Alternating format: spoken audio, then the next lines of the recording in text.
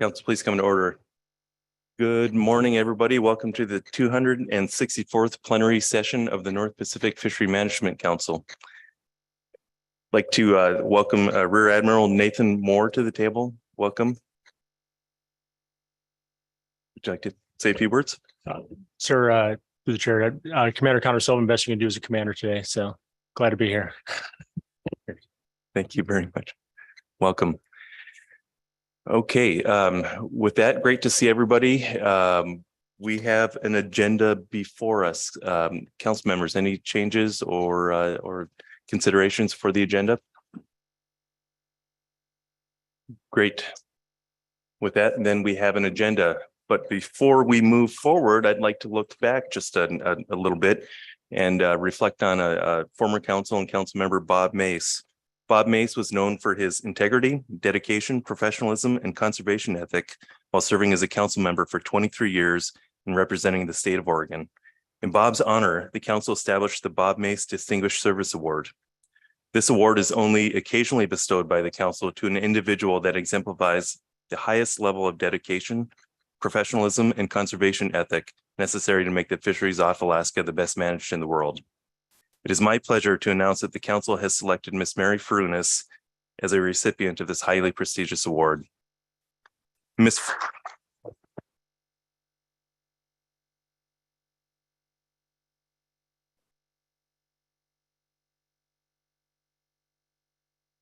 Furunas has a deep and wide-ranging working knowledge of Alaska fisheries. In her 33-year tenure with NPFMC, she's overseen the day-to-day management and implementation of some of the most complex and controversial fishery programs in Alaska, including CDQ, rockfish, Amendment 80 programs, and salmon bycatch management.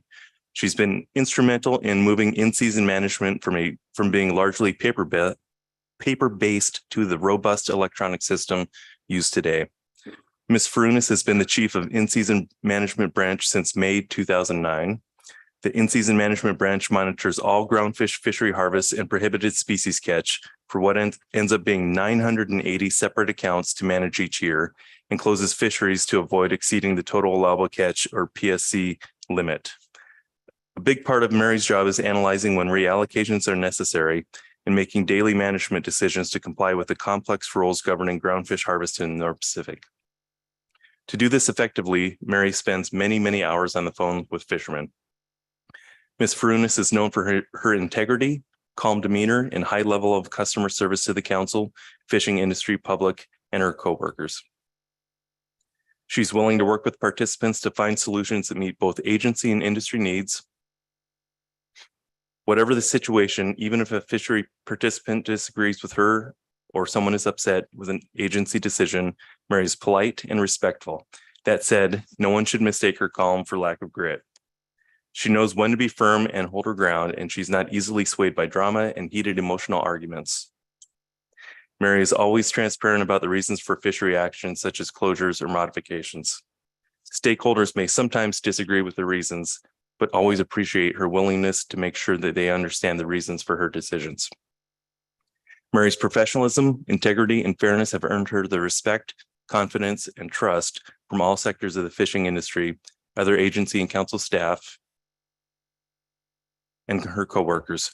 Mary's incredible work ethic and her dedication has greatly contributed to the success of fisheries management off Alaska. Mary, can I invite you up here?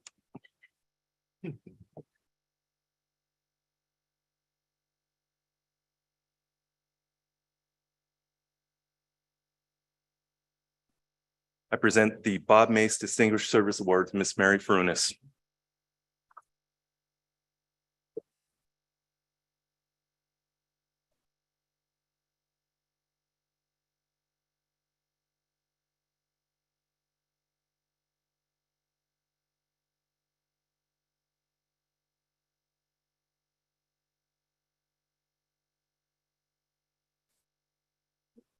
Thank you.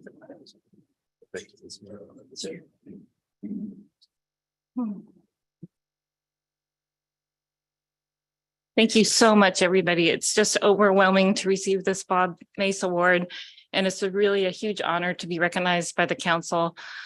It's hard to believe, and it's just so overwhelming to hear all that being said about me. And, I can't say enough about the mentors that I've had, and some of them were past Bob Mesa Award recipients. And a big thank you to the rest of the in-season staff I work with, OB Steve, Kurt, Abby, and Krista, and the rest of the SF team and the Alaska region, and all the people in the council family, and especially the observers. And just a huge reward for our the job that we do is just it is a day-to-day management of the fisheries, and then just being able to help others, the fishermen and the industry and the council staff and the public understand the fisheries and get the information that they need to do their job. And there's so many really dedicated people that work in the fisheries, and so it's just a huge honor and really humbling to receive this award. So again, thank you so much, everybody.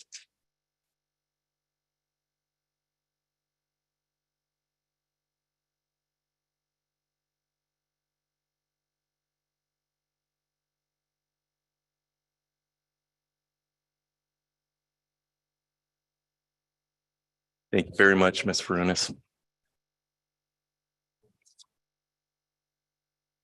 Okay, thank you, council. With that, Mr. Witherall. Thank you, Mr. Chairman. A couple announcements before I start the executive director's report. First of all, you'll notice that our room is set up a little different. And the reason for that is we've got this room over the weekend, but we don't have that side of the room. And so at some point, you'll see the wall close on Saturday or Sunday when you come in, or Monday. And so that we set it up this way to allow enough public to participate in the meeting, but in the future, we may be stuck with just this section, our old footprint, because the hotel is starting to rent out more and more of the rooms post-COVID. So we'll have to get used to the smaller space. I understand we're all kind of crowded here in the table. I don't think the Hilton staff is used to setting us up in the old standard format, but we'll figure it out. Maybe tonight we'll get them to revise our seating to give us more room.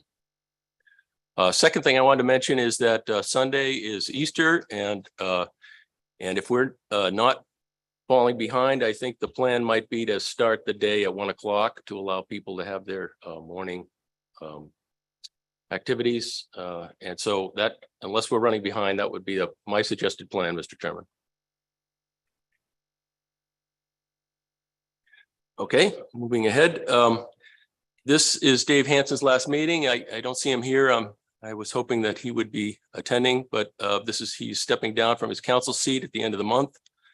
Most of you know that Dr. Hansen has been a council member since April 1988, participating as a designee for the Pacific States Marine Fisheries Commission, where he's held the position of deputy director for many years.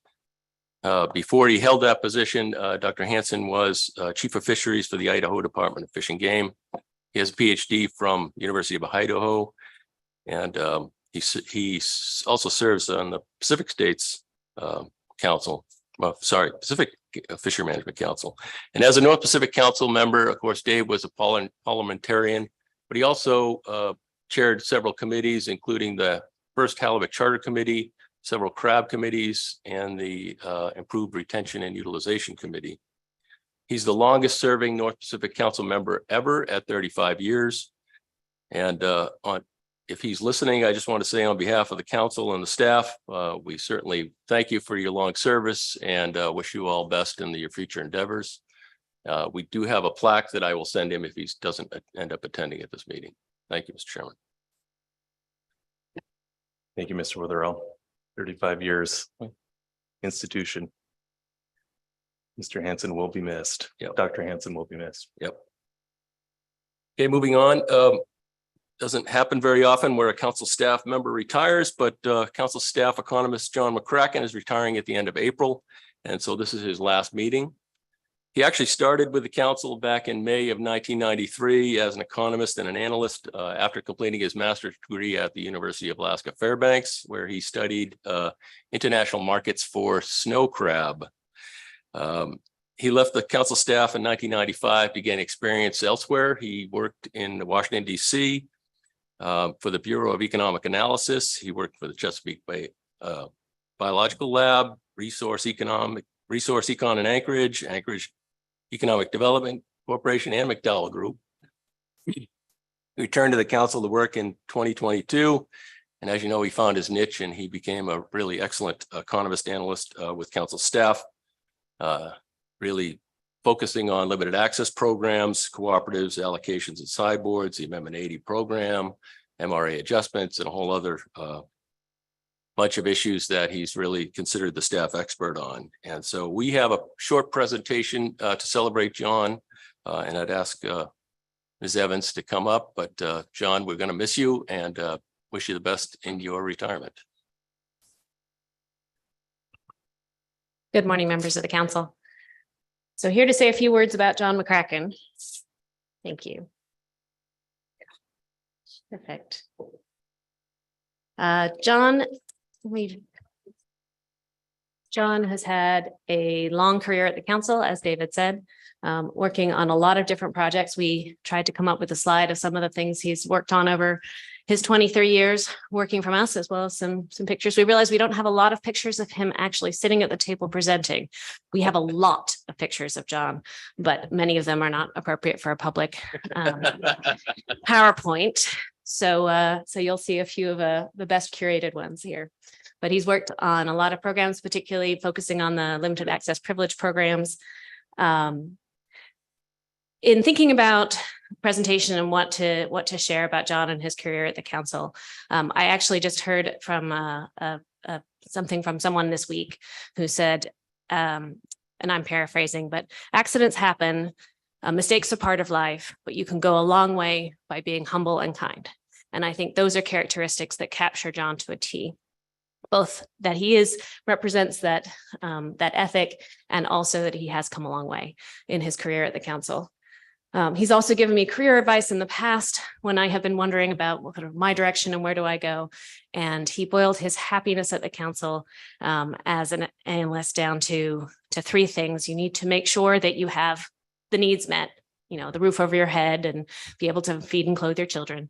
You need to feel like want to go to work with a place that you respect and enjoy the people that you work with and the environment in which you work.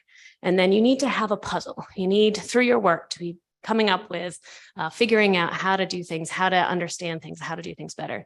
And I think that's why John has really excelled in working on these programs, whether they be big programs like Amendment 80, putting in place limited access privilege programs, or the smaller adjustments to all of our different economic projects. He likes the puzzle. He likes to try to figure things out. He doesn't always like to start on a new project. And so this is the outside of my wheelhouse comment we hear a lot when he's starting something that he's less familiar with, but he always puzzles away at it, noodles away at it, and then comes up and becomes the expert on these issues. So he's worked on a lot during his career, and we're very happy to have had him on board for so long. One thing that you will also all remember fondly about John is that he's well known for creative language. He likes to take words and combine them in unique ways. And yet I think the really key part is that people always understand what he's trying to say, but you always get the smile of hearing the creative way in which he chooses to put his words together. And so because this is not there, you have the opportunity to hear a couple more presentations from him during this council meeting. I hypostulize, Madam Chair, that you will have the opportunity to squeeze a little more juice from that turnip during the course of this meeting. These are just some of the fun pictures we have that are appropriate to share. John is an all-around good guy. We are so fortunate to have had him in our office. He is a great mentor for new staff. He really believes in the importance of building relationships and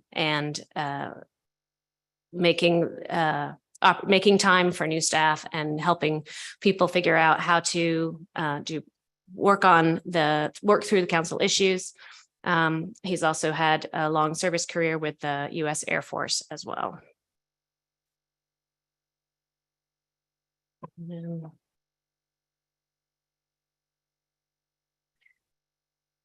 But we couldn't leave the retirement presentation without noting that the longest running analysis that John has ever worked on is retirement planning. I can't imagine it's a surprise to anyone at this table, or at least anyone who's ever had a conversation with John in about the last 10 years, to know exactly when his retirement date is, because what his fond colleagues gave him a retirement timer clock about 10 years ago, and he's been using that diligently ever since. Not that he hasn't been putting his all into work during that same time, but as the kind of the back burner project. So these are some pictures of various places that John has decided that was his retirement plan, that have changed over time, relating to buying a catamaran, moving back to the Chesapeake Bay area, Tennessee, Big Island, Hawaii. The picture on the top right is at an economist meeting where somehow the conversation veered into what's the best retirement place around the Oregon area. So all kinds of planning going on there. But in the end, hopefully John plans to spend at least a lot of his time in Alaska so that we can still see him and socialize with him. These are pictures of his property out on Westlake and the new boat that's the bottom boat is not the one that he has yet, but that he is about to have with tootling around on the lake. So John McCracken, you will be missed sorely in our council process. Thank you.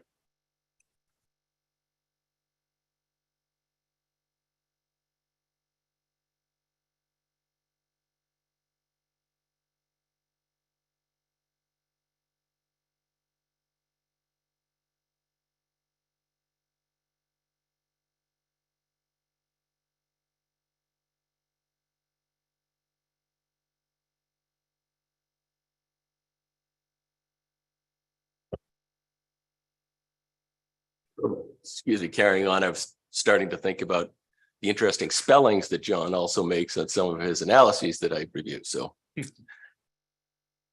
always good for a smile. I am going to be disappointed, Mr. Witherell, if I'm not called Madam Chair one more time before he leaves. Good point. The next thing on the report is that you have a plan team nomination for the Bering Sea crab plan team. Mr. Tyler Jackson from Alaska Department of Fish and Game. He's a biometrician. He currently does the assessments for golden king crab, and he is the co-chair of the scallop plan team. The SSC is reviewing that nomination and report back to you at this meeting. Attached to the agenda is the 2023 IFQ report to the fleet, which was prepared by Pacific States Marine Fisheries Commission ACFIN and NOAA Fisheries Region. It's a data summary, a series of data summaries and an update on implementation rules, and that's attached, and we have staff available if you have questions or want to provide feedback. I just wanted to alert you before we move forward out of this agenda item that under the staff tasking E1 agenda item, the staff's going to provide a short presentation about how we intend to address program and allocation reviews in the future, and Mr. McCracken will be providing that presentation. So I just wanted to give you a heads up so you might take a look at that before we get there. You'll receive a report on the National Seafood Policy under the National Marine Fisheries Service Management Review under agenda item B2. And I just wanted to let you know that the council submitted a letter commenting on that strategy, draft strategy, before the March 31st deadline, and that's attached. We have a couple of new publications from council staff that I want to highlight. The first is that Ms. Sarah Rinesmith completed the summary of the Bering Sea Aleutian Islands crab FMP summaries that was initiated several years ago by Doug Duncan of NIFS, and provides a history of all the amendments. It's a really good resource for folks that are looking into the crab FMP, and I have some hard copies available if there's council members that want that. And I haven't seen Clay because I don't have my glasses on if he's in the room. Oh, he is here. Okay. So Mr. Clay McKean has prepared a summary of the conservation and spatial management areas in the North Pacific EEZ. And this is a glossy brochure that focuses on the conservation areas identified in the Council Coordination Committee's subcommittee on area-based management. that's working on the America the Beautiful initiative, the 30 by 30. And so this is really a good summary of the different information that was used in that report and provides really a handy reference for all of us to understand all the information about the different fishery closures, area closures that we have in the North Pacific. And so I'm going to ask Mr. McKean to come up and provide a really short presentation on what's in this, because there's a ton of information in here. And just to note that Clay came aboard as our Sea Grant Fellow back in August, and he has since got a job with Fish and Game here in Anchorage, and he's a bio too. So congratulations on that, Clay. But why don't you come on up and provide your summary? Yep, go ahead. Cool.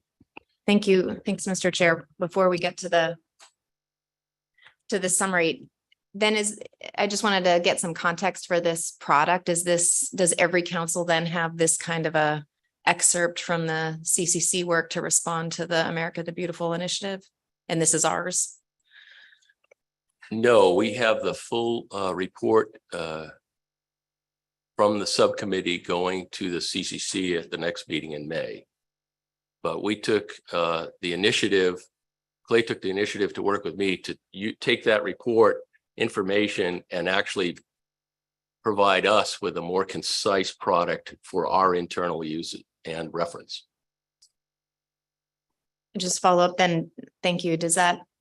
When would we expect the final report of the CCC for representation of all the councils? That should be posted on the CCC, the fisherycouncil.org website under the CCC agenda on or about May 15th. So. Good morning. Good morning. For the record, Clay McKeon. I'm going to walk through this new report on the conservation and spatial management areas in Alaska's exclusive economic zone. This report was produced alongside the Fishery Management Conservation Areas GIS database project, looking at areas managed for conservation and fisheries identified by the Council Coordination Committee, Area-Based Management Subcommittee, as well as other area-based management in North Pacific fisheries. The CCC ABM Subcommittee developed a definition of conservation areas as an established geographically defined area with planned management or regulation of environmentally adverse fishing activities that provides for the maintenance of biological productivity and biodiversity, ecosystem function and services, including providing recreational opportunities and healthy, sustainable seafood to a diverse range of consumers. This definition was modeled after the America the Beautiful principles and the IUCN definition of other effective conservation areas, or OECMs. In this report, you'll find 37 conservation areas and 10 other areas with prohibitions and other fisheries restrictions. For each area, the regulatory history and related council actions and FMP amendments are detailed. Regulations are summarized with a box outlining prohibited activities, and history and related council actions and FMP amendments are detailed. These regulations are summarized with a box outlining prohibited activities and conservation benefits provided by the area. Each area also features a map and a description of the area size. So looking into what you'll find in this report. I'll be walking through an example of a page from the report looking at one area. Looking at this report, you'll find each area with the summary page showing a map and providing background and regulatory information. Conservation areas are presented in ascending order of ABM report number, NIPA implementation date, followed by other fishery management areas not defined as conservation areas. So in the top left corner, you'll see a number assigned to this area by the CCC ABM subcommittee. The numbers assigned to each conservation area have no special meaning. These are simply the identifiers used for the area in the subcommittee report and are provided as a reference for use along with that document. These numbers are also referenced in the table of contents and may help in quickly looking up or cross-referencing specific areas. The name of the area and size in nautical miles are provided at the top of the page. The size presented is the area within Alaska's exclusive economic zone. Some areas that cover state waters may be larger in actuality. Under this name, you'll see the area type describing whether this area was established for the purpose of ecosystem conservation or fishery management, and the focus, what specifically the area was established to protect. Similar to the FMP amendment summaries, you'll see the history at the council of related FMP amendments that established or modified the area in some way. In the online version of this report, you'll find hyperlinks to the Federal Register for the proposed and final rules of the amendments. Throughout the rest of the page, the purpose and needs section outlines the reasonings for the establishment of protections in the area, as well as the history of how protections were put in place and the modifications that may have occurred over time. The analysis section summarizes staff analysis in the form of environmental assessments and regulatory impact reviews related to the implementation of the area. The analysis title will be a hyperlink to these documents in the online version of the report. Regulation summary provides a description of the regulations in place and is accompanied by an orange box on each page, giving a brief snapshot of what fishing activities are prohibited for easy reference. And then the conservation value section provides a brief summary of the environmental or biodiversity benefit provided by the restrictions in place in the area. In addition to the single page summaries, an appendix outlining the essential fish habitat occurring within each area can be found in the last few pages. This appendix utilizes essential fish habitat described from the 2018 EFH 5-year review, describing EFH of level 2 habitat related densities or above that coincides with the managed area. This provides a snapshot of species that may receive some benefit from the prohibited activities, or at the very least suggesting which species may occur in and utilize the local environment. Copies of this report will be available to the public in paper or online alongside the existing fisheries management plan summaries for easy reference when discussing area-based management. Thank you. Thank you, Mr. McKeon.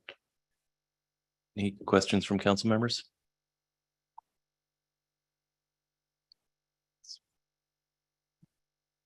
Ms. Kimball. Thanks. I was just scrolling through the actual report and thanks for this. Where did he go? Mr. McKeon.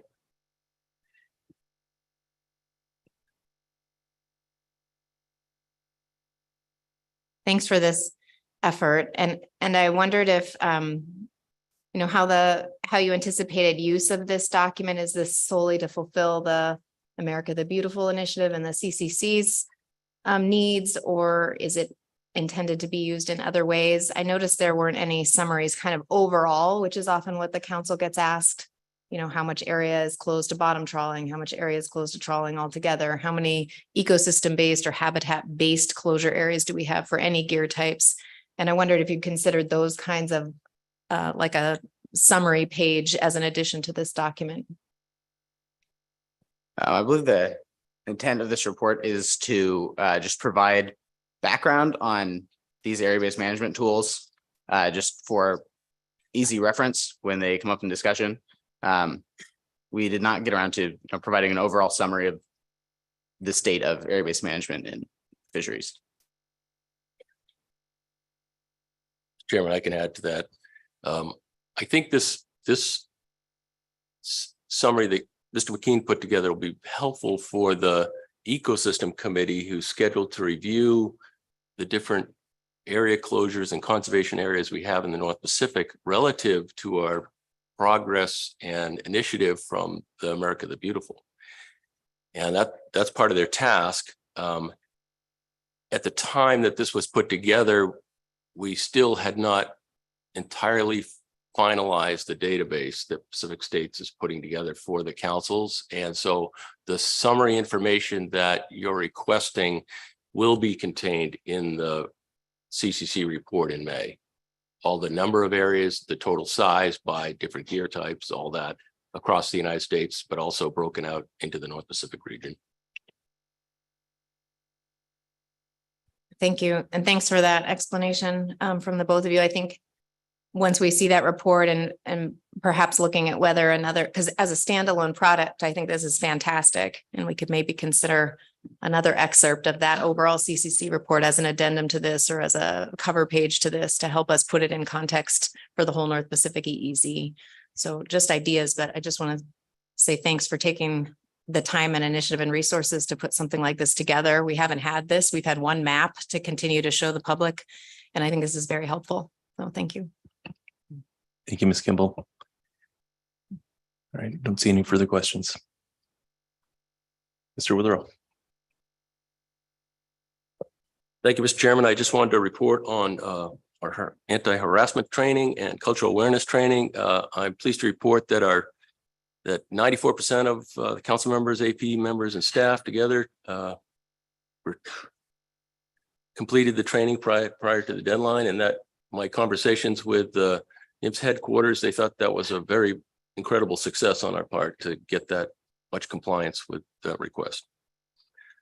Second thing I want to mention to you is that the AP and SSC, both groups received training from First Alaskan Institute at this meeting. And the initial feedback I received so far was that they very much appreciate it and learned quite a bit. I have a discussion here about our written comment policy. Just to note that we did extend the comment period through Monday, April 3rd, to provide more time to comment since many of the materials were posted a little later than normal. I've mentioned in the report the various activities of staff and the committee meetings that have occurred. I'm not going to go over those. I do want to bring to your attention some of the upcoming events. Yesterday, of course, the Executive Finance Committee met in executive session, and I'll provide a brief summary of that meeting under staff tasking to give everybody a heads up. Part of that is that the committee is recommending some changes to the SOP for your consideration and adoption under staff tasking, and I plan to make those changes today and get that posted this afternoon or tomorrow morning, the revised SOP. So you give you an opportunity to read through, and I'll also summarize where the major changes took place and what they are before you formally adopt it. Tonight, there is a roundtable on the nominations for National Marine Sanctuary and around the Pribilofs that will occur in the Aleutian Room. That's this one, I think, from 5:30 to 7:30 tonight. There's a flyer attached. There's also a listening session that's being hosted by Representative Peltola this evening at 8 o'clock. I believe that's in the chart room upstairs, but I'm not entirely sure. But we'll find out and let you know. Tomorrow, given that we might have some folks here that are not used to the council process, we're going to try something that other councils have used and make council staff available during lunch for just informal questions and answers from anyone in the public that wants to learn more about how to participate or questions about specific issues. So council staff will just be in the back of the room and allow public to just have a conversation with us. So that's completes my report, Mr. Chairman. Oops. Thank you, Mr. Witherell. Okay, Mr. Abnico. Thank you, Mr. Chair. Just quickly, Mr. Witherell, do you know if there's an agenda for the roundtable discussion this evening? I haven't come across one. Thanks. I have not seen one. All I know is the flyer that was posted. That's the information I have. And I see Mr. Curlin also indicating the same. Mr. Down. Thank you, Mr. Chairman. Thank you, Mr. Witherell. I noticed also, I don't think you touched on that. Maybe you did and I missed it, but you had a crab summary of all the crab amendments in the history of the council. And I've read through that document. I think it looks quite complete to me, but I'm just curious as to what the purpose of that document was. You didn't touch on that, and it's here. I just curious as to, is that going to live on the website? What was the purpose of that? Was that something the council asked to be created, and how did that come up on our agenda today? Thank you, Mr. Chairman. This really completes our stepping back, we have amendment summaries for our groundfish FMPs posted on our website. And those have been useful resources for people that are trying to figure out the history of different issues and how and when the FMP was amended and what the regulations were. So it's really just for reference use for people. And this crab one is another addition to complete really all the major FMPs that we have and what the amendments are. We also have a IFQ amendment summaries as well. Mr. Down. Yeah, well, that was a good answer, and thank you for creating that. And I appreciate that. And I'm guessing that people will be able to find that anytime in the future on the website pretty easily. Is that right? That's correct. And if council members want a paper copy, we have a few available. Ms. Kimball. Thank you, Mr. Chair. Thank you, Mr. Witherell. You mentioned the executive committee that met yesterday and reviewing with us changes to the SOPs. it looks like from the ED report, you also reviewed the council finances. Is that something that would be provided in a summary form to the council and staff tasking to give us a sense of where we are with our budget? Mr. Chairman, yes, I intend to provide a 50,000-foot overview of the whole meeting, including the finance committee report. Without going into details, I certainly can make those details available in executive session in the future if you'd like. And thank you, Ms. Kimball. Any further questions on the B1 report? Thank you, Mr. Witherell. All right, that will bring us to B2, the NIMS management report.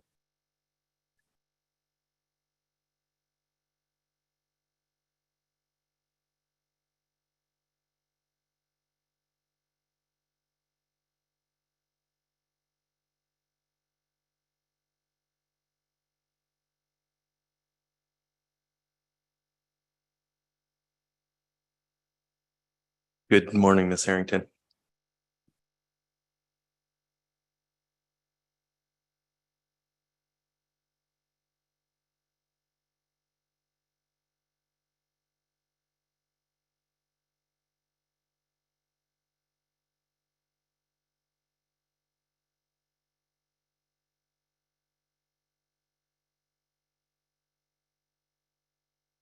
Good morning, Mr. Chairman and members of the council. My name is Gretchen Harrington, and I will provide the NIMS management report. We have a number of people that are going to speak during this report, so I hope it all goes flawlessly with a couple of people online and a couple of people present. So just trying to organize that. First off, I want to point out that we have a couple of documents posted on the agenda. We have under B2, we have our NIMS management report, which I'm going to talk more about today. We also have approval letters for 2 FMP amendments, and I'll talk a little bit more about that, but I wanted to point out that they're available. We have the NIMS EFH consultation report. It's the report that the Habitat Conservation Division provides to the council every year to talk about the status of our EFH consultations. Attached to that document is also the Habitat Conservation Division's accomplishments report. It's a really nice document. I highly recommend folks taking the time to look it over.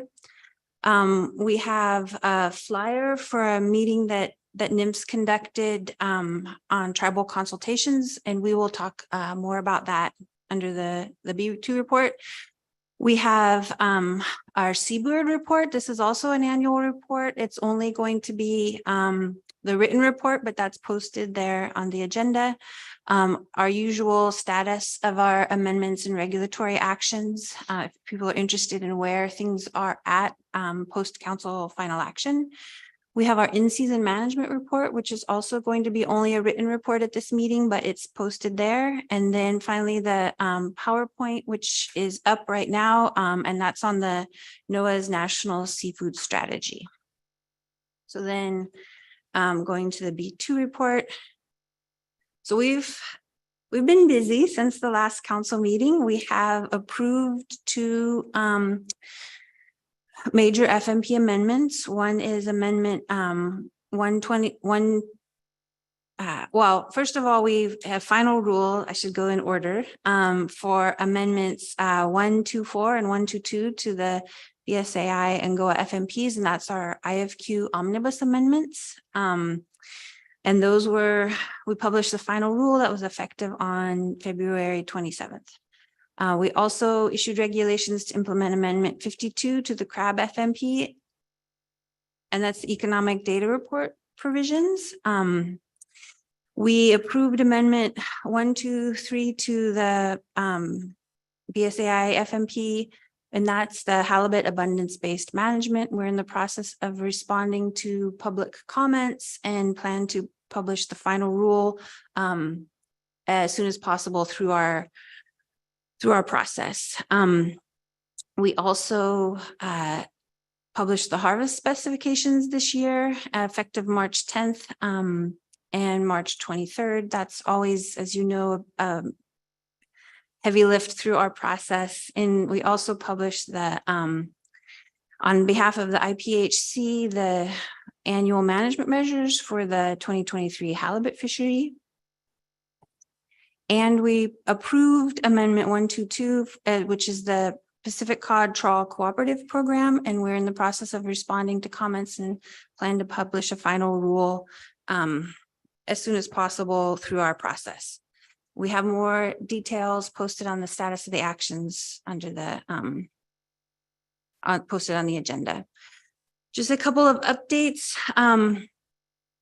We are providing a little bit of information on the recreational quota entity legislation. We're in the process of making a plan for how best to implement that given the recent legislation. And that's a work in progress. We also have the Marine Recreational Information Program Implementation Plan, and that's it's a nationwide NOAA fisheries program dedicated to improving recreational fisheries data collection.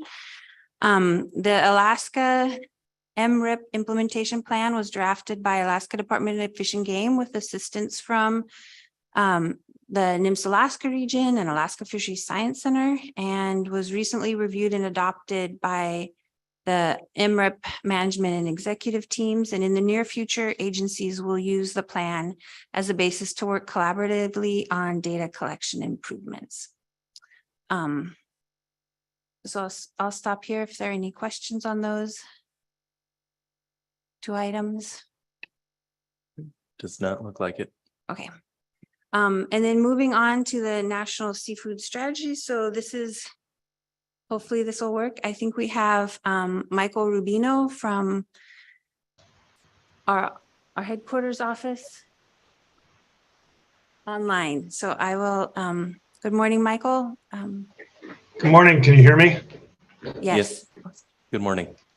My video doesn't seem to work, but that's okay. Someone has to allow the video to happen, but I can just go ahead in terms of a verbal presentation here without seeing my face, if that's okay.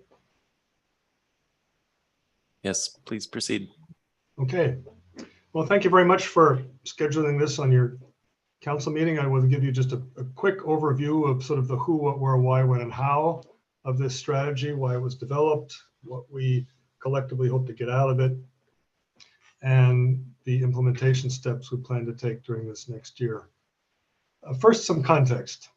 This is about the seafood part of NOAA Fisheries mission. Seafood as food, seafood that creates jobs and sustains communities. Think of it as the economic and social part of ecosystem-based fishery management. Also, think of the strategy as nested under the agency's 5-year priorities. It complements several other key strategies: climate-ready fisheries, recreational fishing, aquaculture, maritime safe, in other words, the IUU and import-export work of the agency, equity and environmental justice, and the agency's protected resources and habitat work. So again, it's about the seafood part of our work. The draft strategy is a culmination of several years of listening and discussion. I think really going back to 2019, 2020, when COVID hit and seafood production and seafood markets were so disrupted. That was a real wake-up call, I think, for all of us. Last year, our director, Janet Coit, hosted small regional industry roundtables to get feedback on an early version of the strategy from a broad cross-section of the industry: fishermen, seafood farmers, processors, wholesalers, importers, states, tribes, non-governmental organizations, researchers, consumers, and so on. Our Marine Fisheries Advisory Committee and the agency's leadership and staff were engaged in the process too. Out of that emerged the 4 goals or objectives that you see on your screen there. Over the past couple of months, this draft strategy has been out for public comment. We held listening sessions. We received over 130 individual comments, so including from the North Pacific Fishery Management Council. So thank you very much for that. We also heard from a number of Alaska fishing organizations in writing: United Fishermen of Alaska, the Southeast Alaska Fishermen's Alliance, the Alaska Longline Fishermen's Association, the Groundfish Forum, and some others. So much appreciated. I would say overall, we've received very positive feedback during the roundtables, listening sessions, and via these public comments. So a quick summary of what we heard. We heard, especially from the part of the industry that depends upon wild capture fisheries, that surveys and allocation work through the councils should continue to be fundamental to what the agency does. But we also heard that surveys and allocation may not be enough to sustain the U.S. seafood industry in the face of climate change, COVID supply disruptions, offshore wind, and other systemic challenges facing the industry. We were hearing that the seafood industry would like to see greater support for maintaining and increasing domestic production, both wild and farmed, and greater attention to industry services and support. Things like our international work on exports and import issues, economic market and social analysis products, the work of the Seafood Inspection Program with USDA's buying programs, the Fishery Finance Program, which provides loans, our work collaboratively with Sea Grant on the Young Fishermen's Training Program. So these are not new activities for the agency. What is new is a refocus on these activities and a strategic effort over the next few years to identify priority actions that we can do best as an agency, working with you, where to leverage others, and where to put emphasis in budget requests. Let's face it, this strategy, like many, is ambitious. We have limited resources, time, staff. As you know better than most, we need more money for surveys, especially to adjust and adapt to climate change. But how do we make a case for funding these activities, a better case? The agency's budget's been relatively flat for over 10 years, so in real dollars it goes down. So in some ways, this strategy provides additional rationale to support our work. Now, how do we communicate to a broader public? How do we expand our stakeholder base to get them to understand that seafood is important in our food supply? It's important for our businesses, our jobs, our communities. So that's behind the purpose of this strategy. It's to draw attention to seafood and the busy lives that everyone leads. So as I said, it's ambitious. We envision taking all of the comments and thinking about them over the next month or so, revising the strategy, and then working with staff from around the country on an implementation plan, which we hope to have ready by the end of this calendar year. We envision 3 categories of potential activities. First are the things we're doing now and will continue to do on existing resources. So some of that is already quite familiar to you. Another thing we're doing now is, I think many of us spend a little bit of staff time to leverage much larger amounts of resources from others. Think USDA, the Economic Development Administration, the Bureau of Ocean Energy Management, Department of Energy, and others, as well as the foundation community. That's something we can continue to do. The second category would be aspirational activities, things we'd like to do that need modest additional resources. For example, additional economic, market, trade, and social analysis. This kind of work wouldn't cost too much, but would give us better knowledge about options and where to put resources going forward. And then the third category is what I would call inspirational, actions that would require significant additional resources. And we all have our favorite lists here. So although our comment period has closed, we're still would like to work with you. We're giving a series of presentations with councils. We anticipate working with you and others over the next 6 months to get ideas. So, if there's still opportunity to tell us what you like in this plan, what's missing, what we should focus on, and how we should implement this over the next couple of years. So let me stop there, and I'm happy to answer questions. Well, thank you for your presentation this morning, Mr. Rubino, and all your work on this. I'm looking for questions from council members. Ms. Kimball.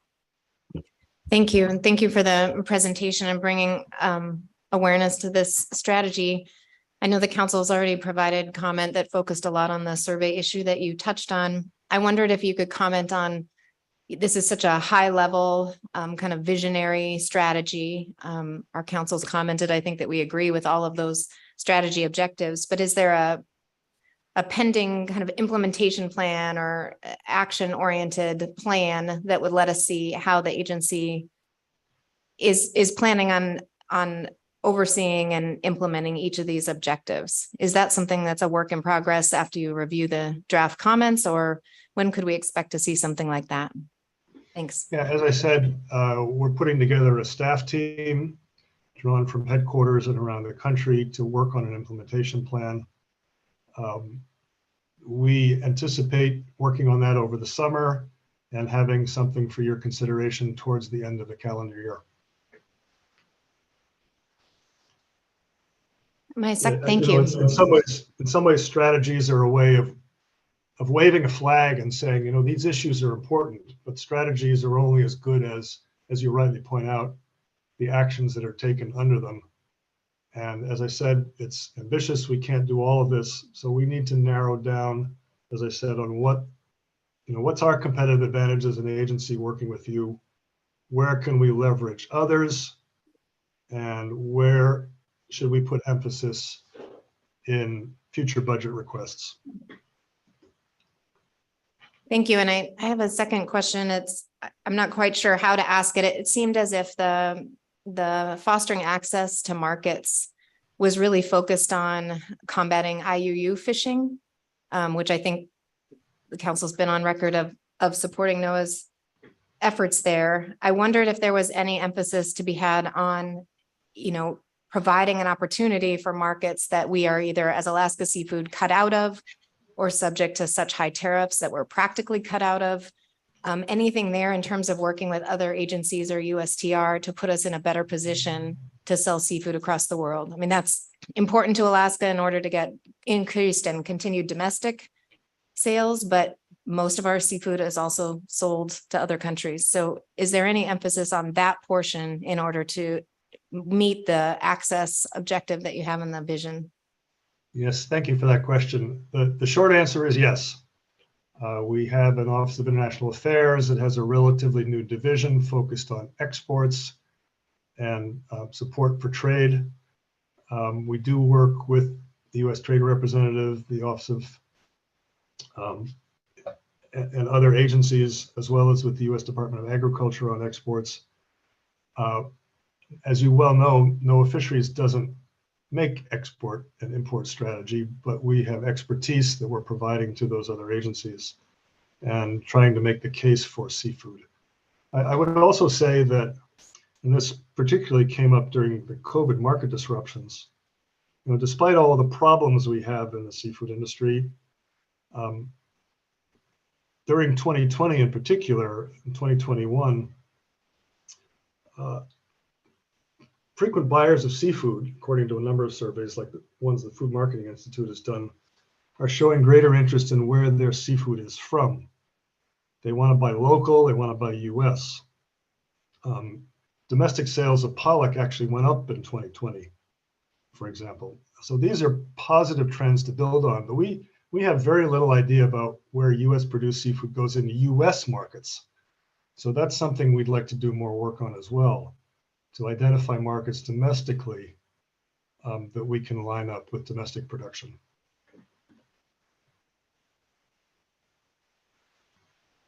Mr. Twite. Thank you, Mr. Chair. Mr. Rubino, thank you for this. when you were discussing the need for resources, and you talked about, what we're doing now, what might be aspirational, what might be inspirational. And I think there was also you were basically doing that in order to acknowledge which ones can be done with existing resources, which ones can be done with some increase, which ones would need fairly large increases in resources. I was listening for, and I may just have missed it, but your sense of how we use these adopted strategic objectives to help build the case for the kinds of resources necessary to accomplish more than just status quo. And I'm wondering if you could sort of either go over that or go into it in a little more detail, your sense of how that might work. Well, we've had a lot of discussions around the leadership table at NOAA Fisheries about this, as well as with staff. A number of us obviously work closely with the seafood industry, with fishermen, with seafood farmers. There are lots of ideas about how to make the case better, but that developing sort of a legislative strategy around this is also something that will happen during this next year. And in some ways, the seafood strategy provides, it's not a budget strategy in itself, but it provides an additional impetus for, say, climate-ready fisheries, the survey and allocation work through the councils, as well as some of the other activities of the agency. So that's the best way I can answer your question at this point. We're certainly going to need the advice and input of members of the industry, of councils, going forward in terms of how to hone the arguments. Thank you, Mr. Rubino. Any further questions? And thanks again for your presentation this morning.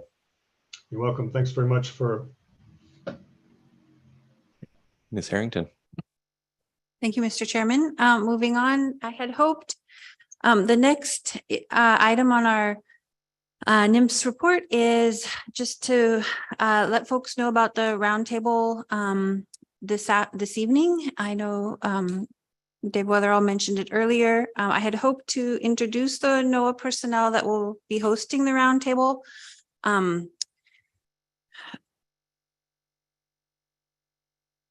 But maybe I will, if they're able to join us before the end of the B report, I will introduce them. Moving on to our tribal engagement update, and I'd like to invite Amelie Wilson up to the table to provide that update for the council.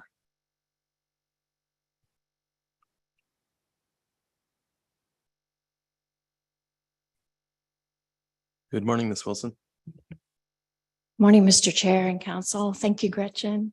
Thank you for having me today. I'm Amelie Wilson. I'm the Tribal Relations Coordinator for the Alaska region for the National Marine Fisheries Service. I came on in December, really happy to be joining NIMS in Alaska and the Alaska team. And based on some comments and responses that we've received from our tribes and stakeholders, we felt it was really important to hold a tribal engagement session on April 3rd from 4 to 6 this week that was hosted by our North Pacific Fisheries Management Council office. They graciously allowed their space to be open to us. We did that also in response to a February 15th consultation with our Western and Interior Alaska Native tribes and organizations, striving to improve our tribal consultation process. So we're hitting the ground running in tribal relations and working very hard. So I wanted to share a meeting outline with you and some details regarding those outcomes, just a quick overview with you this morning. So for our meeting outline, the first session, the first hour of our meeting was actually a public session that included introductions. We shared some definitions of consultation, what it meant, what tribal engagement meant to the agency based on our Executive Order 13175. We also described, we noticed that there was a lot of confusion out there on the part of our stakeholders and tribal organizations and federally recognized tribes, who we are, what we do, what are the separate branches of the National Marine Fisheries Service, the region versus the Alaska Fisheries Science Center? And then how do we work with the North Pacific Fisheries Management Council? All of you, how do we coordinate? I know it's a confusing process and the government can be difficult to navigate. And so we shared who we are, the roles and responsibilities of NIMS. I was there to share our Alaska region procedures. Maggie Mooney Seuss, our communications program manager, was there to share the Alaska Fisheries Science Center roles and responsibilities. And then Kate Hapola, your rural and tribal communities liaison from the North Pacific Fisheries Management Council, shared the roles and responsibilities. And we shared the intent of our meeting was really to open that dialogue, to start those conversations on how we can improve in disseminated information and giving the tribes a voice on the council for early actions, consulting in a timely manner, and being allowed to give the tribes and tribal organizations a voice in this process. Then we closed the meeting for the second half, and we had a tribal government only meeting or tribal participation.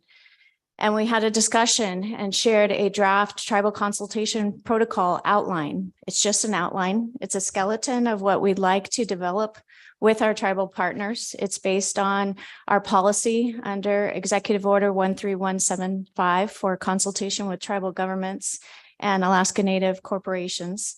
We had a discussion and some great feedback that I'll share with you today by our tribal parties. And then we shared a tribal contact list. We noticed that our tribes didn't always know how to get a hold of us and which divisions and programs were working on particular items and who should they contact to get their questions answered. And so we shared that, and we hope to continue using that as a living document and add more staff as tribes share their needs with us. We had 37 RSVPs and 38 participants at our meeting.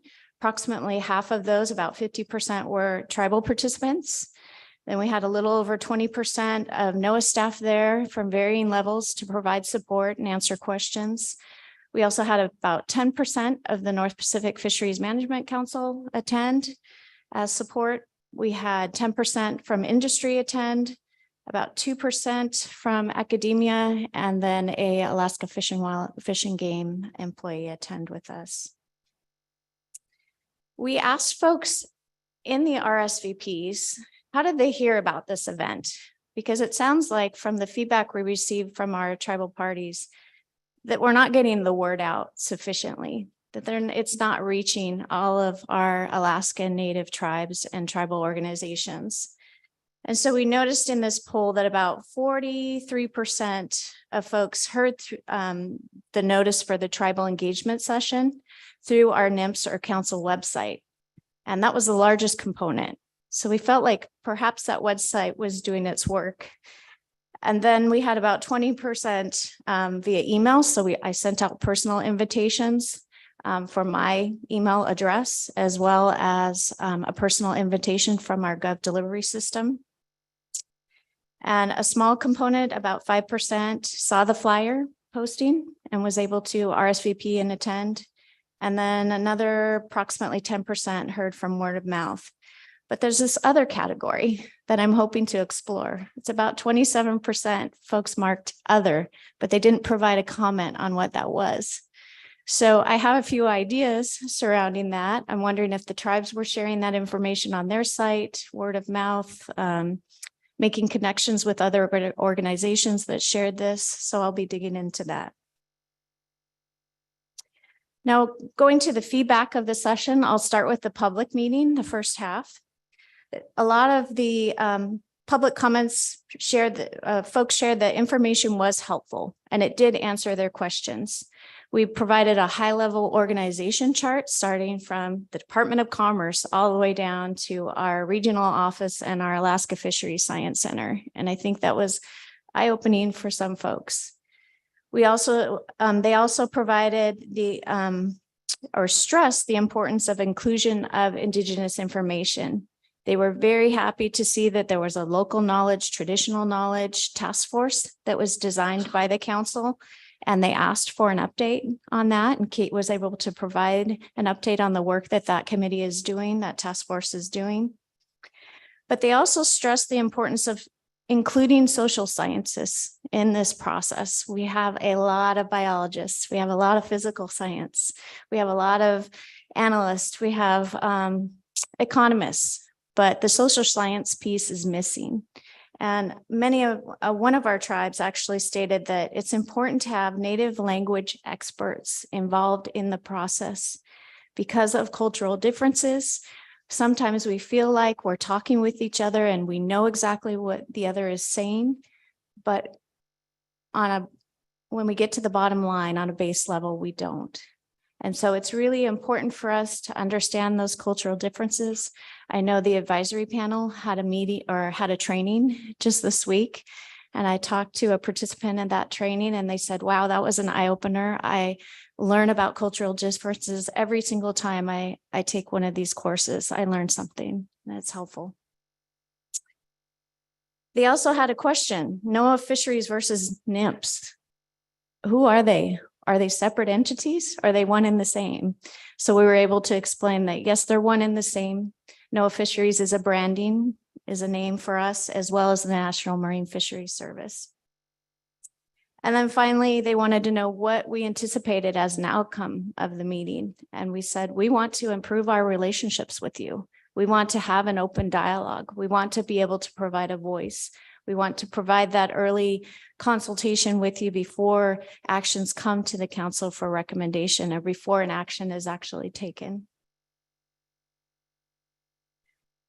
For the second half of the session, which was the closed tribal meeting, we found out that the information was helpful to some and not so helpful to others. It didn't necessarily answer others' questions. We did get positive feedback on the tribal consultation change regarding topics that don't align with the Executive Order 13175. So our agency over the last year has been updating our tribal consultation policy, as well as our traditional ecological knowledge best practices document. And in that, there was some language stating that under the Executive Order, NMFS would consult with tribes if we knew that those actions would have tribal implications. Now it is open to any action. And our tribes have stressed that we must consider every action a nexus for tribal consultation and allow them to choose what actions are priorities for them, where they have the capacity to tackle some of those actions, and how to move forward together. There was appreciation for the tribal meeting that was being held, where they could share their concerns and their feedback with us. They appreciated the development of a tribal consultation protocol and want to continue the conversation there to develop that. They appreciated the fact that our agency allowed for the Cook Inlet Salmon FMAP and time for the tribal consultations associated with that action. And they appreciated the local knowledge, traditional knowledge task force and the work that they do in that arena. And they were glad to see that more respect was given to the Alaska tribes. I'll close with some constructive criticism for the closed tribal meeting.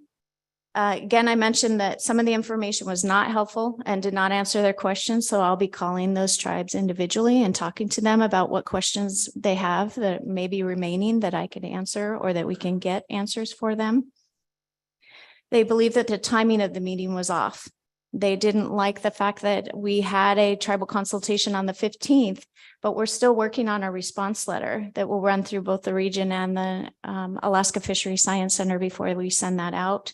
So perhaps we could have just held off instead of providing this April engagement session and waiting till perhaps the next council meeting to hold that engagement session. And they didn't like the format of how the meeting was advertised. So that's that other category that I was talking to you about. We'll get down to the nitty-gritty of that and do some investigation on why the majority of folks were able to see that on our website, but is there a more respectful way in which we can provide advertisement of that? And that the North Pacific Fisheries Management Council was not a neutral meeting location. They really felt that it wasn't neutral grounds.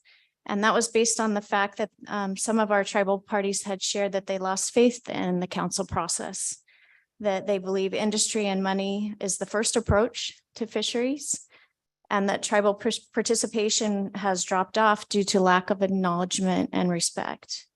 The tribes feel that they carry an undue burden of conservation.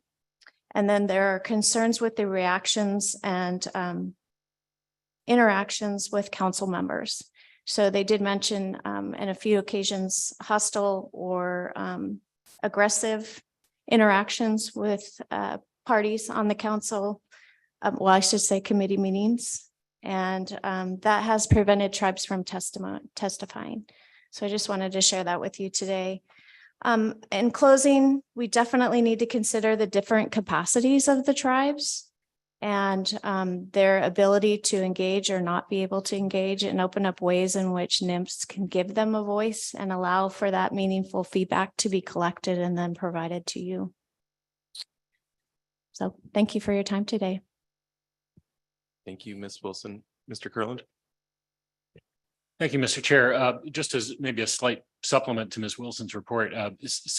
We're delighted to have Emily on board as part of our staff. This is a brand new position for us. It reflects a priority for me and for the agency in trying to do better in our outreach to Alaska Native communities and our consultations, and trying to have that whole process be more meaningful, more timely, more transparent, and to integrate that information into the council's decision-making process for fisheries actions. The meeting that Emily summarized is an early step in trying to develop a protocol for kind of the mechanics of how this whole process will work. And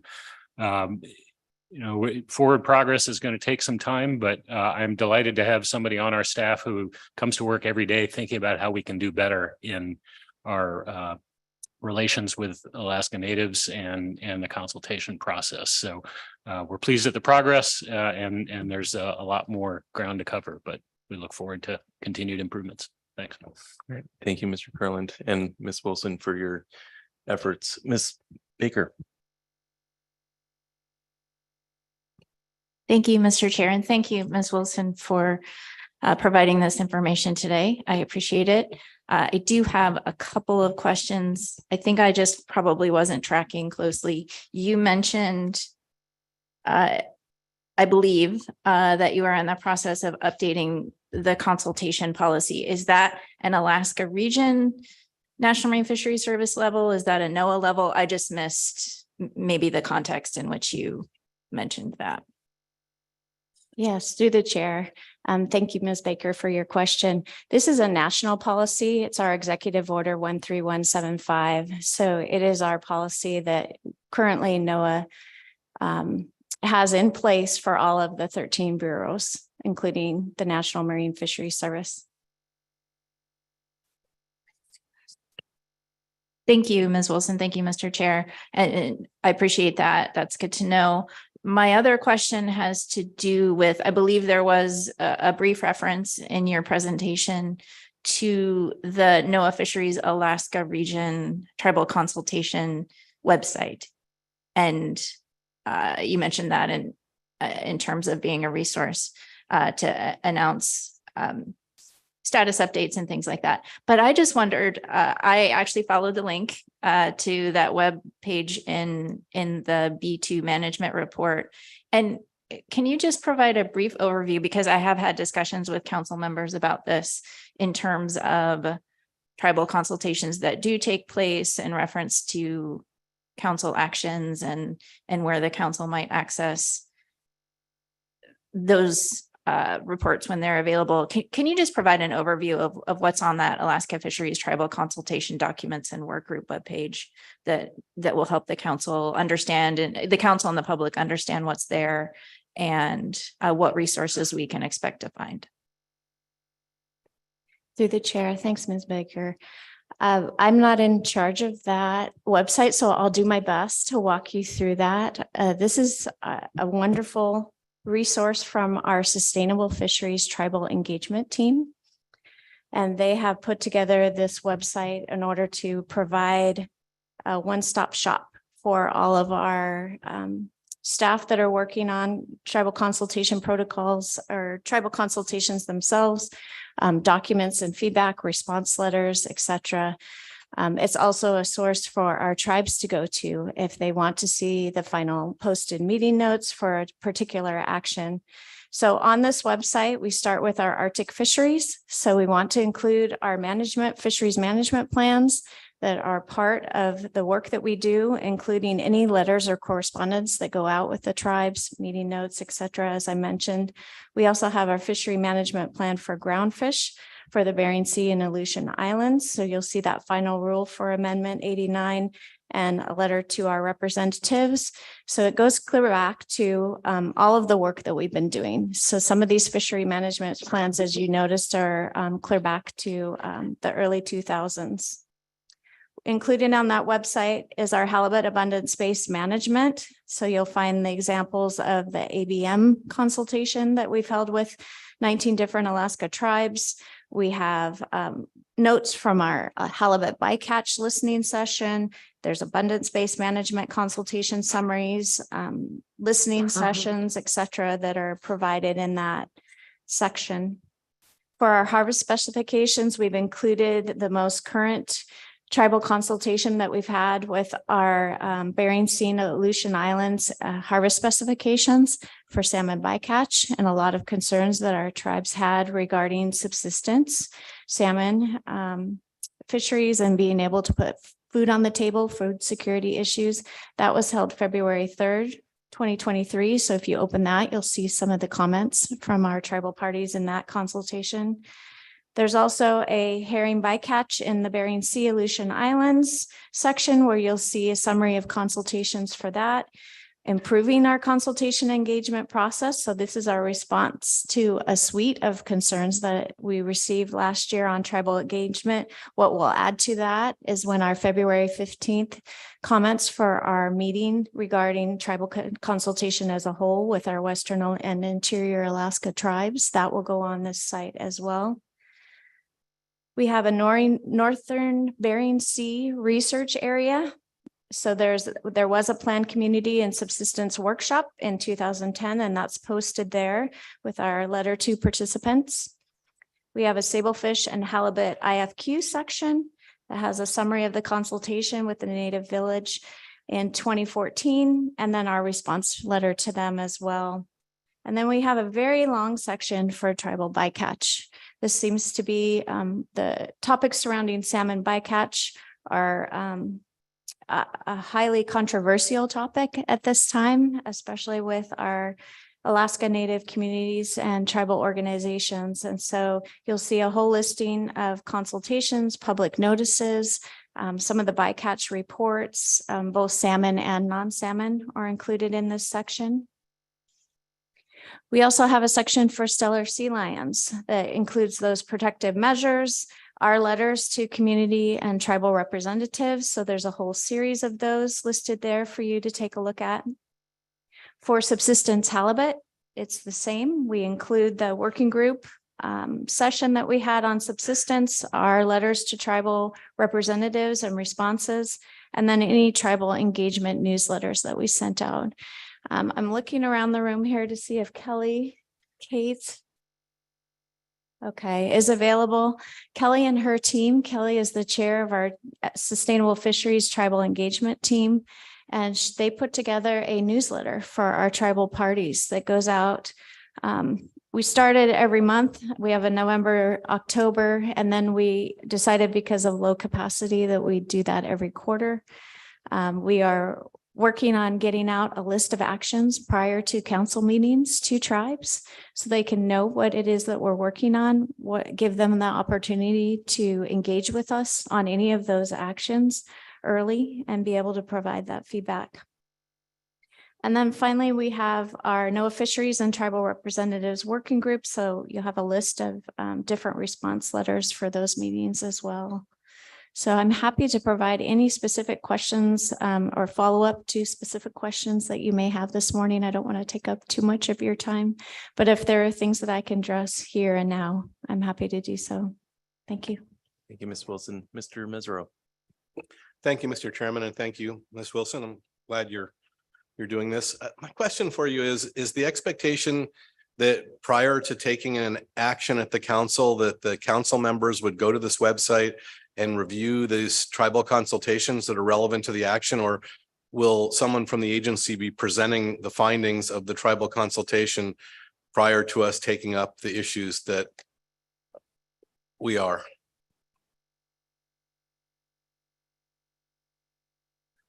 Mr. Chairman, Mr. Mesereau, so this is a work in progress. I think a lot of this website, as you notice, was built following our old process where we would have a consultation, staff would take notes, we'd write a summary report and we'd post it. We got feedback that that wasn't the appropriate process, which is why you notice that this is a little out of date, and we're figuring out how best to, and that's why we're relying on Amalie's help in making sure that the summary from a consultation is correct for all involved, and how long that takes. And hopefully, ideally, we will be able to post them here and share them. We have, for example, and I was going to get to this after this, we had a few consultations on the Cook Inlet salmon issue, and where Doug Duncan has incorporated the feedback from those consultations into his staff presentation. So I think that's probably the most useful way moving forward. But I think as far as like what it's going to look like, that's still under development. Ms. Kimball. Thank you. Thanks for the presentation. And so, you know, the development of that, is that one example of what would be in the protocol when you complete the protocol? And then just to get my questions out, did you receive direct input on the protocol? And is the protocol Alaska specific, or is it, as Ms. Baker was asking about the policy, more NOAA wide? Thank you, Mr. Chair and Ms. Kimball. Thank you. Appreciate your question. For our process and procedure, there is a personal invitation that goes out to the tribes when those actions are coming to fruition, or we know that they're on the horizon. So it's not just the posting to the site or the newsletter, it's also a personal invitation. That's our responsibility. It's under our jurisdiction to provide that invitation to consult with us. That is one of the things that we've received as feedback from our tribal parties that we're not doing a very good job at. And so we started with our Cook Inlet Salmon Fisheries Management Plan. Each of our parties will get the opportunity to consult with us. And as we shared the draft protocol outline, the majority of the comments that we received weren't attached to the outline itself. It was reactions to the way we process things and the way we engage with our tribal partners. We are anticipating, as John mentioned, that this is the first step in a whole series of engagement with our tribal parties, Alaska tribes and tribal organizations, to develop this draft consultation protocol. So the outline we shared was really a skeleton of the different types of procedures that are involved in our Executive Order 13175, that is the national policy. And for Alaska, this will be our Alaska Regional Tribal Consultation Protocol. So it's really our best practices, borrowing off the guidance that we receive in our tribal consultation policy and statutes associated with that. We will develop that protocol and best practices, if you will, with our tribal partners. So the intent is to do that together, to develop those thoughts and ideas and put them together in order to find a procedure that works for all. And that's the intent for the Alaska region.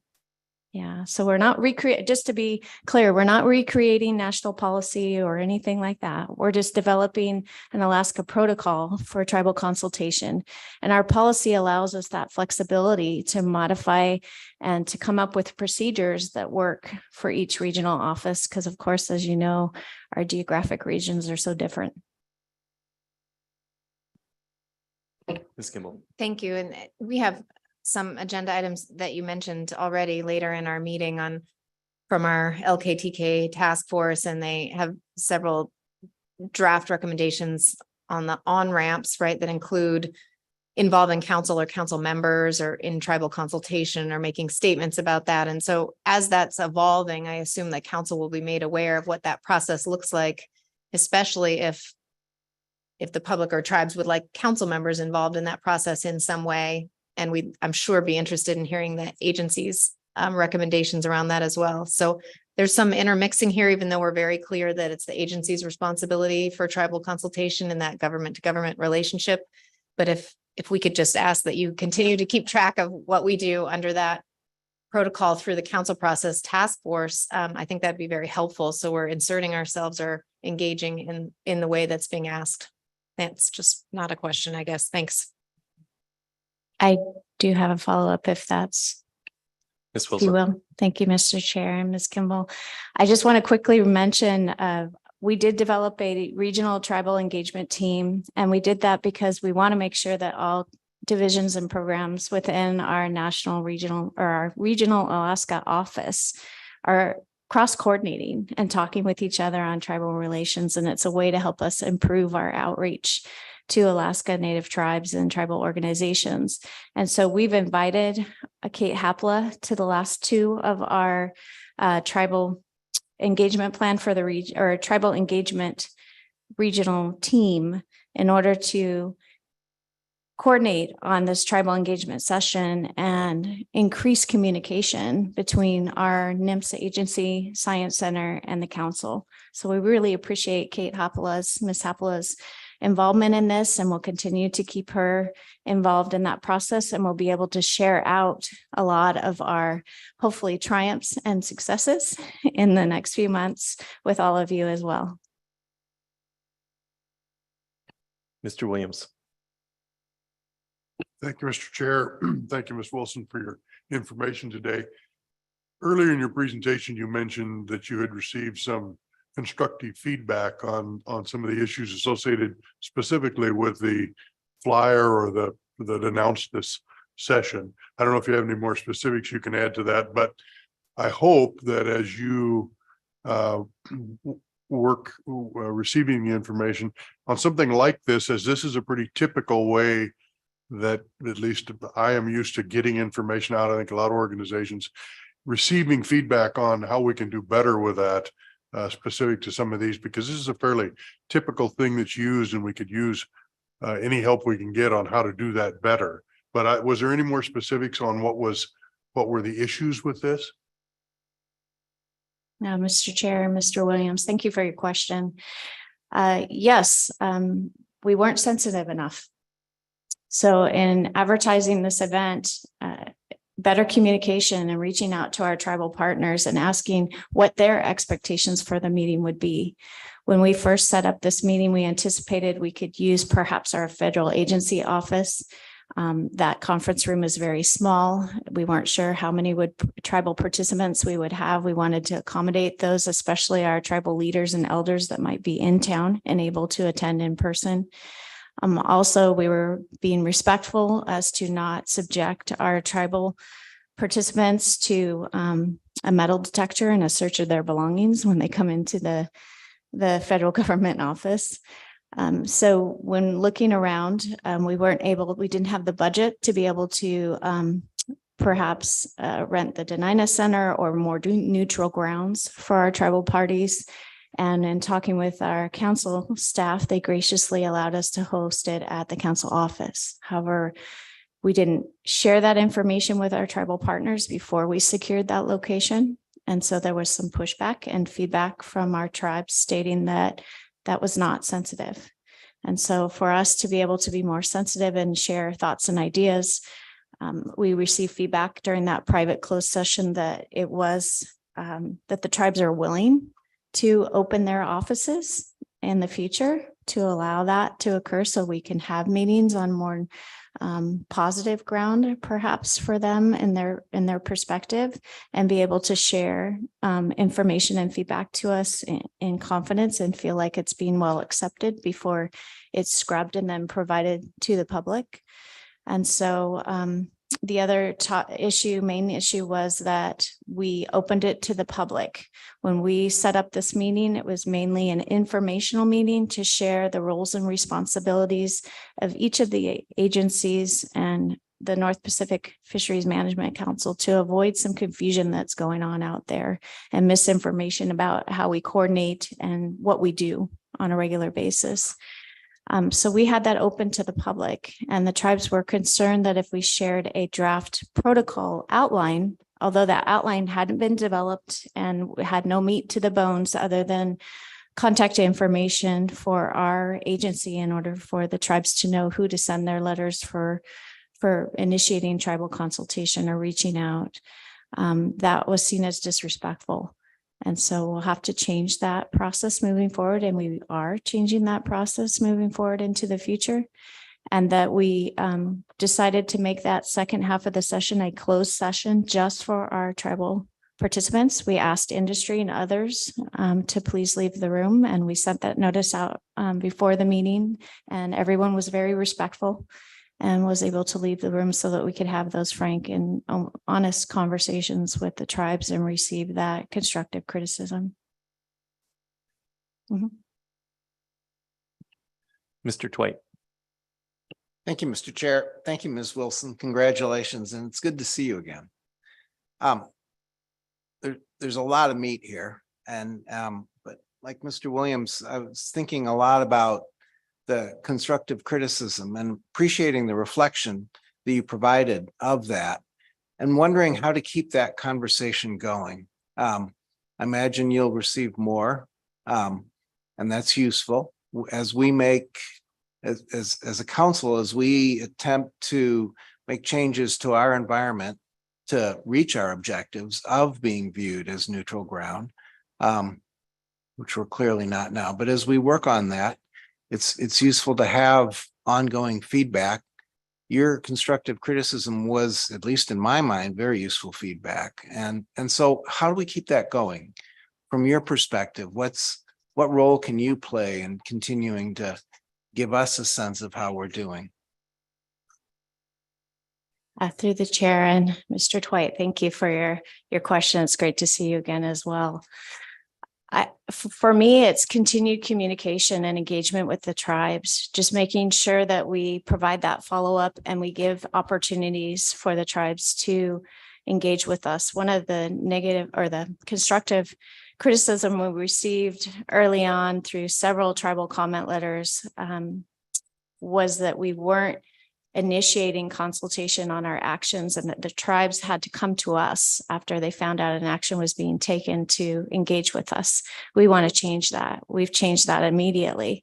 And that's why we sent an invitation to our Cook Inlet Fishers, our tribal organizations, to make sure that they were involved in that process. And you'll hear some of those report outs today. And there's been report outs to the committees earlier this week. I think just regularly engaging with you, making sure that our staff incorporate the information that's received as we engage with our tribal parties. It is a deep honor and a privilege to be able to have those candid conversations with our tribal parties, and we take that relationship very seriously. We do not want to abuse that, and we want to continue moving forward, at least putting our best foot forward to establish stronger relationships with our tribal entities. We do see them as partners. We want to come alongside them to lift them up, to lift up their voices, and to give them broader participation in this process. And as talking with the council and with other council staff that work on a variety of issues and are working hard on the committees every day, they also share that desire. And so it's exciting for us to see that enthusiasm. I think it's just a matter of integrating this into our daily business. It's business as usual, that we incorporate those tribal voices and that we're talking to each other in ways that we can improve in this arena. Mr. Martin. Thank you, Ms. Wilson. Aaron Martin with the U.S. Fish and Wildlife Service. Really pleased to have you in this position and on board. And I mentioned to Ms. Harrington in our previous meeting that we have a position similar to yours. And if there's opportunities that we can share some of the lessons learned that the Fish and Wildlife Service has stumbled through, it's, yeah, we don't always get it right. We're still trying to figure out what that looks like, and it's hard. And I'm really grateful to hear that this dialogue is happening. And like Mr. Curlin said, this is a first step in a really positive direction. And yeah, if we can help in that, let us know.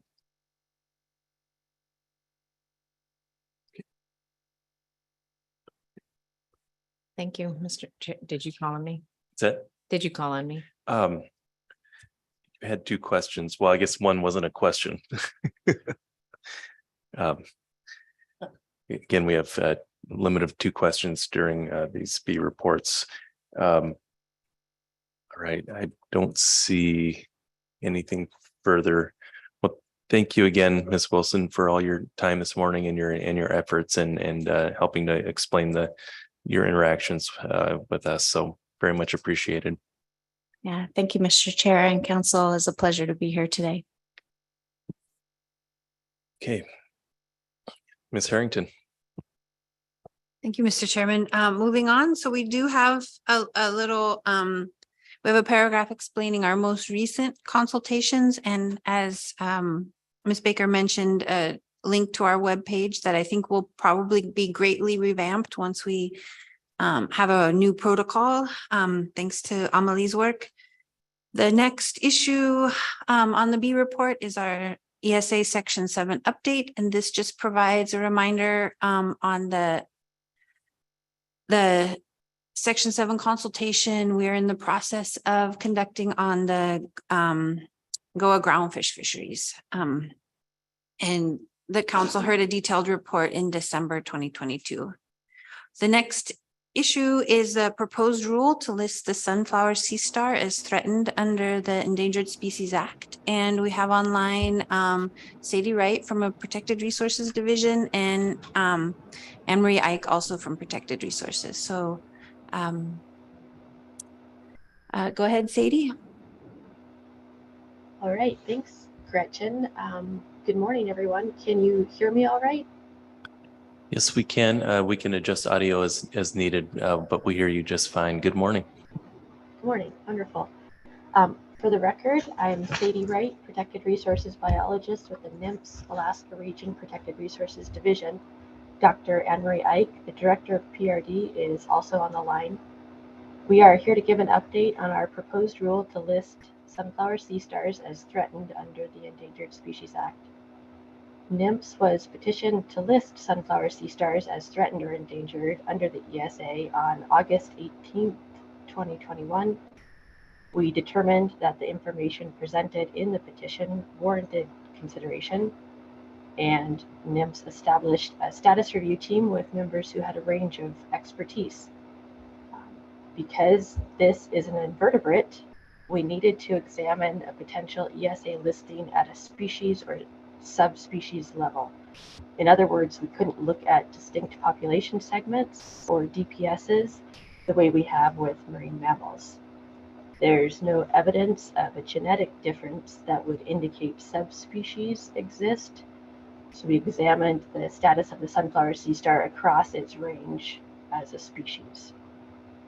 Sunflower sea stars occur along the Pacific coast from Baja California, Mexico, up into Alaska, ranging from nearshore intertidal waters to depths of 1,400 feet. In Alaska, the species occurs throughout Southeast Alaska, throughout Prince William Sound, around Kodiak, and out the Aleutians as far west as Adak. We conducted a status review taking into consideration population trends, potential threats, natural history, range, and existing regulations. The primary threat to sunflower sea stars that the status review team identified is an unknown lethal pathogen that results in sea star wasting syndrome, which appears to be exacerbated by stressors such as warming ocean temperatures. Since the most recent outbreak, which began in 2013, this syndrome has resulted in the mortality of billions of sunflower sea stars across their range. Other potential threats such as fisheries bycatch, predation, habitat destruction, and commercial trade were found to be low-risk stressors. On March 16th, 2023, we announced that due to range-wide declines of over 90% and the potential ongoing threat of sea star wasting syndrome, that NIMS is proposing to list the species as threatened under the Endangered Species Act. The public comment period is open on that proposed rule through May 15th, 2023. As a bit of background, species listed as threatened under the Endangered Species Act do not automatically receive the same protections afforded to species listed as endangered. For example, the prohibition on hake is not automatically extended to species listed as threatened by NIMS, but protective regulations may be established for threatened species under Section 4D of the ESA. At this time, NIMS is not proposing any take prohibitions or protective regulations under ESA Section 4D for sunflower sea stars. Nevertheless, if sunflower sea star is listed, authorization actions authorized, funded, or carried out by the federal government that may affect the sunflower sea star will require Section 7 consultation to determine if the actions are likely to adversely affect or jeopardize the continued existence of the species. This includes prosecution of the federal fisheries that contact the benthic environment where sunflower sea stars may occur. You're not at this time proposing critical habitat for the species because data are currently insufficient to determine specific habitat areas and features that are essential to the conservation of the species. The sunflower sea star is a generalist, using a wide range of substrate types and depths and occurring both in areas with and without vegetation like kelp or eelgrass. Early next week, we anticipate a Federal Register notice is coming out to announce that NIMS will be hosting 2 public hearings to solicit comments on the proposed rule to list the species as threatened. The first public hearing will be in Kodiak on May 2nd, and the second will be in Petersburg on May 10th. Both meetings will be held from 4 to 7 p.m., and we will have an associated teleconference line to enable folks who are not able to attend in person to call in with their comments. In addition, we're encouraging anyone to submit written comments through the May 15th deadline online at regulations.gov, which is linked in the Federal Register notice. Thanks for your time and happy to answer any questions on this if there are any. Thank you very much, Ms. Wright. Are there questions? Don't see any. Thank you for your time this morning. All right, thank you. Ms. Harrington. Thank you, Mr. Chairman. Moving on. So one thing we don't have in our management report, and I'm confident I'm speaking for all SF staff, that we're very, very pleased that you gave Mary Furunas the Bob Mesa Award. I think that's very well deserved and it makes us all smile. I have Josh Keaton on the line and he would also like to provide a few words on that subject. Josh?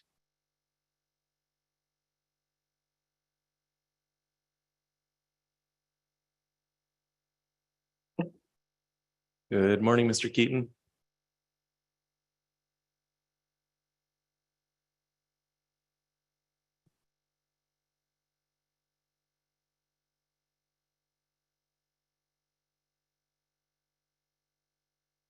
We're not getting your audio, Mr. Keaton.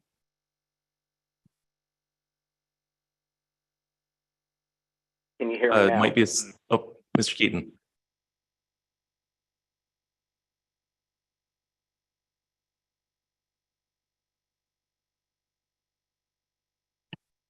Saw a little notice flash that you did not connect to audio.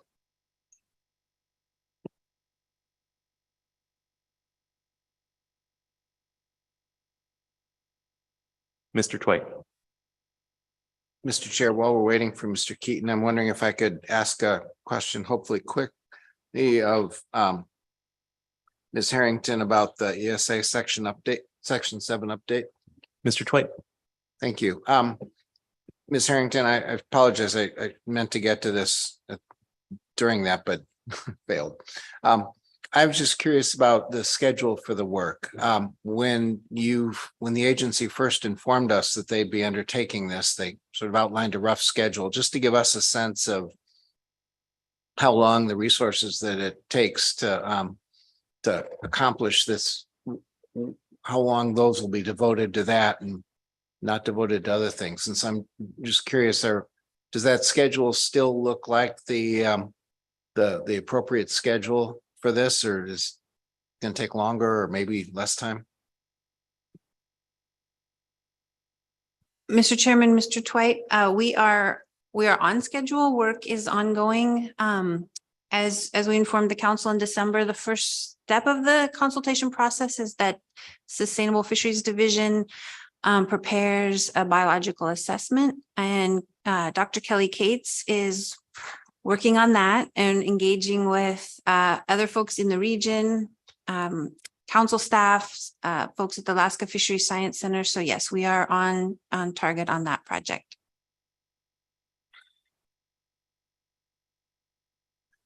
Thank you, Ms. Harrington. Ms. Van Roven. Thank you, Mr. Chair. Thank you, Ms. Harrington. I wasn't clear if there was going to be anything else under the progress on rulemaking, and I had a question on Amendment 122, the trawl cod program. Excuse me, and I was just wondering if you had any updates on when we might anticipate some of the information coming out. There's a lot of work industry needs to do on their side as far as for co-op formation and that kind of thing before like the November 1 deadline. Like boats need to know if they're in or out. And so I just was looking to see if you had any updates when that information might be available. Yeah, Mr. Chairman, Ms. Vanderhoven. So yes, once the public comment period closes, our first step is to review all public comment and think about responding to public comment, including where public comment points out where we made we need to fix the regulations between proposed and final. So we figure out what things we need to clarify or fix. And then we provide all of that information in the preamble to the final rule. So that will all be available when we publish our final rule. And I think we're on target to publish sometime this summer. A lot of as you know, talking about this issue with a number of programs, it's not all in sustainable fisheries control, but we try our hardest to move things along very quickly to get the final rule out, because we realize there's a lot that will need to be done between when the final rule is published and then when it's effective, and then when we implement the program, both for the directly regulated entities and then also for us as well. So yeah. So just to clarify, so the application packets with the here's how much we think your history, that needs to wait for the final rule, or that could be available before the final rule? Mr. Chairman, Ms. Vanderhoven, that needs to wait until we publish the final rule, because that's where we define for all of the public the program. But we are behind the scenes, we're working on all of it. We try to do as much as possible front loading, so we're working on all of it. But as far as releasing it to the public, that needs to wait till the final rule is published. Mr. Mesereau. Thank you, Mr. Chairman, and thank you, Ms. Harrington. I have a question about the RQE work plan that you're working on. There is some outreach that's going to be going on a bit later in May, about a month from now, where I think Mr. Iverson and others, including myself, will be going into some communities and explaining the mechanics of the RQE and socializing the concept. And I was wondering if you think it would be feasible to have some idea of a timeline when we go, to let the public know when they would expect to see a finished product, or at least a rough timeline. Thanks, Mr. Chairman, Mr. Mesereau. So I think Kurt Iverson is on and can help provide that information. I think we are working on those. Kurt, are you available?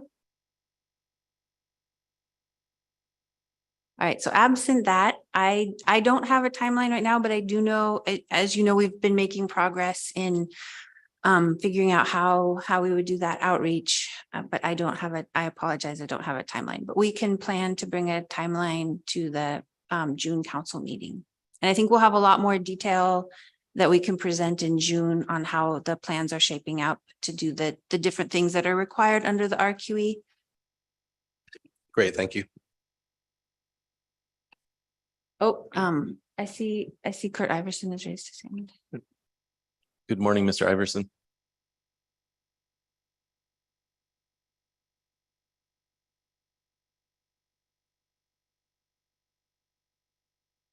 You may need to press *6, Mr. Iverson.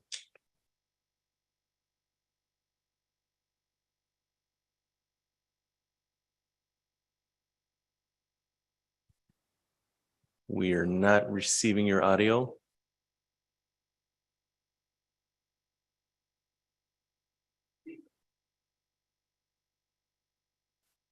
Okay. Well, as Ms. Harrington said, we can get feedback in June or potentially even later this meeting. Okay, I don't see any additional questions. Do we have Mr. Keaton? Hello, can you hear me? Yes, we can. All right, thank you, Mr. Chair. Sorry for the technical difficulties there. Lots to say here, but I'll keep it short. For the record, Josh Keaton with NOAA Fisheries. I'm here to make some comments on behalf of staff for the award you gave to Mary Furunas. So I spent a little bit of time talking with Mary's coworkers about what we should say, and I think one of her staff summed it up perfectly. Mary's like the wizard from Wizard of Oz. She's the person behind the curtain, moving the letter, pulling the levers, making it all work smoothly. Even when the government shut down, it was Mary that was here late on New Year's Eve approving vessel monitoring plans so that the fishermen using EM systems could go out fishing on January 1 when Pequot opened. Mary is an encyclopedia of knowledge about fishery management. One of the most common terms used in meetings around here is, I don't know, Mary probably does. Go ask her. We're very grateful that the council has gave Mary this award. I personally cannot think of anybody more deserving at this time. And, so a huge congratulations from staff to Mary for everything that she does. Mary is a rock in the Alaska region.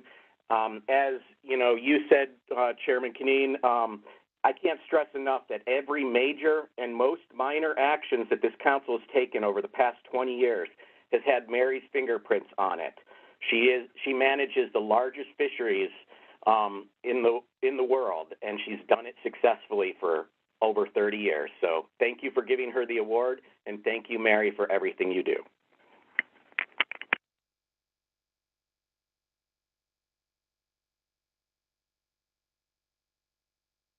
Well said, Mr. Keaton. Thank you very much.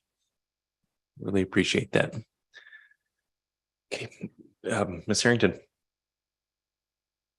Thank you. Mr. Chairman, members of the council, this is the final section, and that's on personnel changes. We're very happy to announce that Dr. Jamal Moss will be the Alaska region's next Deputy Regional Administrator.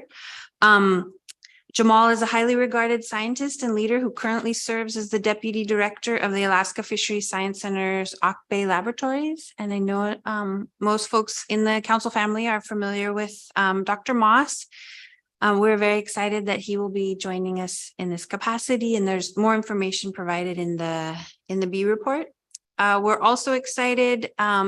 We've been very, very successful with our lantern detailees. These have been wonderful people that already work for NIMS that come in and help us out on a couple key projects. We are excited to welcome Brittany Levine. She's our new lantern detailee, and she will be helping us with the PCTC Pacific Cod Trawl Program implementation. So she comes to us from the Southeast Regional Office where she works on their catch share program. So she has a lot of knowledge and she'll help us implement that program, which is going to be very helpful.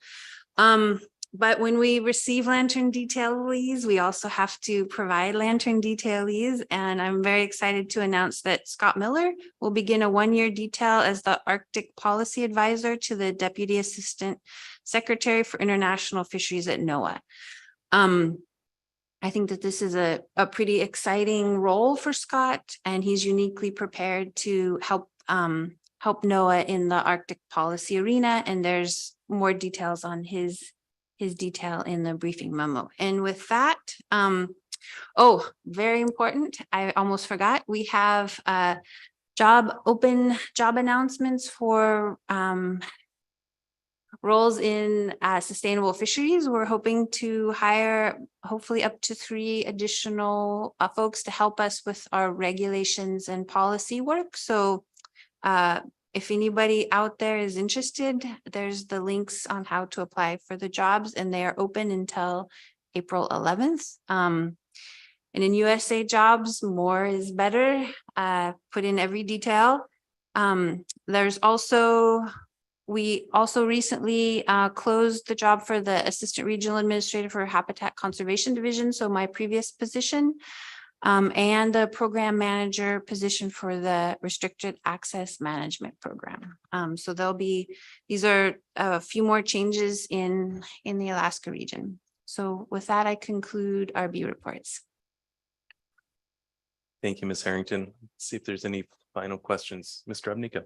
Thank you, Mr. Chair. I'm sorry for going back to the rulemaking again, but I was wondering, I didn't notice in the report any updates on the interim measures to remove the IFQ vessel use caps in the Bering Sea. Wondering if there's been any activity or if it's still on target to be effective for the summer of this year. Thank you.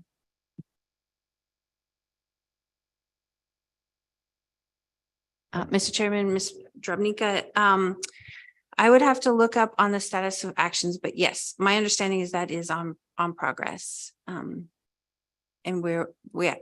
folks are working on it. Any further questions, Ms. Baker? Thank you, Mr. Chair. I apologize. I'm wondering if we still have Ms. Wright online. Possibly, or I can follow up if we do not. I have a question about the Sunflower Sea Star process that I am a little late on.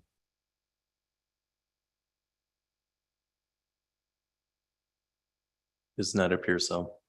Thank you, Mr. Chair. I can follow up. I just have a question about the process that I'm not very familiar with. So thank you. Okay, thank you, Ms. Baker. Anything further? All right. Thank you, Ms. Harrington. I apologize. Okay. Mr. Council, so I did get a chat from the person working on that rulemaking for the vessel use caps, and it is on target. Great, thank you for that. Okay, well, that will conclude the NIMS report. Thank you again. All right, let's go ahead and take our morning break. Come back in 15 minutes at 10:15. We'll pick up the GC report.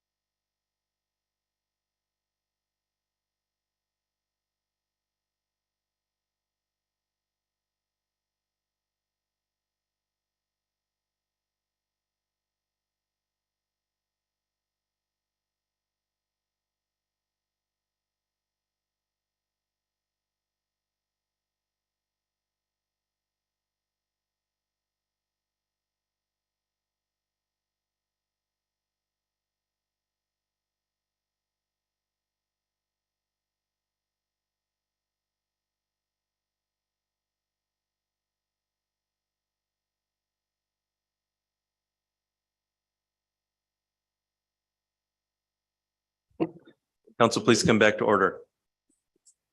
Okay, we are ready to continue with our B items. Up next is the NOAA General Counsel report. I understand Councilor doesn't have any updates to provide, but we do have a presentation from Andrea Hatton and Brian McTague on the assessment of civil administrative penalties. Good morning to both of you. Morning, Mr. Chairman and distinguished members of the council. I am Brian McTague. My colleague Andrea Hatton and I are with the NOAA Office of General Counsel Enforcement Section in Juneau. We prosecute the NOAA enforcement cases that arise in Alaska. And we understand that at your December 2022 meeting, the council requested a briefing on how the NOAA General Counsel Enforcement Section assesses penalties and its guidelines for settlement. Thank you for the opportunity to address you today. We have brief prepared remarks. We'll provide background info about our office. Then we'll focus on how we strive for consistent and fair assessment of civil administrative penalties in the cases we prosecute. And we'll be happy to take questions. The enforcement section is responsible for enforcing the more than 30 natural resource statutes that NOAA administers.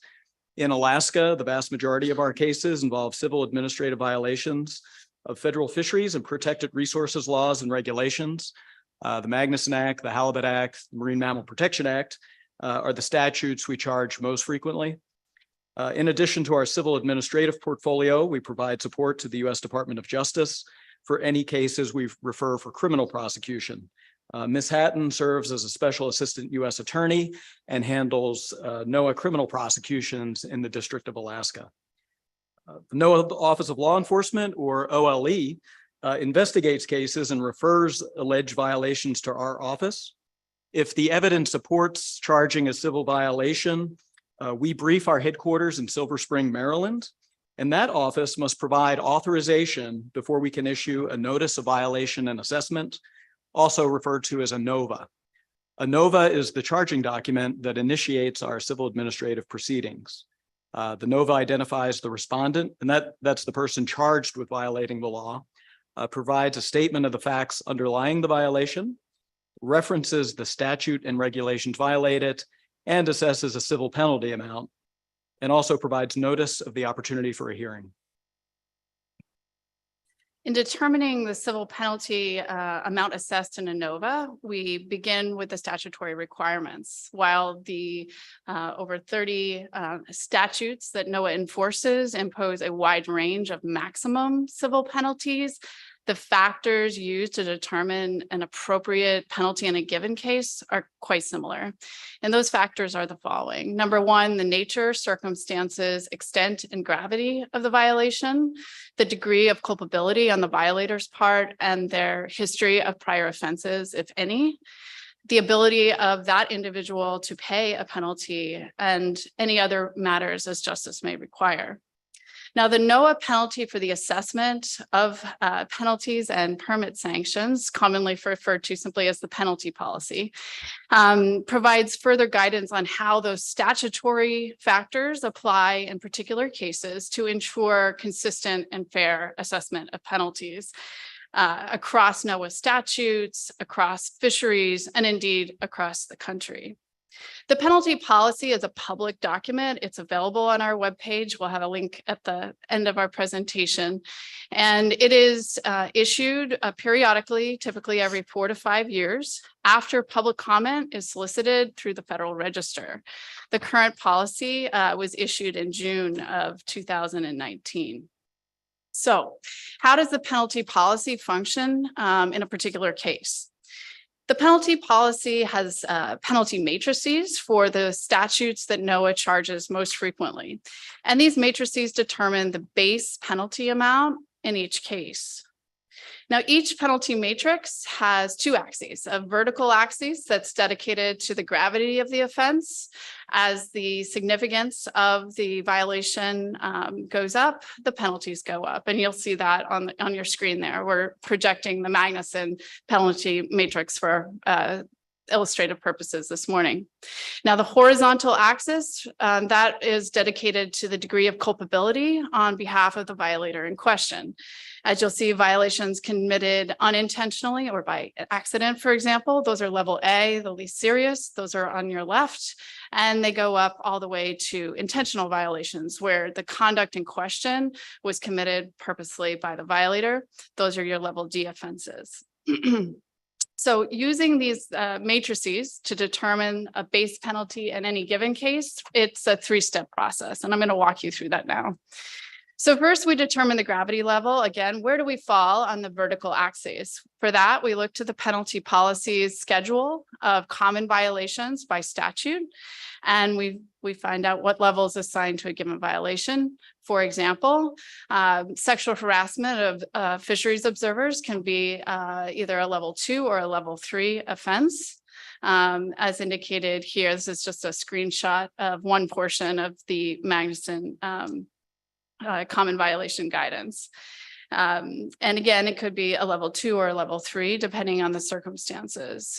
By contrast, for example, an observer assault case, according to the policy, is either a level 4 or level 5 violation. So that's how we figure out where we fall, on that vertical axis.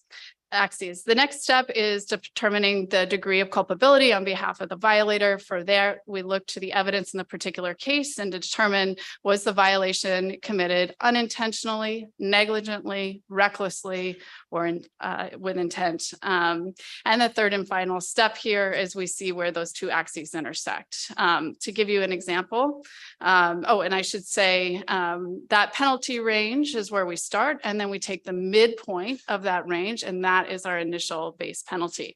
An example, if we have a level 3D observer sexual harassment case, the penalty range is $24,000 to $48,000. The midpoint is $36,000. That's our base penalty. Okay, we have the base penalty. Where do we go from there? We look at certain adjustments to see if that needs to be moved up or moved down based on two primary categories of factors. The first factor is whether the violator in question has prior offenses, and the second category is other matters as justice may require. Prior offenses count under the policy if they were finally adjudicated within 5 years of the new violation and are relevant to the new violation.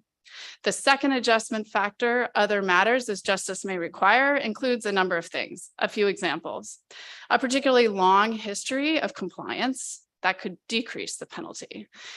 A violator's conduct after the violation in question is very important.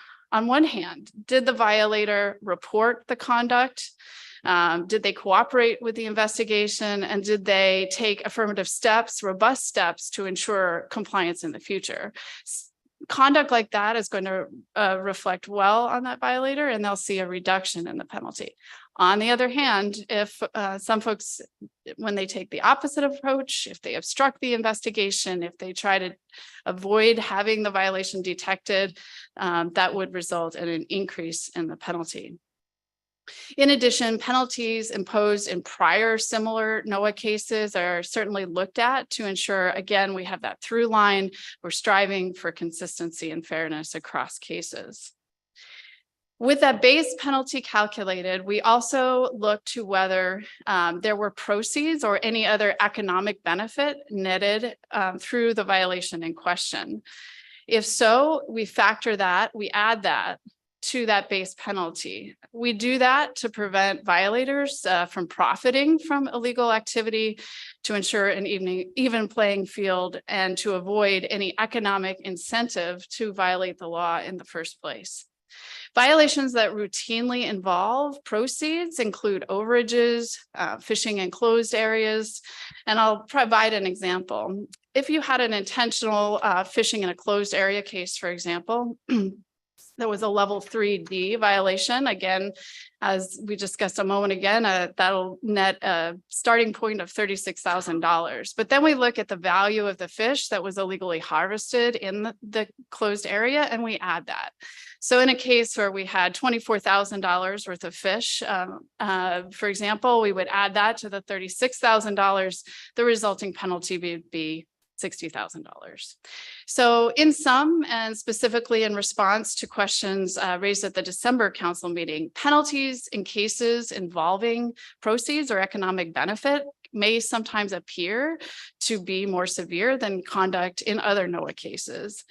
And again, that is to deter there being any sort of financial incentive from violating the law. But this in no way reflects a policy decision that the case in question, cases involving proceeds are more important than other sorts of cases that we prosecute.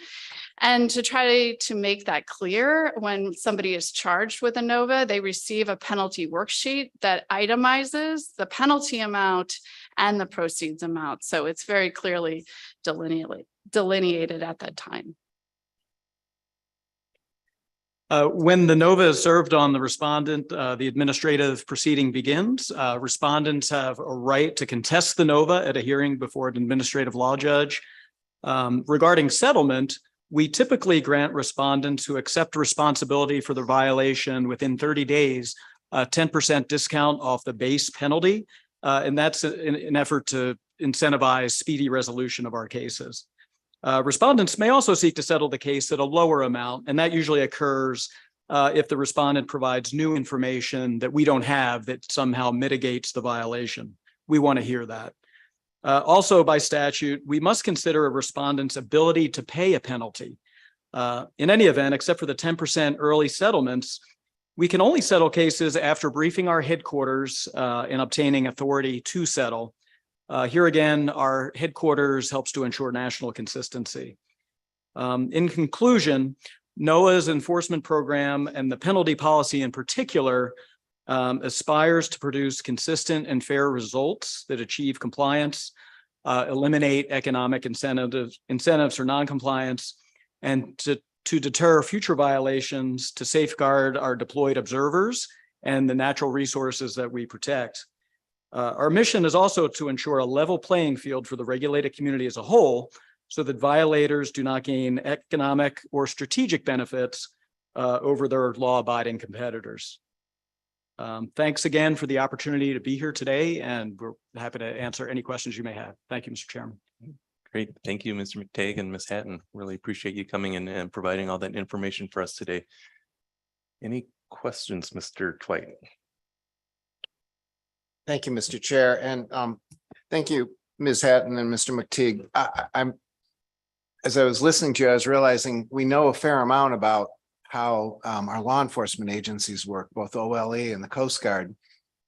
And so it's really useful for us to get this insight. So I really appreciate it. And I really appreciated how you walked through.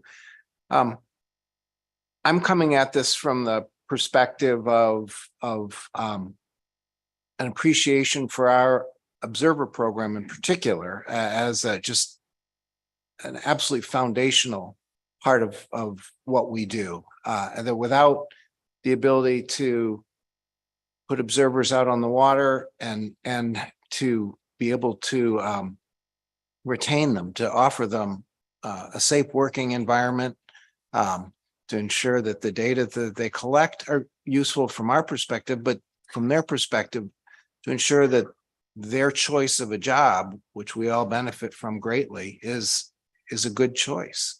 And to that extent, I really appreciated the efforts that NOAA Fisheries took several years ago now to really take a hard look in the mirror about what the agency can do to ensure observer safety at sea, recognizing it's an inherently riskier job than many others, but what they can do to improve that.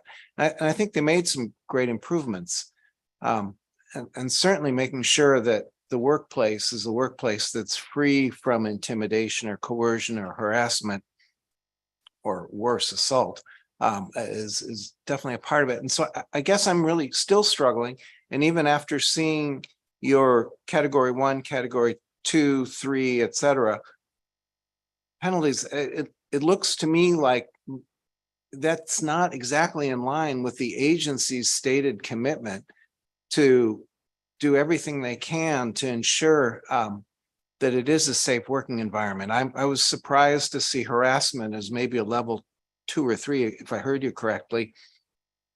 I was appreciated that assault showed up as a as a highly serious, potentially even level 5. But the line between harassment and assault is often very thin, as we all know. And to any observer who's having to spend several weeks at sea on board a vessel where they're being harassed regularly, that's an observer under assault from my view. And so, sorry, a little preachy question here, but I guess when the agency undertook that initiative, did they go back and look at how those kinds of fees are treated in that observer table? And was there an attempt to make sure that the way that table is structured, how it treats harassment and assault, is consistent with the agency's overall policy on ensuring a safe work environment for observers?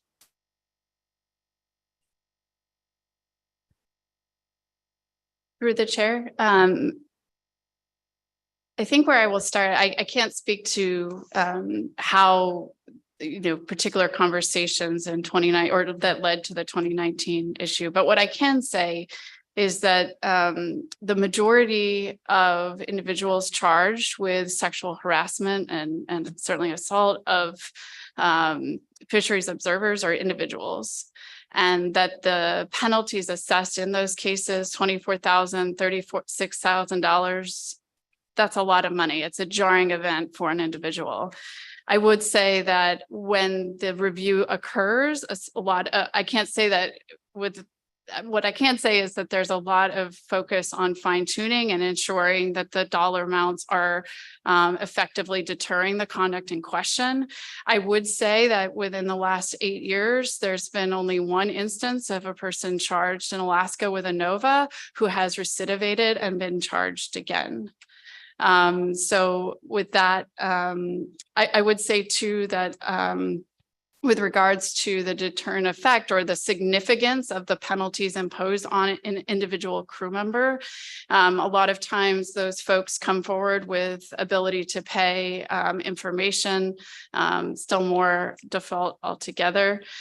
So what I would say is that there is effort to look at whether the penalties are working. I would also just add this to the record with regards to our practice and the way we prioritize these cases. When they come in, they automatically jump to the front of the line. If we have 15 cases that've been a bit longer, we take the observer case up first, and we make a point to do that. We try very hard to get these to resolution as soon as possible for all sorts of reasons, not least of which is for the sake of the observer.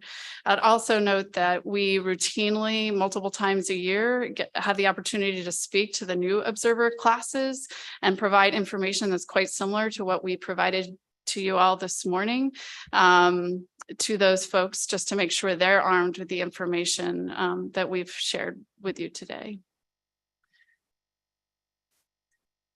And with the chair's indulgence, if I may just add, Mr. Dwight, it's important to recognize too, there's a broad spectrum of cases that we see. A harassment incident could be an attempted kiss, all the way up to something serious where we think about criminal referral. And by that metric, we really take into account the vulnerable position observers are in. They're at sea with limited comms, often alone, could be the only female on board. So even though it may seem like a lower end event, an unwanted kiss or an attempted hug, that's often $24,000. So we think that's pretty substantial, especially when you look at who the respondents are. Thank you, sir.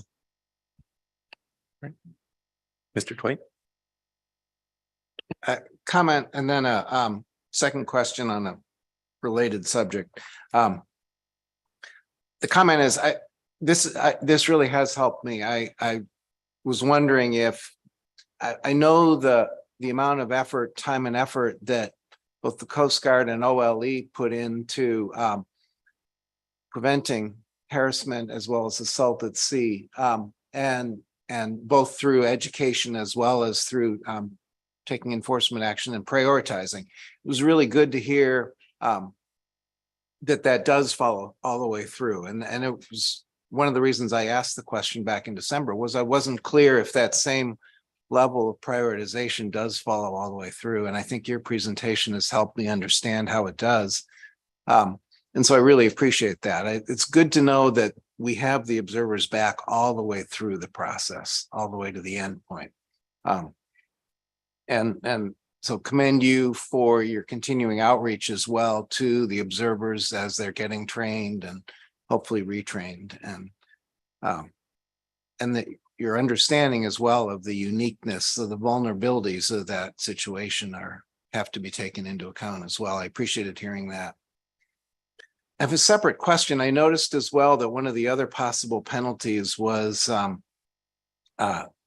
essentially suspension of the license for a period of time, temporary suspension of your fishing permit. I wondered if also at some point forfeiture of harvest shares also comes into the penalty schedule, or is that strictly something that happens in another process? I think you're just referring to permit sanctions. Actually referring to when we talk about catch shares, we remind people that they are not a permanent authorization to harvest a certain amount of fish. They're it's a temporary like IFQ, for instance, is not a permanent. Under what conditions does the penalty schedule involve either forfeiture of IFQ, or if you're engaged in a cooperative based fishery, forfeiture of the shares that you have in the cooperative based fishery? Thank you for the question. The permit sanctions are addressed by the penalty policy. And that is a little more difficult to put on a matrix. But what we do is we know that tool is out there, and in cases that are particularly egregious, we take a hard look at it. Having said that, we don't do that frequently, just simply given the gravity of that tool, but we're not afraid to use it in an appropriate case, and we have done so in the past.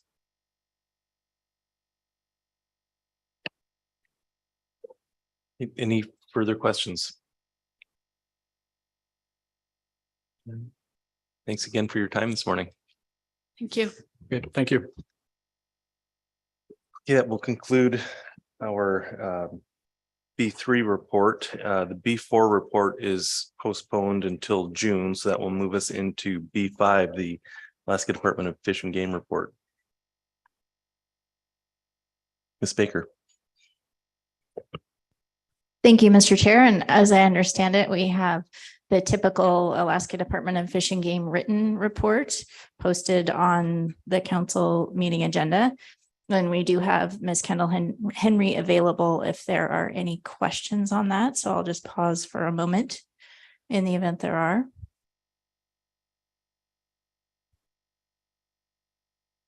Not seeing any. And Mr. Chair, if I may, I also wanted to address the other item that is posted under the B5 agenda, which is the CDQ Community Development Quota Program decennial review process. You'll recall that I spoke with you briefly at the February meeting about the ongoing decennial review process for the Community Development Quota Program. And since that time, as I mentioned in February, the state of Alaska has completed the decennial review process of that program and determined that all 6 CDQ groups have maintained or improved performance with respect to the criteria that are outlined in the Magnuson-Stevens Act. And it's certainly not news to the council and regular participants in the council process, but just a little bit of history. Recall that the CDQ program was established back in 1992, and it's a program that provides coastal Western Alaska villages with the opportunity to participate and invest in the Bering Sea and Aleutian Islands fisheries. And that was an underlying intent of the program. And recall, as this council knows, the CDQ program provides eligible communities a percentage of all Bering Sea and Aleutian Islands quotas for groundfish, prohibited species, halibut, and crab. And again, the Magnuson-Stevens Act requires a periodic review of the CDQ program and the groups to ensure they are fulfilling the program objectives. And so the state of Alaska began this review last year, as I mentioned in February, largely by the submission of reports by each CDQ group to the state of Alaska. And I would just like to extend my appreciation to the CDQ groups for the comprehensive and thorough nature of the reports that they submitted to the state review team for the decennial review. We recognize a lot of resources were needed to put those reports together. It's a 10-year review process.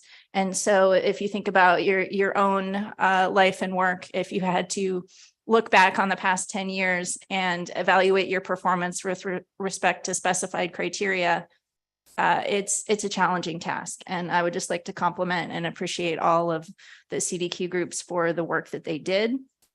As I noted, in the review process, the state determined that all 6 CDQ groups maintained or improved performance. And this determination means that the federal fisheries allocations to each CDQ group will be extended for the next 10-year period. And just to note, as I mentioned, there is a Alaska Department of Commerce, Community and Economic Development news release posted on the council agenda, B5 agenda. And there is a link to the state's individual reports for the CDQ groups under the decennial review. And it's really worth a look if you have time through investments in things like student scholarships, training programs, local employment, development of fisheries related infrastructure. There's some really impressive statistics in those reports in terms of what the CDQ programs have provided directly to their member communities and residents. And again, it's no news to the council members or regular participants in this process, but I just wanted to take a moment to highlight the privilege it was for me to participate in the state's review process for the decennial review, the social and economic benefits that are provided to Alaska communities through CDQ program investments have really made it a success story that I just really wanted to take a moment to acknowledge and appreciate, given the council's pivotal role in development and ongoing expansion of that program. Thank you, Mr. Chair. Great. Thank you, Ms. Baker, and thank you to you and your team for all the efforts to go through that review process. There was a lot of information for you to cover, and it's something that I'm sure that not a lot of the staff that were involved with it this time did it 10 years ago. So a lot for you to pick up in the middle of everything else that you've got going on. So again, thanks very much for your efforts there. And just a reminder, I think you covered this well in February. There is no official role for the council here on this particular item, but it's great to get the report from the state and your findings and the references to those reports online. Okay, let's see if there's any questions. Great. Thanks again, Ms. Baker. Okay, that will conclude our ADF&G report. That will bring us to B6, our Coast Guard report. And we do have I believe a written report that you've had the chance to review. And we don't believe we're going to have an oral report, but if there's any questions, we might be able to check in with Commander Sullivan, but no oral report.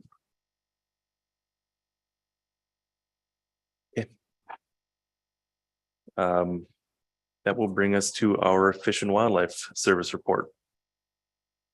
And Mr. Martin. Great. Good morning. Good morning, everybody. Thank you. Aaron Martin with the U.S. Fish and Wildlife Service. Just wanted to take the opportunity to highlight a couple of key things in our B report. The Fish and Wildlife Service and other Department of Interior senior officials have been meeting with a variety of partners over the last year or two to better understand the impacts of this rapidly changing environmental conditions that we are having in Alaska and the historically low salmon return numbers to our freshwater systems. Through these congressional field hearings, consultations, and other forums, senior officials in the Department of Interior and Fish and Wildlife Service have heard directly from Alaska Native tribes and others that these ecosystem changes are leading to significant challenges in our rural communities. And we are wanting to work with the council and other partners to make what is being referred to at the Department of Interior and the Fish and Wildlife Service is gravel to gravel level changes, where we're trying to look at every aspect of fish being born, salmon being born in the freshwater, and then making it to their spawning grounds, and what we can do in those systems to help restore those populations and restore subsistence opportunities throughout Alaska. In response to that, the Department of Interior is investing some significant increases to establish more partnerships with Indigenous tribes and state agencies and others to identify and address key information gaps and management actions in the freshwater areas to make our systems more resilient to these ecosystem changes and strategies. For the services perspective, appropriations in this fiscal year, FY23, we're in Alaska, we're going to be working closely with the state of Alaska, Alaska Native tribes, Department of Fisheries, Oceans Canada, and other entities to improve those, to address those information gaps. And one key piece that we're diving into on the Yukon River that I wanted to share with the audience is a better understanding the effects of ichthyophonus and how that may be leading to increased in-river fish mortality, and how we can understand that better, but also how we can address that in our management strategies in the freshwater system, but also potentially in the marine later on. So just shifting into preseason projections, Fish and Wildlife Service manages interjurisdictionally several different areas throughout Alaska, and through those collaborative efforts, preseason projections are looking pretty similar to what we had last year and the year before, with the exception of sockeye in the Bristol Bay area being the real positive outlook for us. But just extend my gratitude, the Fish and Wildlife Service's gratitude to everybody's collaboration, the state of Alaska and their collaboration in many parts of Alaska, and then the interjurisdictional relationships we have with Alaska Native tribes on the Yukon and the Kuskokwim and the Yukon Territory. So the preseason projections that the Fish and Wildlife Service is involved in can be seen in the rest of our B report. And that concludes my update. Thank you very much, Mr. Martin. Are there questions? Ms. Kimball.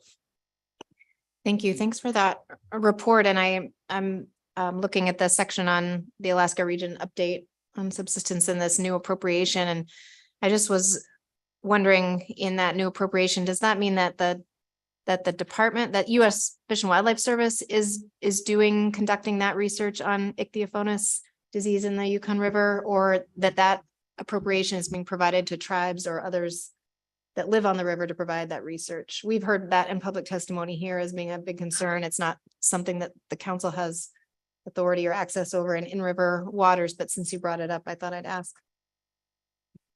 Through the chair, thank you for that. The Fish and Wildlife Service has been working really closely with the state of Alaska and Alaska Native tribes on the Yukon for the last 15, 20 years to understand ichthyophonus and potential in-river mortality, increased in-river mortality, and stands array around the Tanana area and the Rapids area. We've had a longstanding collaborative relationship with them.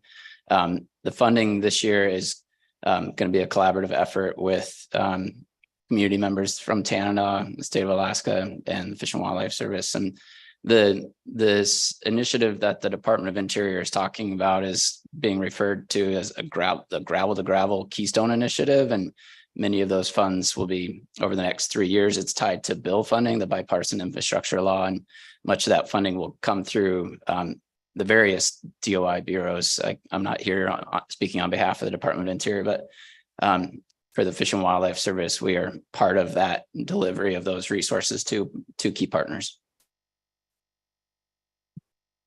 Thank you. Thank you, Ms. Kimball. Further questions for Mr. Martin? Thank you. Okay, that will bring us to our NIOSH report.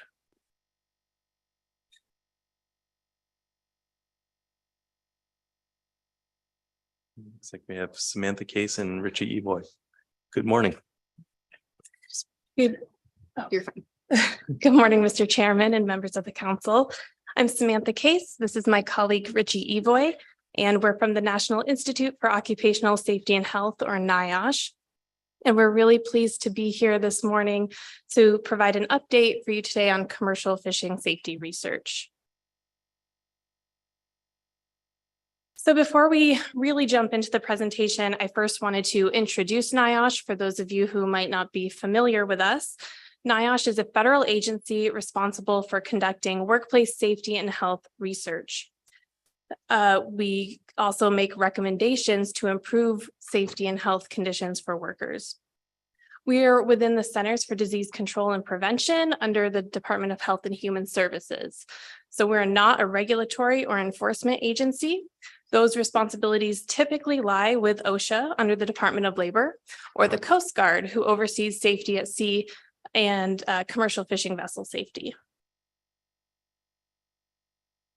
Within NIOSH, we have our Center for Maritime Safety and Health Studies, and this virtual center aims to bring attention to the safety and health needs of maritime workers, including commercial fishermen and seafood processors.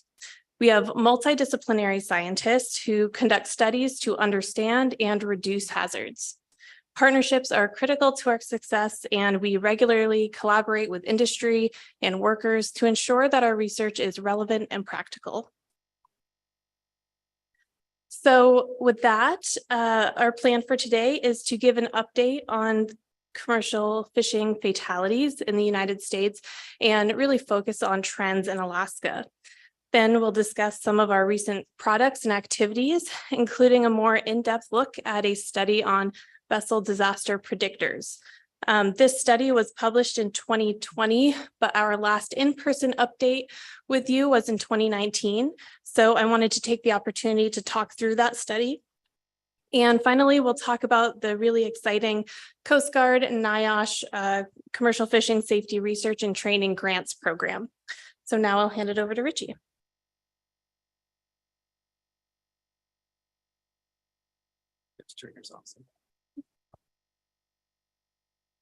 All right, thank you, Sam.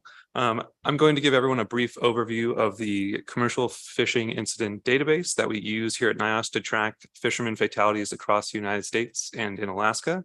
I'll then go over the trends in those fatalities in the US, and then with a real focus on Alaska and specifically the last 10 years.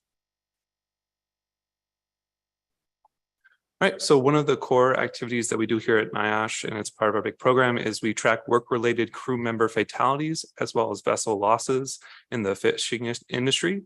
When one of these incidents occurs, typically the Coast Guard will respond and or investigate. However, we also rely on collecting other sources of information like law enforcement reports or newspaper articles to kind of get all the information we can. We then manually review all this information from all of the sources to look at the circumstances of an event, characteristics of the crew members involved, and the vessel details. We then enter all this information into our database for analysis later, and this allows us to identify trends and also look at emerging issues in commercial fishing across the US. So in this, let's see, there we go.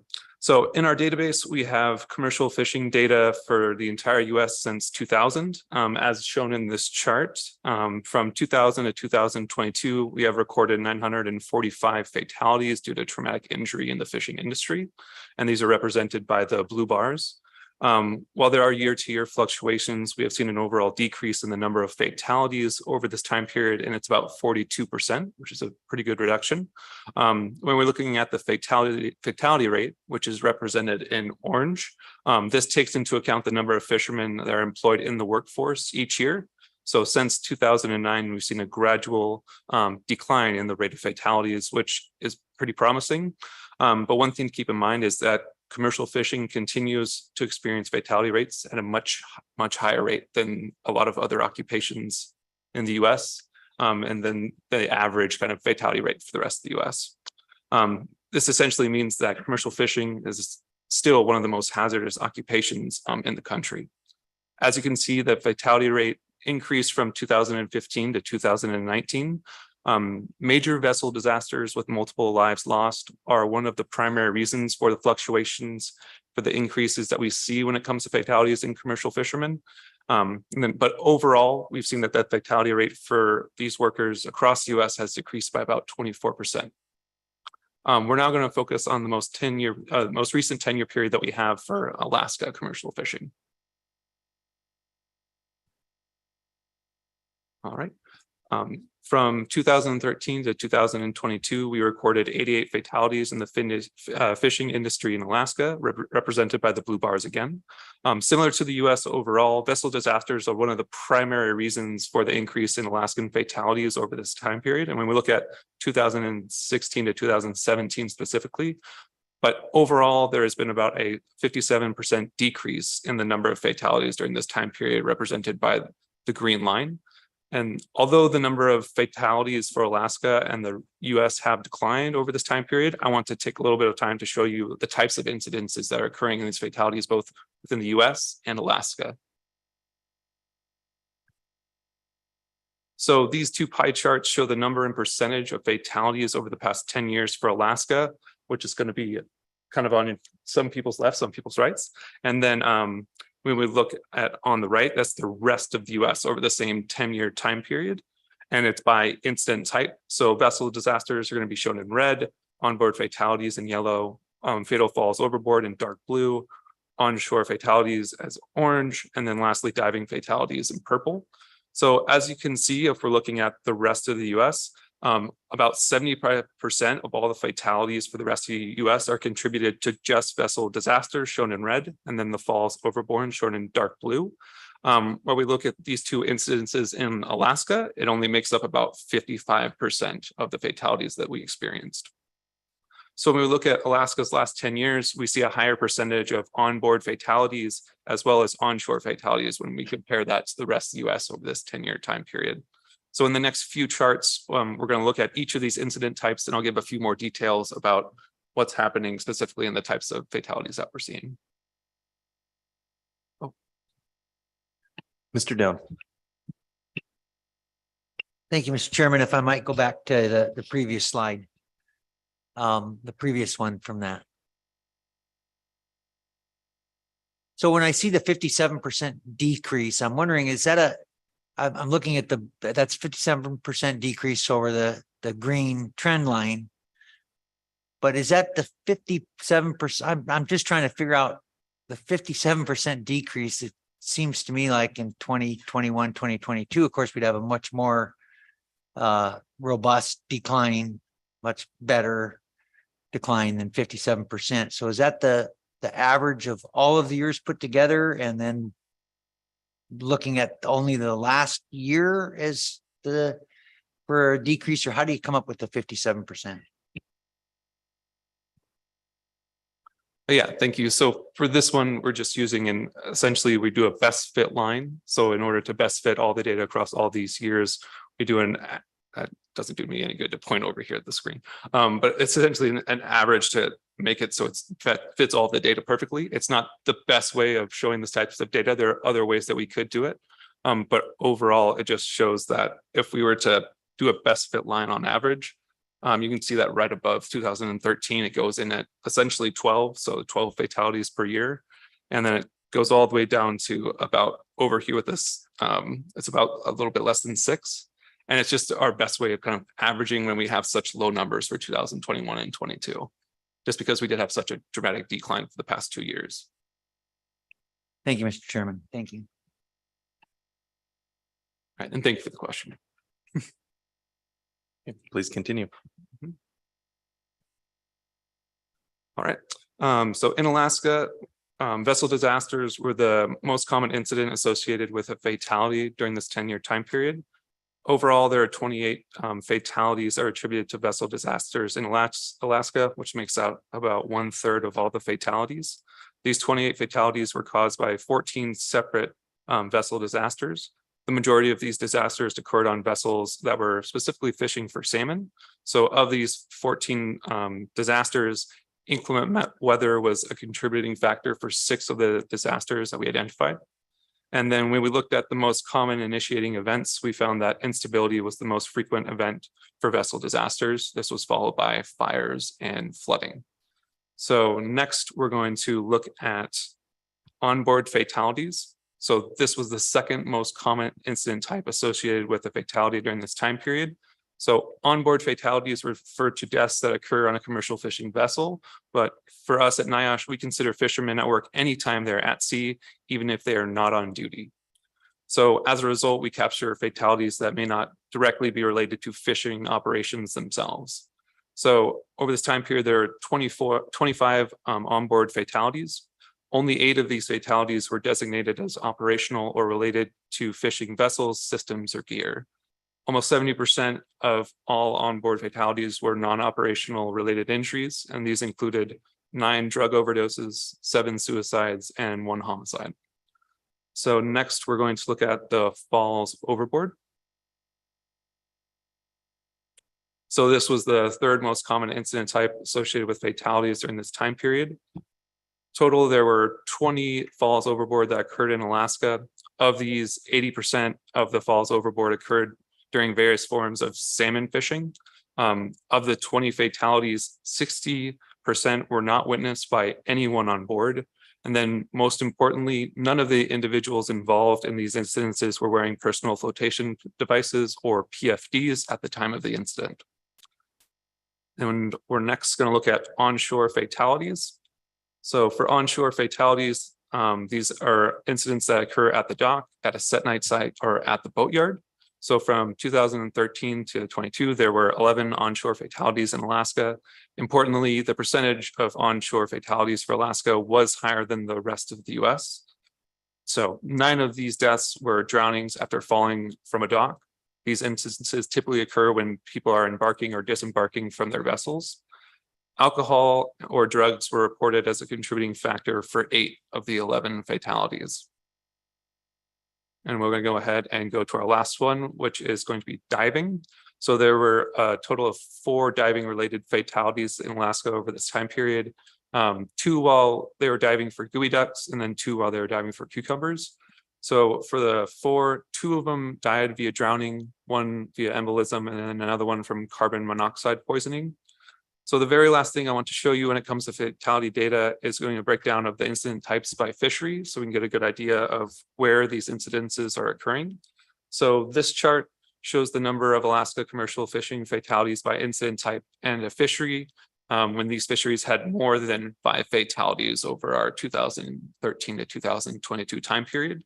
So of the 88 fatalities that occurred in Alaska during the time period, these 7 fisheries were responsible for a total of 54 fatalities, or about 61.3%. So I'd just like to bring everyone's attention to just a few things about this table as I go through, because I know there's a lot to dissect when we're looking at these. When it comes to the falls overboard, which are shown in the dark blue, these were common in salmon fisheries, as I pointed out previously. It's just something to keep in mind that these falls overboard are pretty much in all of the different salmon fisheries.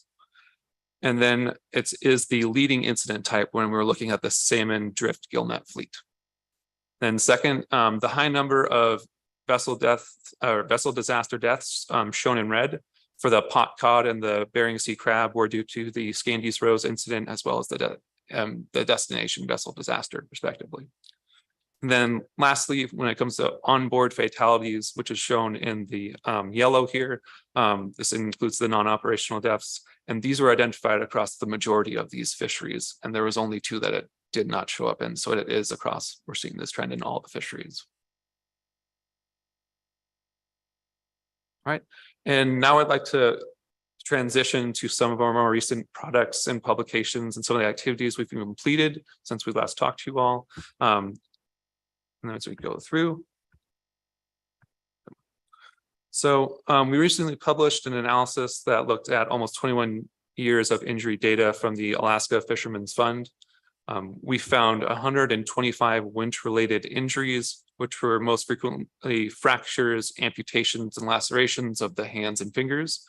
Deck winches on purse seine vessels and anchor winches on drift gill net vessels were the most commonly found in the study. So the number of injuries related to anchor winches was an unexpected finding. Some of our past work has focused on purse seine deck winches, but we have not really looked into injuries related to anchor winches. And this certainly warrants for the further attention and analysis from us going forward. So in this paper, we recommend several prevention strategies, including engineering controls, administrative controls, and also emergency e-stop devices, or e-stops, are commercially available for purse seine capstan winches, as well as training and adequate supervision of younger or unexperienced fishermen. So we essentially need that to make sure whenever we're working with this hazardous machinery that everyone knows how to operate it correctly and how to safely perform those tasks around others as well. And we are currently working on messaging to promote the use of e-stops on seiners. So next, although not directly related to commercial fishing, we recently published an analysis that looked at 5 years of injury data for young Alaskan workers. We linked and analyzed data from the Alaska Workers' Compensation Dataset, Alaska Occupational Injury Surveillance System, the Alaska Trauma Registry, and the Alaska Fishermen's Fund. We found over 12,000 injuries and 20 fatal injuries involving young workers in Alaska. So importantly, 9% of all these injuries involved commercial fishermen or seafood processors when we're just looking at the young workers. And then among the young worker fatalities, there were 4 fishermen, or approximately 20% of all the fatal young worker injuries were to fishermen. So lastly, young workers are known to underreport their injuries and or the severity of these injuries. So these numbers are likely less than what young workers are experiencing when it comes to commercial fishing and seafood processing. And when we examine the details of these injuries to young fishermen, the types and the causes of these injuries were very similar to other studies that we've conducted when we didn't just focus on young workers. So this shows they're doing the same types of kind of activities and getting hurt in the same way that maybe older workers are as well. So based on these findings, there is a clear need for employers, researchers, public health professionals, parents, and young workers to prioritize young worker safety through an integrated approach, whether it's using education and training to adequately protect workplace supervision and support. So with all that in mind, I'm going to hand it back over to Sam for our spotlight. We'll figure it out. In case before we move on, Ms. Vanderhoven has a question for Mr. Eboy. Thank you, Mr. Chair. Just on the last issue of the young workers, did you look to see if there were differences or trends between fisheries or gear types? Or I'm just thinking about some of the fisheries that tend to have younger workers, if it was, I guess, just any trends, if you were able to look at that. Yes, thank you for the question. For this specific research project, we didn't dive into exactly the fisheries, but that is one of the things we'd like to look into for the future, specifically for seafood processing and for commercial fishermen, because there were a large number. So it's on our radar. Mr. Chairman, if I could also add, there were researchers from the Children's Ag Center, and I can't remember which state they're located in. I think the lead author was Josie Rudolphi. They looked at Alaska Fishermen's Fund data, specifically looking for young worker injuries. And probably not surprising is from the Fishermen's Fund, especially, is that most of these were happening in the salmon fisheries, drift gill net, set gill net. So we do know that information as well. But the Fishermen's Fund is an emergency payer of last resort. So it's, when private insurance isn't available. So there is that kind of undercount perhaps there, but yes, probably no surprise to hear that it's a lot of the salmon fisheries.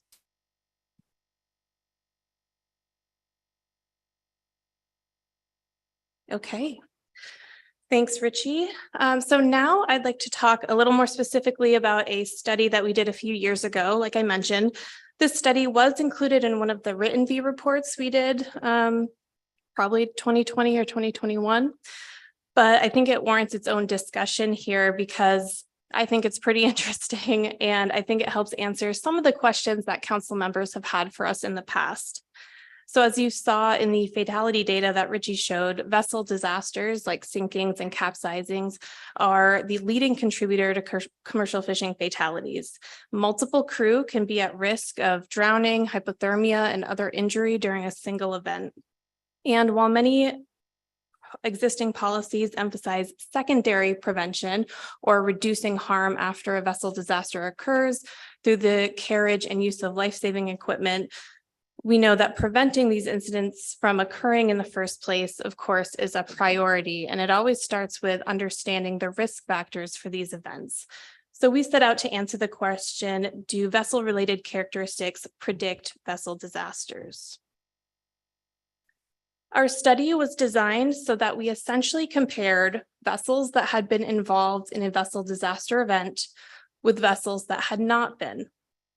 We looked at commercial fishing vessels, excluding skiffs or processors, that had been involved in a vessel disaster in Alaska during 2010 through 2015. And these were called our cases. And I'm going to keep the icon of the sinking vessel to kind of reinforce that terminology. And we had 70 sunken or capsized vessels included as cases in our study. Then we looked at fishing vessels that were licensed to operate in Alaska during the same period, but were not involved in a vessel disaster. So for each case vessel, we randomly selected 3 control vessels, which will be indicated by the blue afloat vessel icon. So if I have a vessel that sank in Alaska during 2011, that's a case vessel. And we randomly selected 3 control vessels that were likely operating during the same year. So ultimately we had 210 control vessels. So we wanted to examine several vessel-related characteristics as potential predictors in this analysis. We used several data sources to collect this information, including our commercial fishing incident database and records with the state of Alaska, National Marine Fisheries Service, and the Coast Guard. We explored whether they had reported vessel casualties to the Coast Guard within the past 10 years, if they had a fishing vessel safety decal, if they were federally documented or state registered, as well as vessel age, length, and hull material.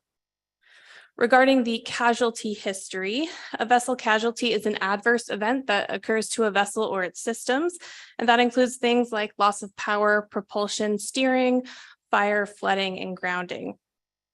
This study design did not look at the human factor specifically, but safety decal and casualty history we thought could be a proxy for safety management or safety culture on a vessel. And our analysis involved looking at the patterns of these characteristics, and we used what's called logistic regression. It's basically just a statistical test that can be used to identify predictors of an outcome. So these characteristics here, these were our potential predictors, and the outcome that we were interested in was a vessel disaster. So ultimately, our analysis found 3 predictors of vessel disasters: casualty history, expired safety decal, and steel hull material. So I'm going to talk through all of these. Vessels were about 3 times more likely to experience a disaster if they had a history of reported vessel casualties. Compared to having a current fishing safety decal, if they had vessels with an expired decal were 2.4 times more likely to experience a vessel disaster event. And we think that this could be due to perhaps larger safety issues on a vessel, such as perhaps a poor safety culture or climate. And finally, we found that vessels were 3.3 times more likely to experience a disaster if they had steel hulls. Now, there is a strong correlation between hull material and vessel length. So steel vessels tend to be larger. And so this finding is probably less likely related to the actual hull material of the vessel and more likely related to the types of fishing operations that these vessels do. Steel vessels of larger size are often working farther offshore and exposed to harsher weather and wave conditions, for example, during winter fishing. So you may be wondering about some of the other characteristics that do not appear to be predictors of these disaster events. And in particular, vessel age is something that we're often asked about, with a hypothesis that older vessels may not be as safe or seaworthy as newer vessels, and older age may be a risk factor for a vessel disaster. So these pie charts show the distribution of vessel age. Vessels under 25 years old are represented by the darker teal. Vessels 25 years or older are represented by the lighter teal. Cases, or the disaster vessels, are shown on the left, and the control vessels are on the right. And what we found is that there is really no difference in these vessels based on age. As you can see, about 80% of all the vessels in our study are 25 years or older. And this is really in line with much of the fishing fleet in Alaska and the Pacific Northwest, with many vessels built in the 1970s. Because there's very little difference in the distributions of vessel age, we cannot determine age as a risk factor, although we cannot rule it out. And another question we are asked is if there are differences between federally documented and state registered vessels. In these charts, federally documented vessels are represented in dark teal. State registered vessels are represented by the light teal color. When vessels are federally documented, they are subject to additional safety regulations, and it could be expected that state registered vessels have higher risk of a disaster. But similar to age, the distributions between case vessels and control vessels are very similar. Therefore, we do not see evidence of a difference in risk. So our findings provide support for some Coast Guard-led safety initiatives for the fishing industry. Several years ago, the Coast Guard was working on the alternate safety compliance programs, or ASCPs, which had turned into the Voluntary Safety Initiatives and Good Marine Practices document. And this document provides guidance on prevention measures, including firefighting equipment, machinery and electrical safety, flooding control, and other preventative maintenance strategies. And a lot of that work was based on the success of the AXA program with the head and gut fleet. And NIOSH research showed that that program was effective at reducing vessel casualties within the fleet. So this program was kind of developed for unclassed vessels that were over 50 feet in length and over 25 years old. And while those weren't predictors in our study, the focus on preventing vessel casualties, I think, is really important and could be helpful if that guidance was implemented. We also saw that having expired decal was a risk factor for vessel disasters, so we encourage vessel owners and operators to schedule a dockside exam with their local Coast Guard examiner and keep that decal up to date. And when it comes to vessel casualties, again, as a risk factor, it shows us that it's essential for vessel owners and operators to develop and implement a preventative maintenance plan to keep vessel systems in good working condition. And when casualties do occur, we want to make sure that those repairs are thoroughly inspected and sea tested to ensure that they're adequate and prevent recurring or worsening casualties. So the study did have several limitations that I did want to go through.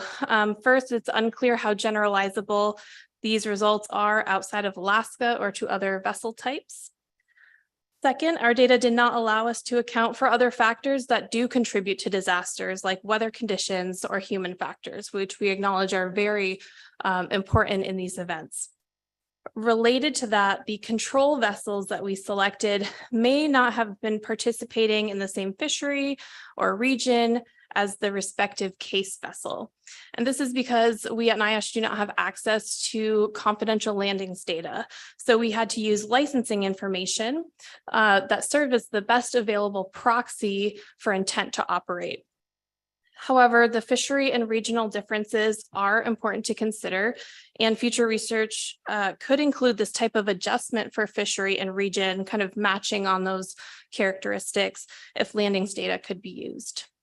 And lastly, it is possible the vessel casualties are underreported to the Coast Guard. Underreporting of safety incidents is not unique to the fishing industry. It is seen industry-wide. There are a lot of reasons why underreporting may happen. So that is always a possibility. So finally, I'd like to give an update on the Coast Guard and NIOSH Commercial Fishing Safety Research and Training Grants Program. The Commercial Fishing Occupational Safety and Research Training Program was established by the Coast Guard Authorization Act of 2010 and the Coast Guard and Maritime Transportation Act of 2014 with two goals. First, to foster and enhance new research to improve commercial fishing safety. And second, to enhance the quality and availability of safety training for fishermen. The Coast Guard and NIOSH signed a memorandum of understanding in 2018 so that NIOSH now administers these grant funds in collaboration with the Coast Guard. So I wanted to give some examples of some of the successful projects that have been funded by these grants. On the research side, we have researchers and practitioners working on developing a near-miss reporting and data sharing system for commercial fishing vessels, assessing sleep deprivation in fishermen, improving fall overboard recovery methods in the Gulf of Mexico, and reducing ergonomic hazards in the Pacific Northwest Dungeness crab fleet. And on the training side, we have groups like the Alaska Marine Safety Education Association, or AMSE, Fishing Partnership Support Services, Oregon State University, and the Maine Center for Coastal Fisheries, working on developing new trainings or expanding the availability of existing safety trainings for fishermen.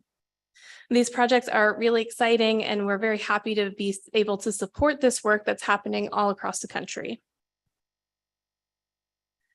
So we have implemented this grant program over several years now, and here's kind of the status update for this year.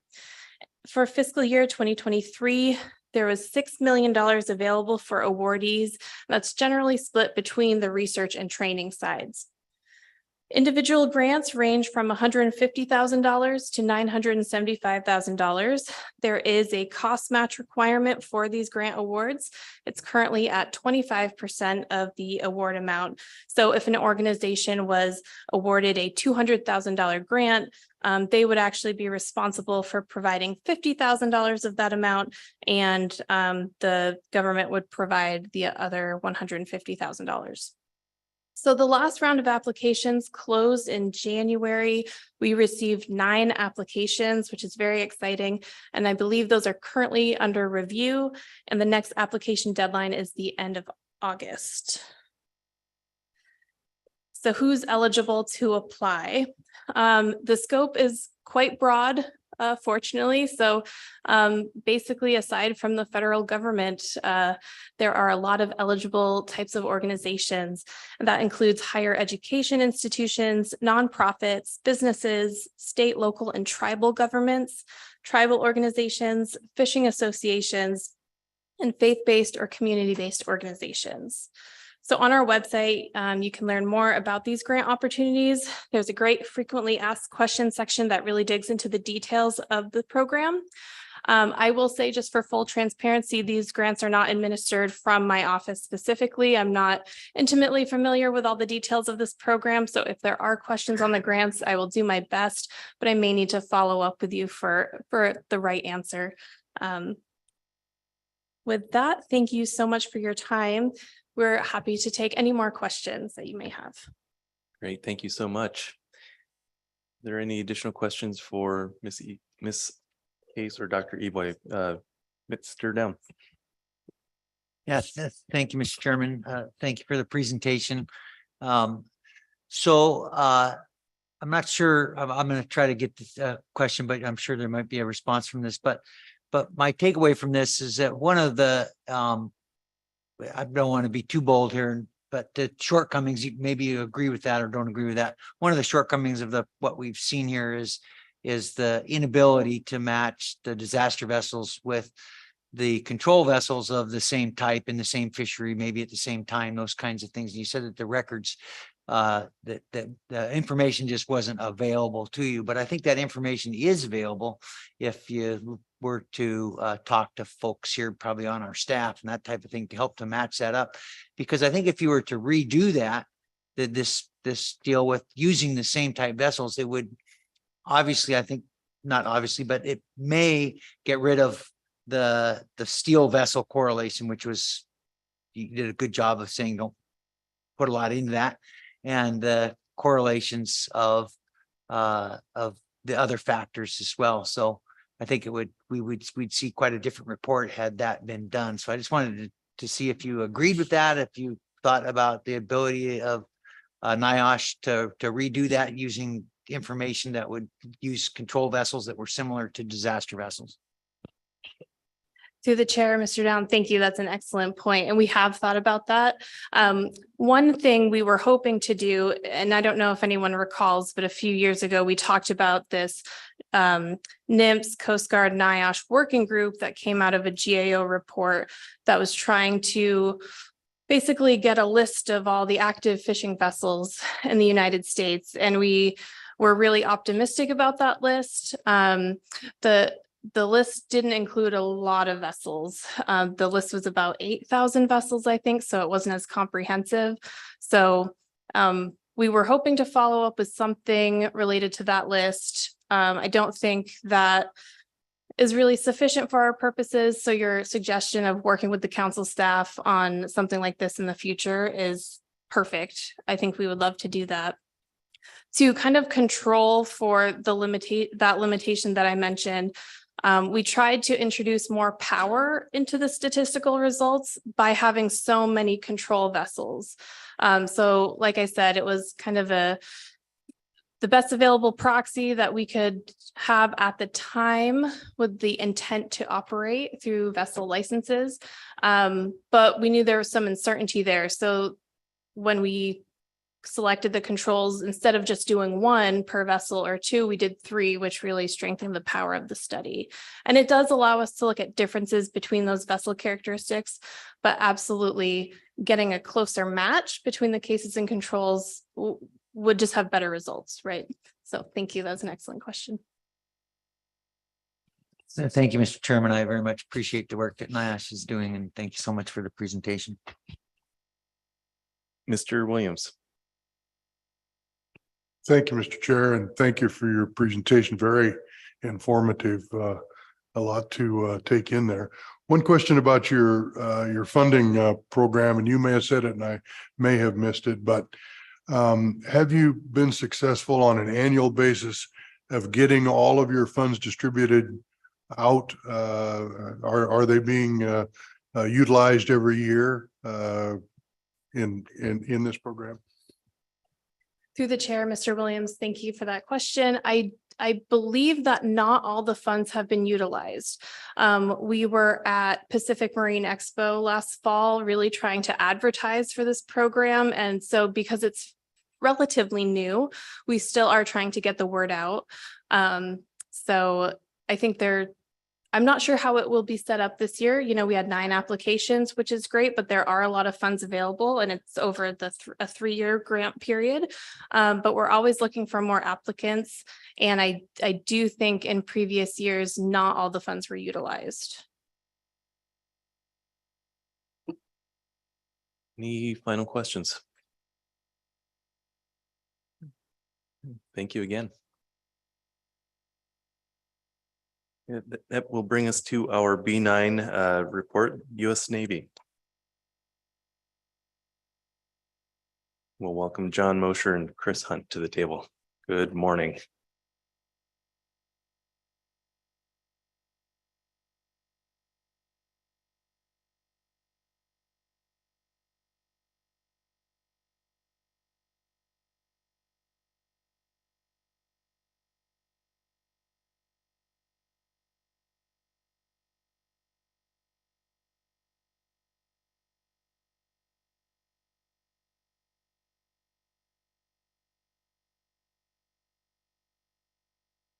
Good morning.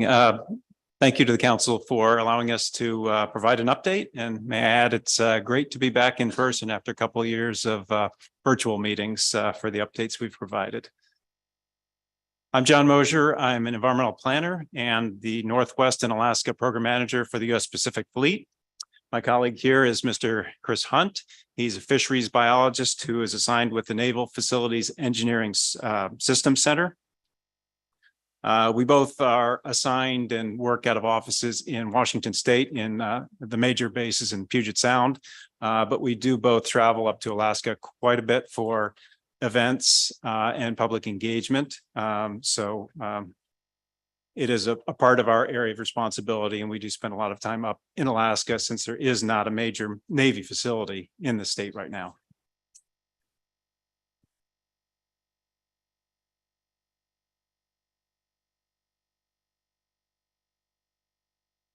Here we go. So Chris and I will do a little bit of tag teaming on the information we're presenting today in the update.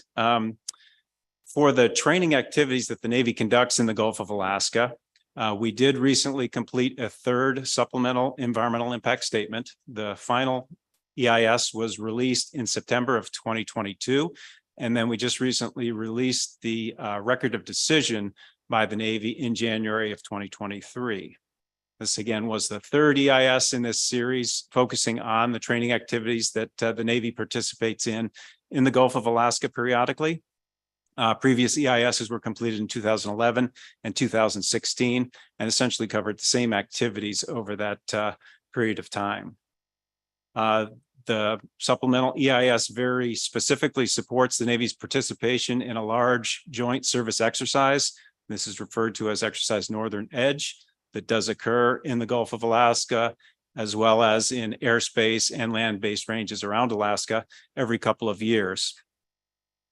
And I'll speak more to the exercise in my slides coming up. The supplemental EIS and then the consultation processes that ran parallel to the EIS did very specifically also support reauthorizations under the Marine Mammal Protection Act, the Endangered Species Act, and Essential Fish Habitat. And then an important point in the previous exercises, there was a determination by military officials that a larger area that was being utilized at sea for the training conducted by the Navy needed to be expanded to allow realistic training in future exercises.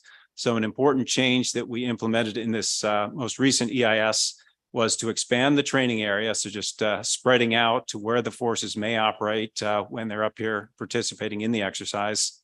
And then along with that, we also incorporated a new geographic mitigation area that was an important enhancement to our protective measures. And I'll talk about both of these.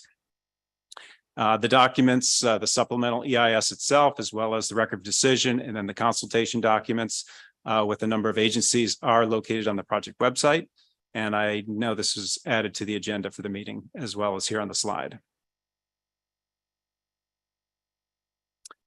So the Gulf of Alaska training area, just kind of the big picture here on the graphic.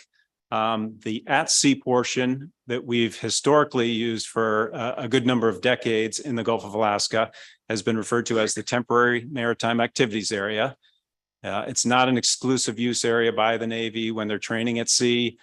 There's no designations or markings on nautical charts, but it's just the area that we've identified where the activities would take place. And again, this is the area we've historically used for a good number of years.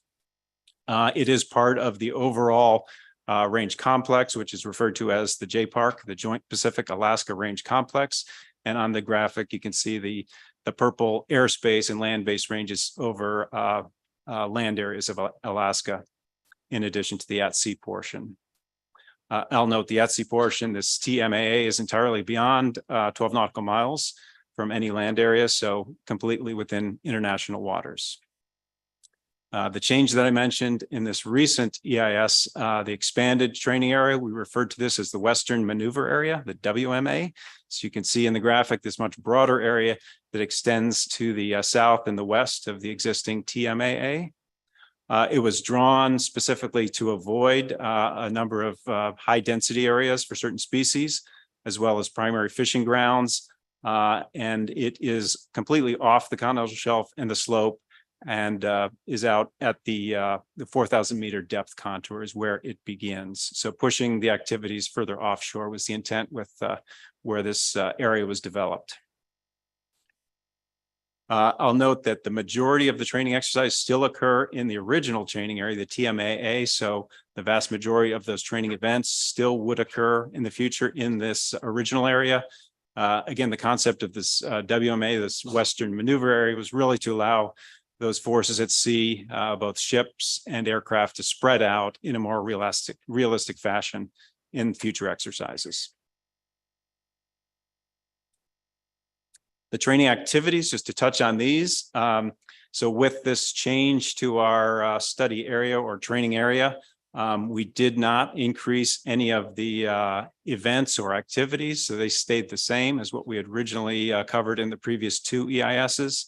So no increases in the level of events or activities, no increases in the number of vessels that would participate, or the steaming hours of those vessels when they're up here operating. No increases in aircraft numbers, the aircraft events, or the training or the flight time. And then no increases in those expended materials that would be used in training exercises. Specifically, and this is a big focus of the analysis and consultations that we do, the activities that involve the use of active sonar systems or weapon systems that utilize explosives, these would still remain in that original area, the TMAA only, and not be part of that broader expanded area. So additionally, no changes to the sonar hours that have been authorized, no increases in the authorizations for explosives that would be used in training. And then an important point that I'd like to touch on, no use of underwater explosives has been proposed, and this has actually been in place for a good number of years with the previous EIS completed in 2016, as well as this supplemental EIS just completed this year. We've only included the use of in-air explosives, so activities, weapon systems that would use in-air explosives, and nothing that would actually be in the underwater environment. So it's a big point that we are trying to make that seems to be lost in a lot of the discussion and information that we're trying to address. With the Mr. Mosher, got a question from Ms. Kimball. Yes.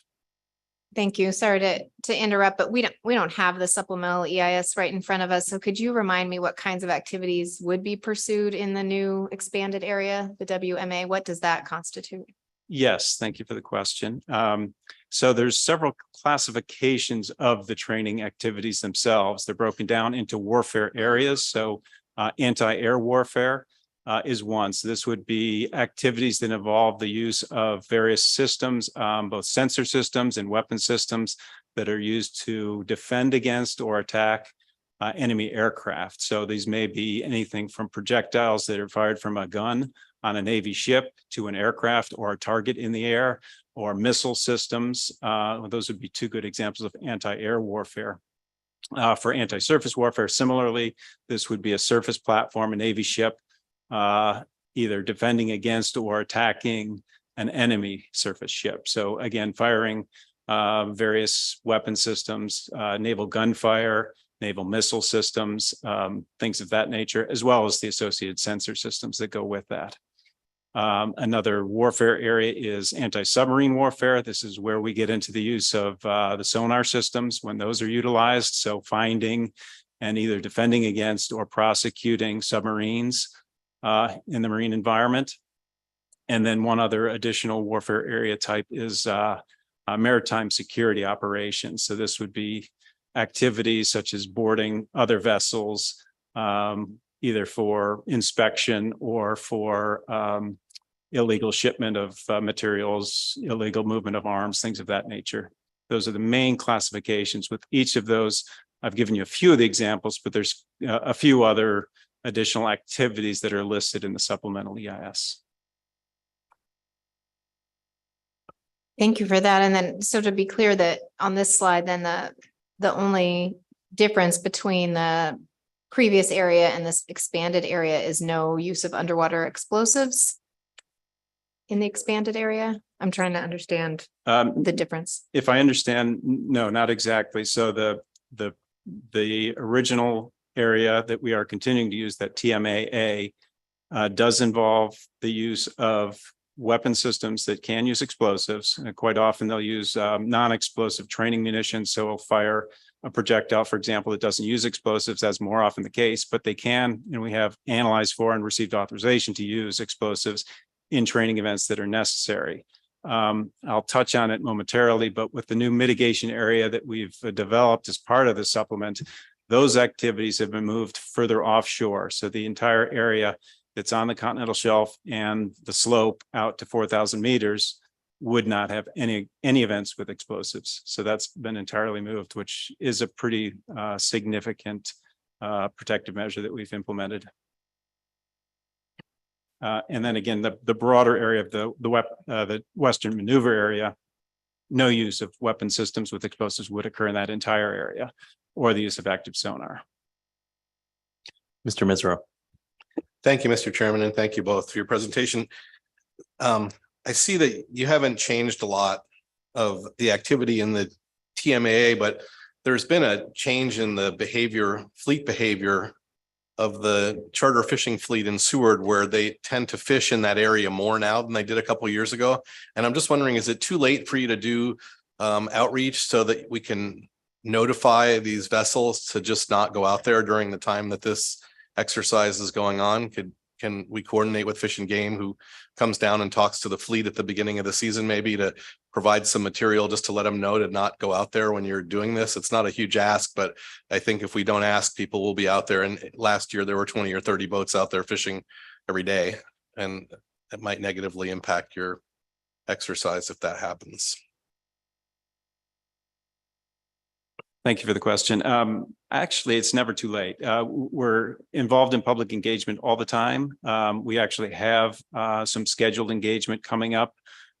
Starting next week, I'll be coming back with a group, including the commander of Navy Region Northwest. So Admiral Sucato will be coming up. We have engagement with a number of officials occurring during, it's about an 11-day period that we'll be traveling around. Seward is one of the locations we will be meeting with various officials. So there may be an opportunity to certainly to spread the word then. I'm a little bit interested to know which activities in the area in particular. Are you referring to the fishing coming out of Seward occurring on the shelf area in the TMAA? Through the chair, yeah. The fleet was fishing about 22 miles due south of Seward, which is about 10 miles into the northeast corner of the TMAA.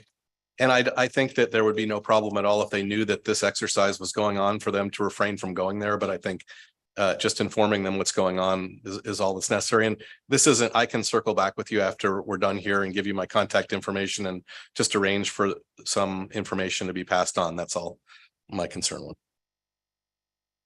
Yes, thank you. I think that'd be very helpful. I can pass that along to the exercise planners. Similarly, I'll note that as I mentioned, the Navy has no exclusive use of these areas when we're at sea. So we'll typically avoid other users of the marine environment. The ships that are operating out there or the aircraft that are operating out there.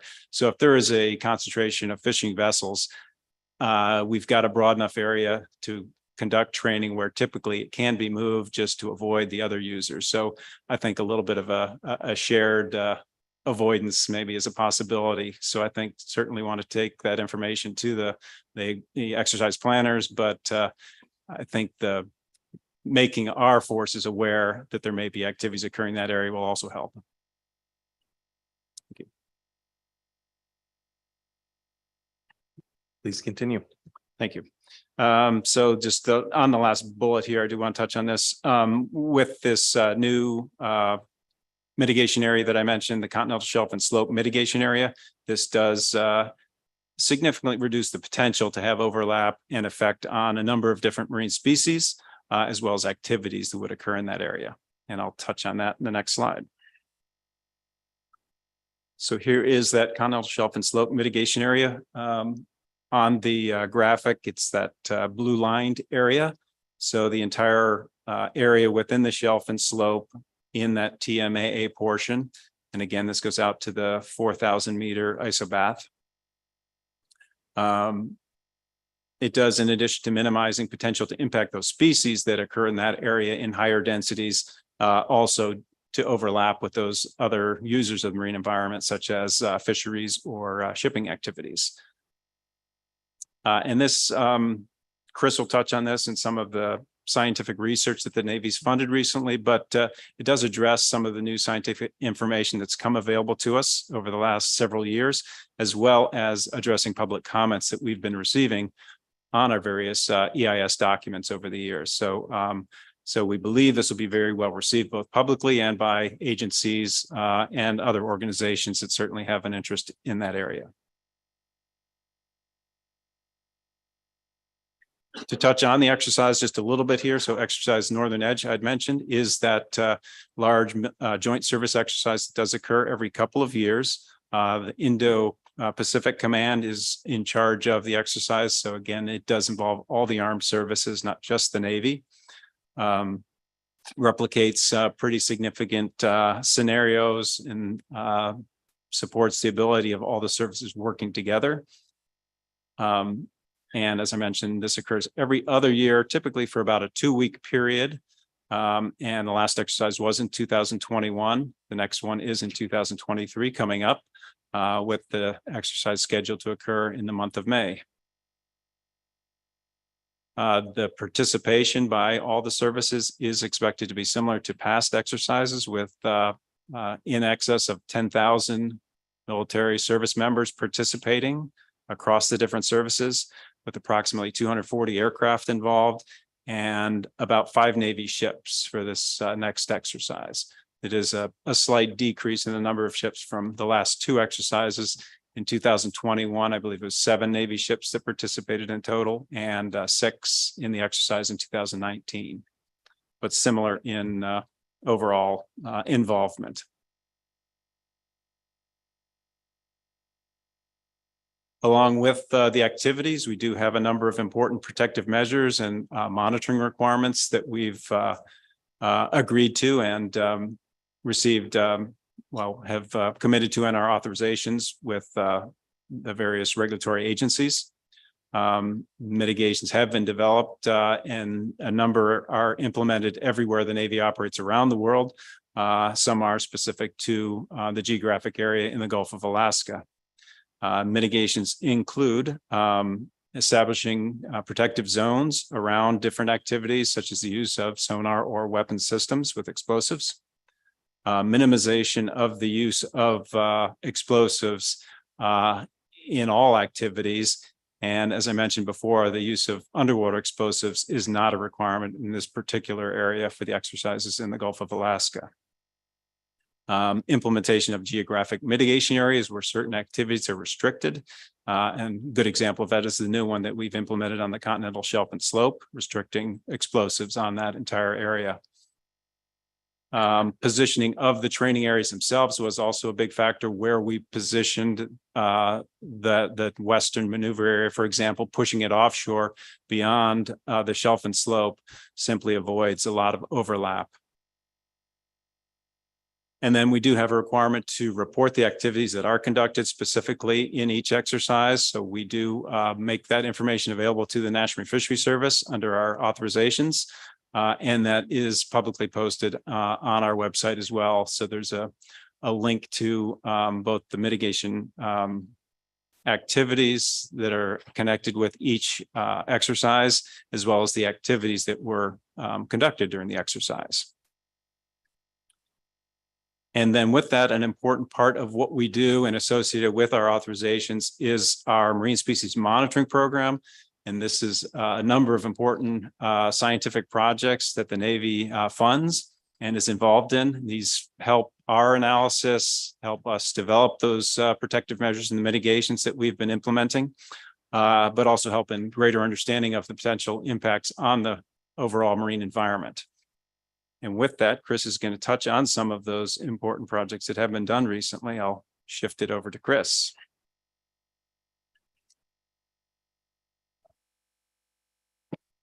Thank you, John. So the marine species monitoring program, which I'm going to speak a bit about here, is tied to our ESA permitting. And as such, there will be some discussions of ESA listed species. One of the things that we really wanted to do was take a look at fisheries independent data. So we've been using a lot of the bycatch data and some of the prior work, and we wanted to see what was going on, what were the fish doing when they were not being directly targeted either by a research trawl or as bycatch. So the Navy funded University of Alaska Fairbanks to conduct satellite tagging of Chinook salmon at 5 locations, and Northwest Fisheries Science Center to conduct acoustic tagging of Chinook salmon at these same 5 locations. Go ahead. So the purpose of this was to identify the temporal and spatial overlap of these large immature Chinook, identify populations. So we were taking genetic samples to figure out who's there and when they might be occupying these habitats. And then understand their habitat utilizations. So which habitats are they occurring in, and what are their migration routes when they come back? So are they migrating back on the shelf, or are they taking a direct line? So as we can see here, there's the 5 locations: Chignik, Kodiak, Yakutat, Sitka, and Craig. So University of Alaska Fairbanks, so Andy Seitz just presented on this a week ago at AFS Alaska. They tagged 20 large Chinook using pop-up satellite tags at each of those 5 locations. Northwest Fisheries Science Center, they came up and they also tagged Chinook, and I'll provide the numbers for that later. And those were with the acoustic tags. The tracking has been completed at all 5 locations. And although we have genetics, the genetics are only available right now for Chignik, Kodiak, and Yakutat from the UA Fairbanks, as the other genetics are still being run. Okay. So the pop-up satellite tags were staged at intervals to pop off between 150 and 270 days in general. So there's a little bit of a tail on either side. We needed at least 21 days so that they could reconstruct a movement model using the hidden Markov model, which is standard for these types of tags. And then what their report will include is they're going to assign daily locations to the shelf, slope, basin, and then the TMAA, and then the offshore portion of the TMAA, which is important to the Navy because we've moved those activities away from the shelf and slope. So we wanted to know, was that protective? We determined the proportion, or the report will show the proportion of tagged fish, aggregated fish in each of these places, and then it'll use the SNPs as the genetic analysis for stock origin. So the next 6 slides are going to show the distribution. So this is the first 20 fish that were tagged at Chignik. As you can tell, they generally were rearing on the shelf until it was time for a couple of those fish to go ahead and migrate towards their natal systems. And here's 2020 fish that were tagged at Kodiak, a similar distribution, largely on the shelf. And as you can tell here, they're within that geographic mitigation zone that we've discussed. So shelf and slope. And then the fish that were occurring in the basin are those fish that are returning to their natal systems. For Yakutat, a little bit more broader distribution from the coast, but somewhat of a similar pattern in that they're more coastally distributed, and then a lot of northwest migration. So the tagging that occurred at that location probably occurred a little bit closer to return migration time than maybe some of the other locations. Sitka, similar, again, mostly on the shelf or near the shelf, with that most of the distribution headed south outside of that one fish. And the last location, Craig. So again, localized, largely on the shelf, not a lot of distribution. And for those fish that are off the shelf, they're not far off. And so then we have all of these slides overlaid. And it's a little bit messy, but and especially with the Navy's area in there, but I think the general intent was to show at all locations combined that these fish really are trying to stay on the shelf. And so that was, we had some of the initial preliminary data, and that's what was used to develop some of the early stages of the geographic mitigation. And it appears to be a good solution to avoiding minimizing impacts on these fish. So as far as genetics, and I apologize, I knew this was going to be a problem, especially if it was converted to a PDF, but this report is also linked under the B9 report. So for those that are interested, this is only for the first 3 locations, Chignik, Kodiak, and Yakutat. This shows there were some problems with the NIMS lab as far as genetics for the Chignik, and so only about half of those were the stock origins were defined. We have 4 ESUs that were identified that were ESA listed. One was captured at Kodiak and the other 3 at Yakutat. And then the other thing that's important in this slide is that the furthest north origin, stock origin, was southeast Alaska. All of the other fish were either Canadian, Oregon, or Washington origin fish. Okay. So here's the 9 ESUs. I think there was some question last year that we might have had a different ESU, and so went through the ESU, and I think there might have been some confusion on the upper Columbia River. So the spring run is listed, but we've caught summer and fall. So the only ones that we captured actually were the upper Willamette River spring run. And then it does say on the last bullet, it does say 100 tag fish. Unfortunately, we only have the return for the first 60 fish tags. So that last bullet should say 60 tag fish. Jumping into EFH, so we've adapted from the Marine Species Monitoring Program, which is an ESA driven program, but it also provides benefit to EFH. And so again, the geographic mitigation that was implemented is no in-air explosives training shallower than 4,000 meters. So the Navy did our early coordination with NIMS Alaska region, submitted our EFHA in June of 2022, and received their response on August 2022. In general, the summary of that response was due to the lack of underwater explosives in combination with the new geographic mitigation, no additional conservation recommendations were considered necessary. In summary, there was only minor overlap with EFH in the offshore portion of the TMAA, and the overlap was really limited to salmonid, EFH, not groundfish or scallop. So this slide is an example. So I included the immature adult layer for Chinook salmon and the adult Chinook salmon layer. And so you can see that on the right side for adult Chinook salmon, the only portion of the EFH that co-occurs with the offshore portion of the TMAA is that small corner in the kind of the northwest region.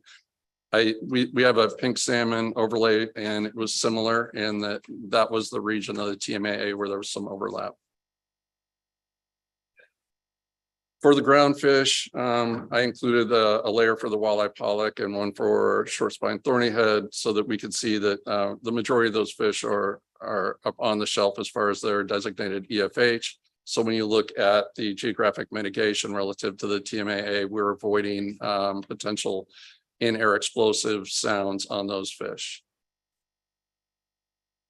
And this is my last slide. It's more informative to let the council know what's coming in the next round. So the Northwest Fisheries Science Center, their data is still outstanding, but they did tag 36 fish at Chignik, 80 at Kodiak, 32 at Yakutat, 99 Sitka, 51 Craig. There will be genetics tied to those. And then they'll be monitoring the receivers off of Vancouver Island and then in Washington waters to monitor the return and see if they're on shelf or if they're actually off the shelf and migrating directly in from the mouth of the Columbia. And that's all I have. Thank you, Mr. Hunt and Mr. Mosher. Any additional questions on the report?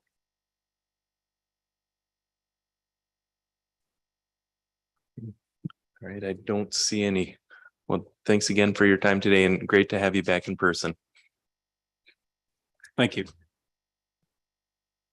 Okay, it's just a little after noon here. Let's go ahead and break for lunch. Come back at 1:05 and we will take up our co-op reports.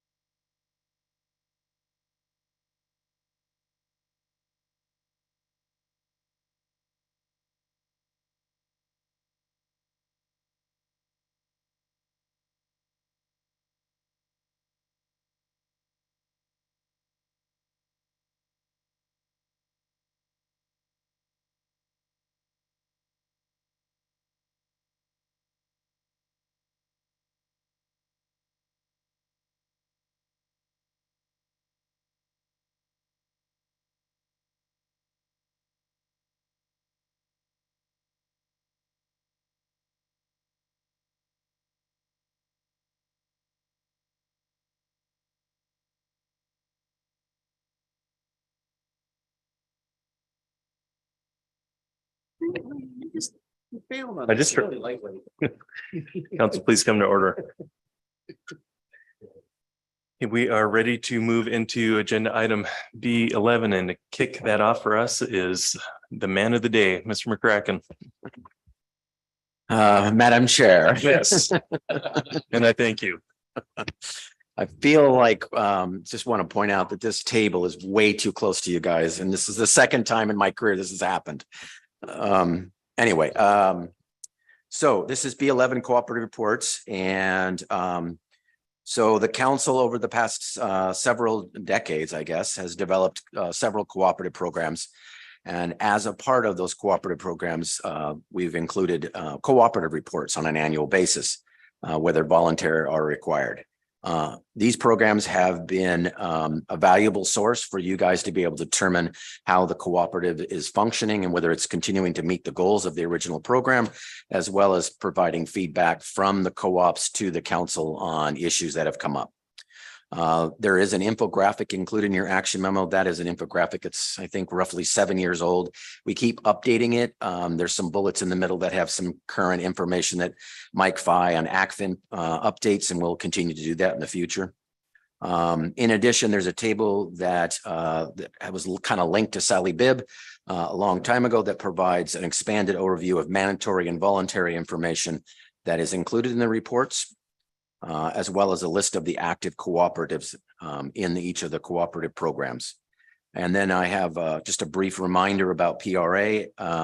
For any request, deletions, or clarifications of information provided in the co-op reports, whether voluntary or otherwise, the PRA or Paperwork Reduction Act requires federal agencies to 1, to seek public comment on proposed collections, and 2, to submit those proposed collections for review and approval by OMB. The OMB reviews the agency information collection requests for approval or disapproval. Just a note here that the PRA shouldn't discourage the council, of course, from making requests for voluntary information. Instead, it's more of a guidance to allow you to take a deliberative approach and be clear and concise in your explanations and objectives of the information that you're requesting, because that information is used in the PRA request. Council and NIMS staff will continue to track these council information requests and submit the necessary paperwork to PRA for to OMB for Mr. Chairman, what we have is we have 3 co-op reports. Everybody turned in co-op reports that were required to turn in co-op reports. So we have 3 presenters. We have Julie Bonney providing the Goa Rockfish Cooperative Report. We have Susie Zaworski, who's going to do the AFA Inshore Cooperative Reports. And we have Austin Estabrooks providing the Pollock Conservation Cooperative. So the Amendment 80 Alaska Seafood Cooperative and the Best Use Cooperative, which is the rockfish portion for the offshore fishery. Those are written only, and there will be no oral presentation. And then just a reminder that there are no crab oral presentations at this time. So, Mr. Chairman, if there's no other questions, I'll hand it off to Julie. Thank you, Mr. McCracken.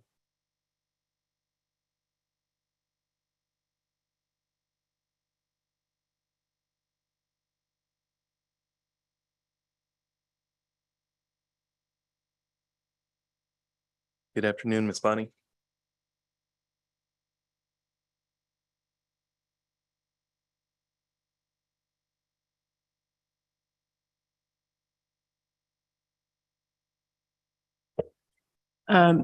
Madam Chairman and members of the council, my name is Julie Bonney. I am the co-op representative for the 5 shoreside catch a vessel rockfish cooperatives, and I'm also the inter co-op manager for the sector. This presentation is kind of in 2 parts. We usually do a little bit of refresher about the program, why it existed, the history of the program, just because the faces at this table change over time. And then we give a recap of what actually happened in the 2000 or the prior year's fishery, which would be 2022. So the rockfish program history, pre 2007, it was a limited access race for fish fishery that happened during the month of July. and it directly conflicted with the Kodiak pink salmon fishery for processing capacity. From 2007 to 2011, it was a pilot program. It was authorized by Ted Stevens via Congress as a test to see if we could meet the objectives for that pilot program. It was a success, supported by industry, and then the council reauthorized the program from 2012 to 2021. For that 10-year period, at the end of the 10 years, the program would sunset unless it was reauthorized again, which was done by this council in 2021.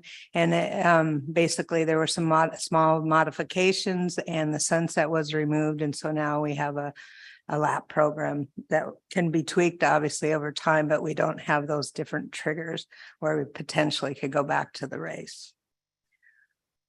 The goals of the rockfish program were economic benefits to Kodiak. The main one was to stabilize the residential processing workforce by filling times of year with low processing volumes, particularly May and June, and now we're hoping to add April. Remove the processing timing conflict with salmon and slow the fishery so more valuable products can be produced. It's a co-op management structure, which means that the council sets the rockfish program objectives, then industry develops the internal rules and agreements to make those objectives happen. Industry is responsible for co-op management and staying within the allocations. NIMS oversees the harvest and the council objectives, and then we annually volunteer to do a co-op report to the council. The co-op's structure builds cooperation among harvesters and processors, so the entire community or industry is working together and also benefits the community overall. I'm not going to go through this operations slide, but you can look at it at your leisure, but you can really see there's a lot of interaction between all the government agencies, the council, the industry, and then the co-op managers themselves and the boards of each one of the co-ops. This is the allocations to the program. So primary species are the rockfish species, Pacific Ocean perch, northern rockfish, dusky rockfish, and then we have what we call secondary species allocations, which is sablefish, Pacific cod, and thorny head. There is a bycatch cap for halibut mortality, and there's a sector-wide bycatch cap for Chinook salmon. The program requires 100% observer coverage for catcher vessels. There's a catch monitoring and control plan required for the shoreside processing plants. And then we actually have a catch CMCP monitor who monitors the offloads of the as they come across the dock. Vessels are required to check in and out of the fishery, and vessels must carry a laptop for the observer for faster turnaround of the data. There's many community conservation measures in here. One is the port landing requirement to Kodiak, the transfer provisions between the CP and CV sectors where fish can come from the offshore sector to onshore, but onshore fish cannot go offshore. There's caps, co-op caps, ownership caps, processors cap, vessel caps to address consolidation. I'm going to go to the next one, which is the 100% retention requirement. So no at-sea discards for any of the co-op species except halibut, which must be discarded at sea.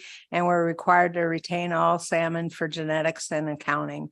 The cost recovery really isn't a community and conservation measure, but we do pay the cost recovery fee to the agency. And I would note that the fee dropped from 2021, which was 2.77, and it's 2.53 for 2022.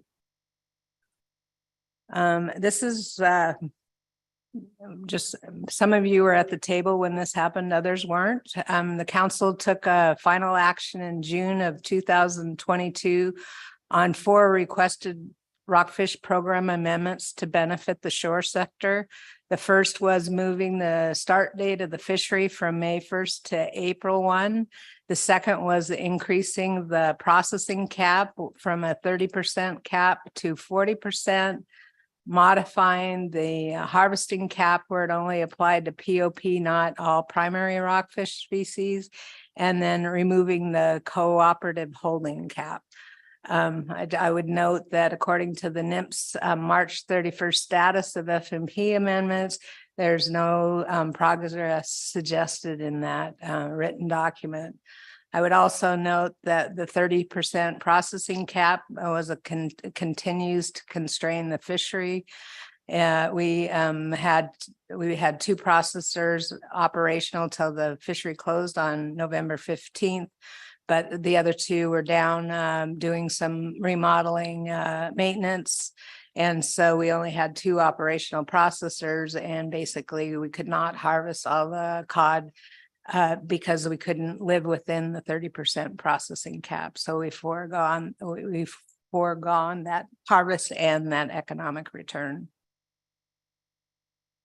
This is the vessel participation. And as you can see in this 2007 was under the limited access fishery. We had 25 vessels active then. In 2022, it was 23. And our range has been between 23 to 29 vessels. So there really has been no consolidation in the fishery. We did this is active processors. And as you can see, we have had some processor consolidation. We had 7 originally in 2012, and we are down to 4 in 2022. And as I pointed out, 2 of the active processors were down for maintenance and upgrades at the end of the fishery. This is Ms. Kimball. Sorry to interrupt, Ms. Bonnie, but just before we moved off that slide, you're providing some context for the fishery as opposed to making a statement about this program itself causing processor consolidation. Am I getting that right? Basically, in terms of processing consolidation, the rockfish fishery is probably about 5% of the economic return for both harvesting vessels, trawl, and for the processing sector. So there are outside forces that resulted in processing consolidation. However, because of processing consolidations and the controls within the rockfish program, it is having an effect on the program. And that's why those amendments that were passed in June of 2022 need to move forward.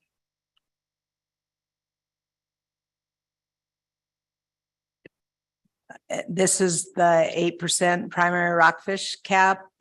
We had 1 vessel that approached that cap this year. Virtually all the others were well under that cap. And as I would note, the vessel 22 and 23 did not harvest any of the primary rockfish. They only harvested the secondary species. So that's why they don't have any shown on this graph.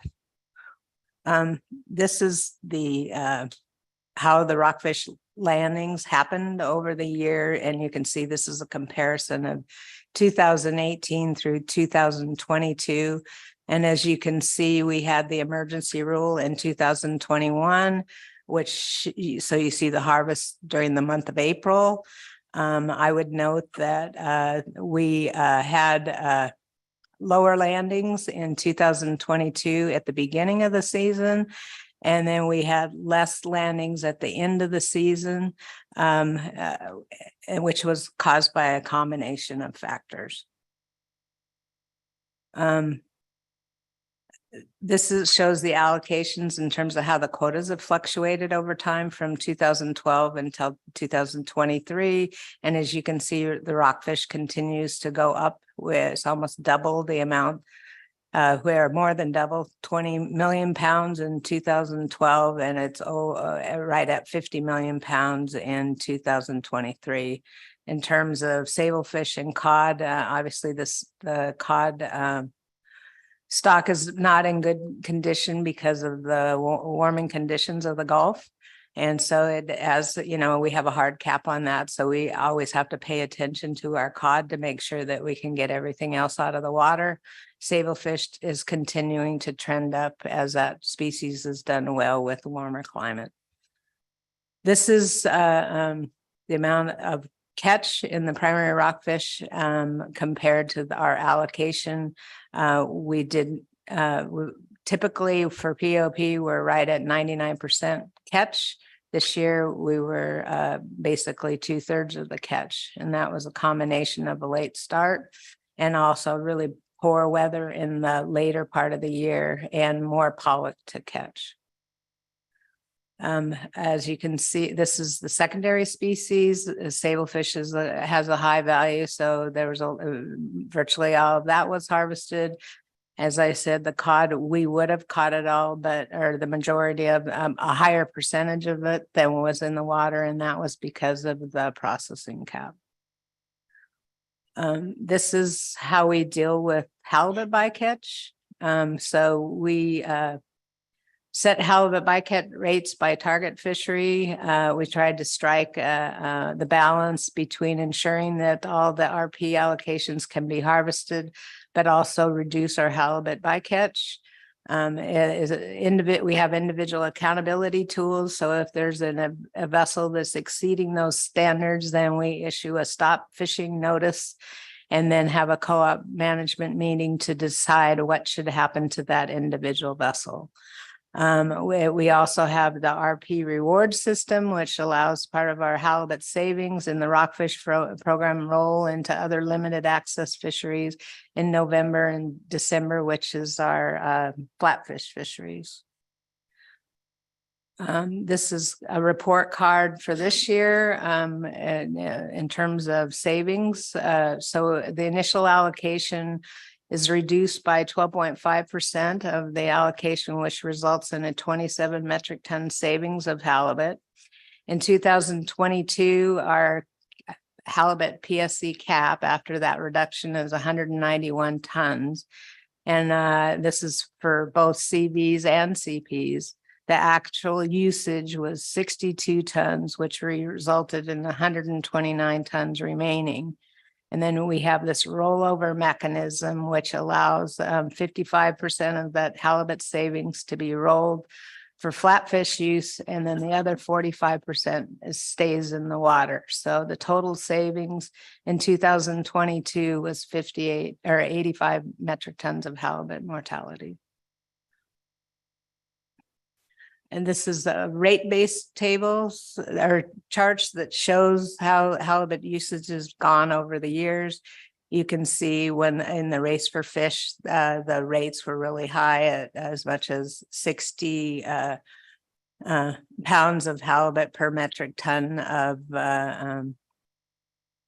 halibut mortality, or a metric ton of rockfish harvest. The top one is CVs only, and the bottom is CVs and CPs. This is a blow up of the time frame of the rockfish program, and as you can see, this year we had one of our lowest halibut bycatch rates at 3.1 pounds of halibut per metric ton of rockfish catch. The rockfish program also has the hard cap for Chinook salmon bycatch, which became effective in January 2015. There's 1,200 salmon available to support the CV sector. Just to note that this sampling method is not census counts, it's based on basket samples, so it may be it's not precise, but it's representative of the fishery. We do a slow start to test the fishing grounds.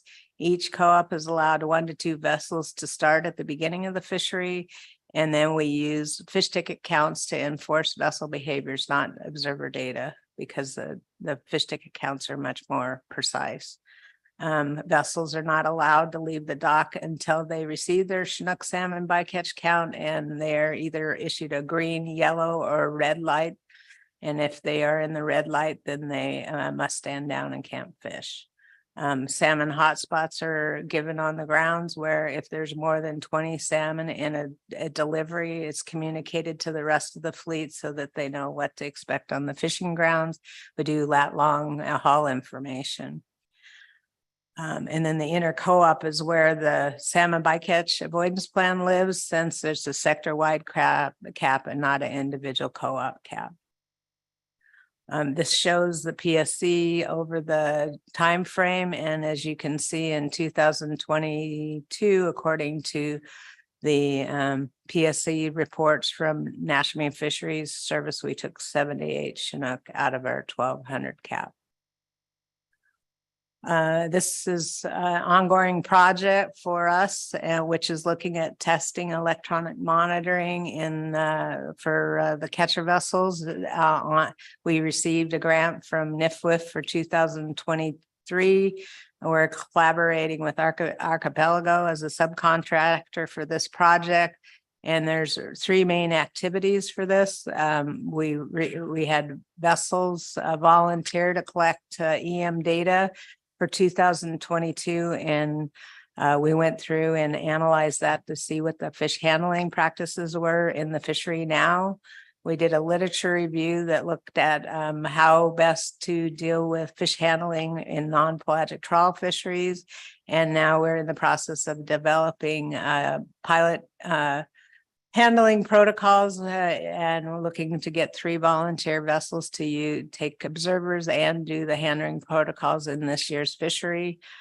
So far, we're looking at minor camera changes, and then we're going to develop a test VMPs with these new protocols. And then future, we're looking at an EFP and a regulated program similar to the same path that we took for pollock. And that's it. Thank you, Ms. Bonnie. Any questions? Thank you. Thank you. Thank you very much. Mr. Chairman.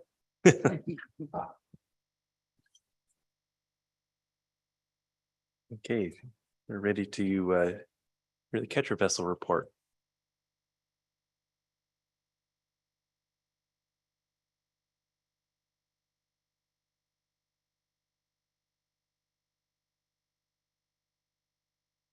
Good afternoon, Ms. Zagorski. How are you? Good afternoon, Chairman Kneen. Thank you. I'm good. And good afternoon, council members. All right, so. Excellent. For the record, I'm Susie Zagorski. I'm the Inter-Co-op Manager at United Catcher Boats, or UCB. And just a little note there, John Groover has recently retired on Friday. So I am the Inter-Co-op Manager now and will be taking on that big role. All right, so I'm here to present the 2022 AFA fishery or AFA catcher vessel Inter-Co-op report. And the AFA CVIC report is a summary of the 8 active CV co-op reports that are required by AFA regulations. All of those individual co-op reports can be found online. And I believe the link to all the reports are posted in the agenda under B11. And I'll also go ahead and mention that the information and data that are in the IC report are on all the tables is from C-State co-op reports and from NIMS tables that are posted. So just a slight preface of this report that's not on a slide, but the primary elements of the Inter-Co-op report are allocation monitoring and compliance of A and B season pollock fisheries splits for the inshore CV co-ops. And instead of repeating inshore CV, that's what I will be referring to as the catcher vessels. So allocation monitoring and compliance of the Bering Sea, Aleutian Islands, and Goa sideboard limits, NPFMC caps for the AFA catcher vessels, allocation monitoring and compliance of Bering Sea pollock harvest inside the Stellar Sea Lion Conservation Area, the establishment of penalties for co-ops that exceed pollock and sideboard allocations. This provides the harvest of Bering Sea Pacific cod by the under 1,700 metric ton exempt vessels while complying with PSC limits. The management and monitoring of sideboard species transfers between cooperatives. This promotes the compliance of the council's recommended sideboard measures and PSC limits while allowing for the maximum harvest of AFA pollock and sideboard allocations, and promotes the reduction of prohibited species catch in the Bering Sea pollock fishery. All right, so there were a total of 99 AFA qualified catcher vessels for the 2022 fishing year. The inshore sector started with 87 qualified vessels, of which were members of the 6 active inshore co-ops. The mothership catcher vessel sector has a total of 19 qualified catcher vessels, and all are members of the mothership co-op fleet co-op. 13 are dual qualified, which means they're fishing for an inshore co-op and the mothership co-op. And all of these tables in my PowerPoints will refer to sections, and those are sections that coincide with the inter-co-op report that you guys have posted on the agenda. All right, so no AFA catcher vessel co-ops landed any pollock outside of the state of Alaska in 2022, and 1 vessel moved co-ops. So if there's any comparison from the 2021 and 2022 report, there was 1 vessel that moved from the Peter Pan fleet to the Northern Victor fleet. So you can see here that the harvest in metric tons of pollock for 2022 with inshore, for the inshore, was 473,765 metric tons. And again, all of the co-ops stayed under or just at their allocation. As far as salmon bycatch reduction measures go, in the 2021 Three River Index fell below 250,000. So the overall limit we were working under, the inshore sector limit, was the lower limit, but the inshore sector was managed, as was the mothership sector, managing at the lower performance standard.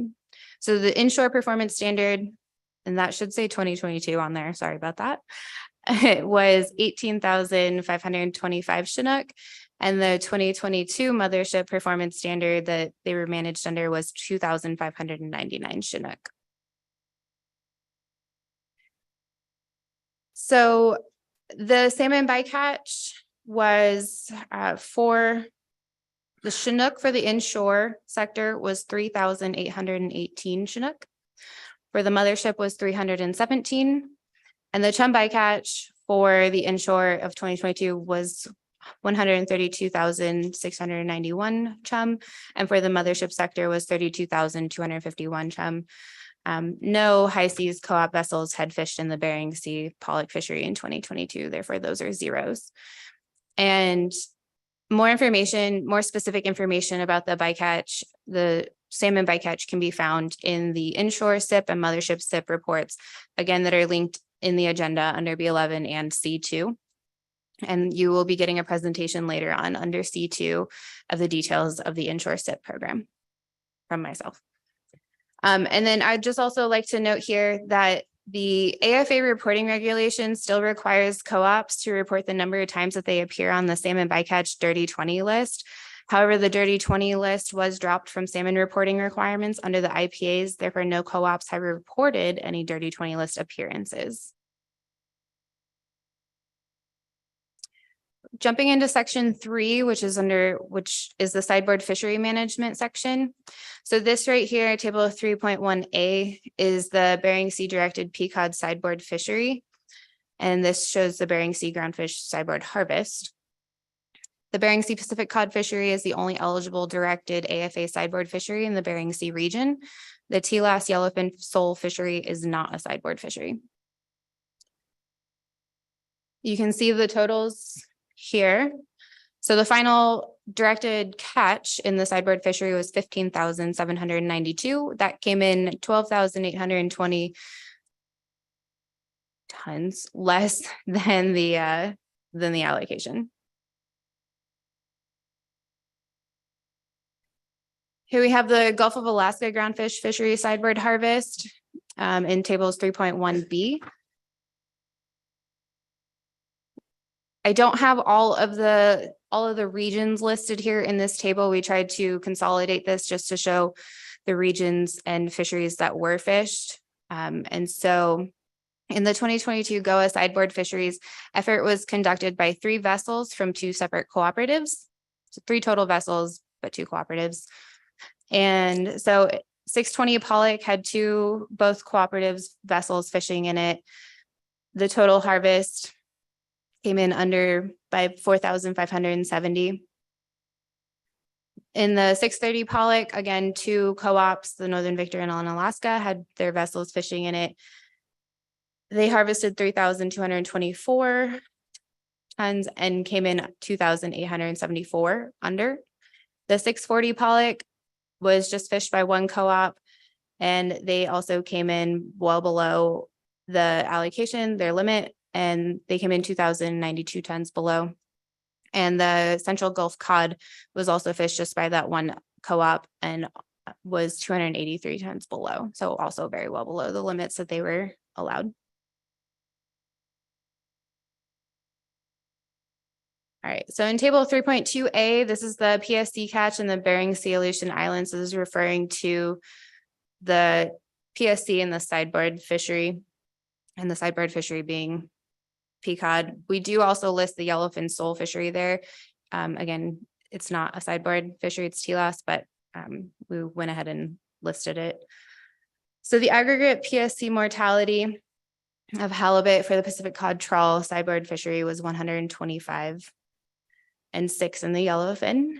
We had on cod, there was 0 of the red king crab, and yellowfin sole, there was 333 crab.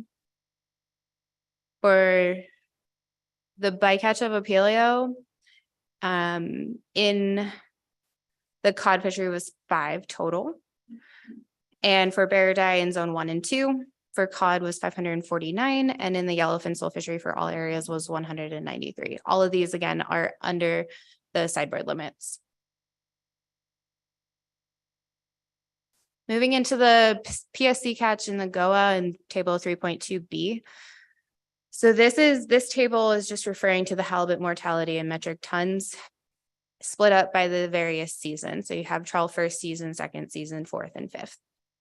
And the only two that were fished were first season and second season. And I will note we separate them out even further into shallow water targets and deep water targets. The shallow water targets are the only ones that were targeted, that were fished. So the shallow water targets include pollock, cod, shallow water flatfish, flathead sole, Atcomb mackerel, and other species.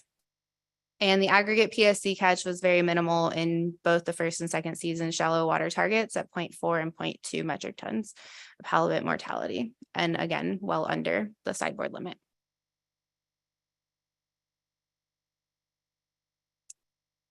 This is the PSC catch for the GOA and the Bering Sea Aleutian Islands. So in table 3.2c is the AFA non-exempt catcher vessel Chinook PSC catch in pollock.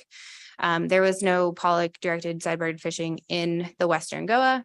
So for Central GOA, there were 591 Chinook below the fishery limit. There were 591 caught as bycatch, and it is below the fishery limit. And then in table 3.2d, this is looking at the Bering Sea AFA catcher vessel PSC catch in the pollock fishery. So herring came in, the aggregate bycatch of herring while targeting pollock was 1,528 tons. Halibut was 13 tons, and the total sablefish was 226. And I will note that sablefish went to no retention status on September 21st, 2022. And that was also the last day of fishing that the CVs ended up fishing. There was, based on catching their allocations, there was no fishing after that. And that is all that I have for you. Thank you very much for the presentation. Let's see if there's any questions. Ms. Kimball. Thank you. Thanks for the presentation. Just on the last slide on table 3.2c, what you're referencing in that table, the fishery limit, that's the overall fishery limit for any Chinook PSC caught in the trawl fisheries in the Gulf. And then you've got the AFA component of that. That's not an AFA limit, I guess, is what you've got in that table, correct? Through the chair, yes, that's correct. That's not just the AFA limit listed. That's the Central GOA limit. Thank you. Any further questions? Thank you very much. Thank you.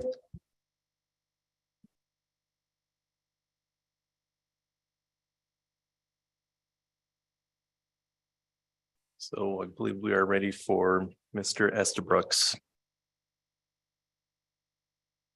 And just a reminder to those in the public, if you wish to testify on the B items, please sign up prior to the end of this B11 report. Good afternoon. Good afternoon, Chairman, members of the council. I'm Austin Esterbrooks, and here on behalf of the At-Sea Processors Association. And I'm here to I am here to present the Joint Pollock Conservation Cooperative and High Seas Catchers Cooperative Annual Report for last year, 2022. I would just mention this presentation doesn't cover every single aspect of the report, just hits some of the highlights. Just to note, we did have some ownership transfer at the end of 2021. So this is the first year that we are under new cooperative shares, and just wanted to highlight that change for this year. So the Starbound was acquired by Trident Seafoods, so it changed their cooperative share slightly. This is the standard allocation and final catch table that I present in the report. This just shows the breakdown of initial allocations, and then how we how those move into final allocations and then catch. And as you can see from this table, none of the high seas catcher vessels fished pollock again this year. That's been a standard practice for many years, that all of those allocations are harvested on the CP vessels. I won't go into any of the history there unless there's questions later. This is again our total cooperative pollock directed catch and PSC. We caught just over 380,000 tons of pollock. The other ground fish is primarily consists of cod, but we also catch some other flatfish and roundfish in that total. Halibut bycatch was 93 metric tons last year. Herring 161. And I won't read the rest. This is a figure I don't present in the report, but it is a number that is cited in the report. And we just, in terms of the total groundfish that we catch, this past year, we retained 99.7% of all of the groundfish that we caught.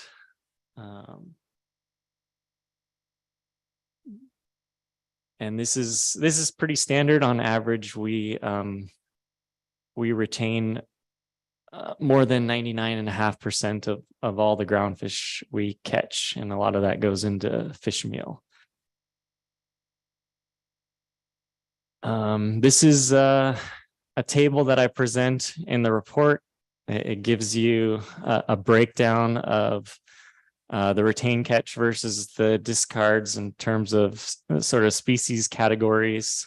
So of the total groundfish caught, we discarded just 1,275 metric tons.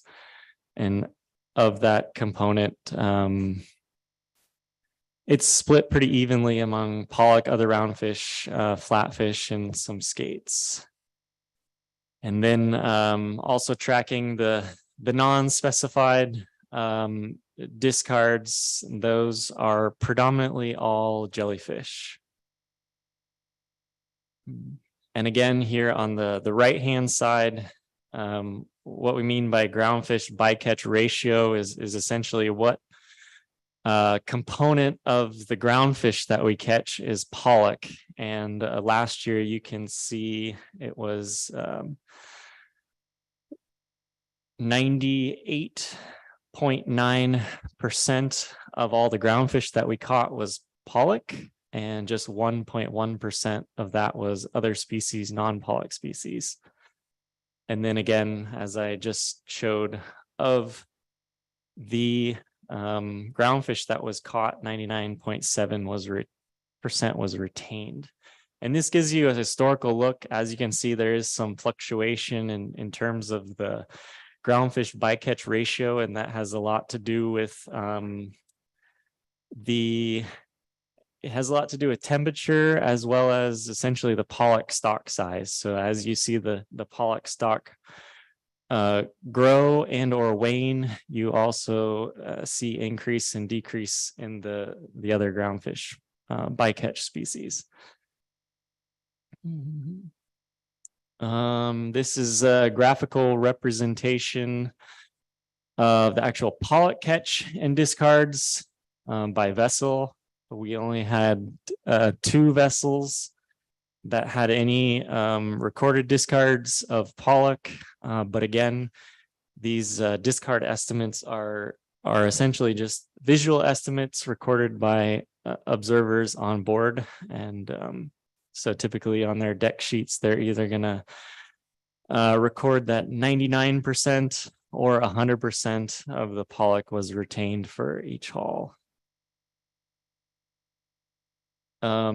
We have 15 active vessels that are in the pollock conservation cooperative. 2 of those primarily harvest sideboard species and CDQ.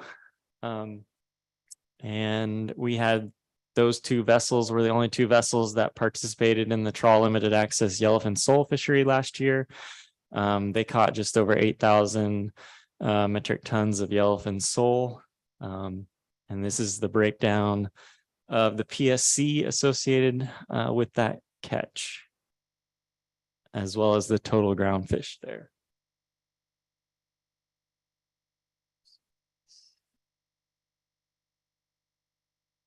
And yeah, I just wanted to highlight the average halibut mortality was 7 kilograms per ton of yellowfin.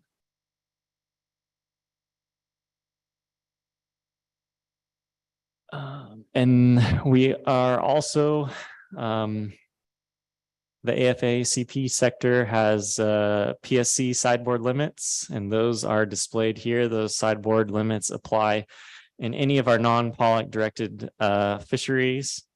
And this just highlights that we were well under all of the PSC limits in our sideboard fisheries last year.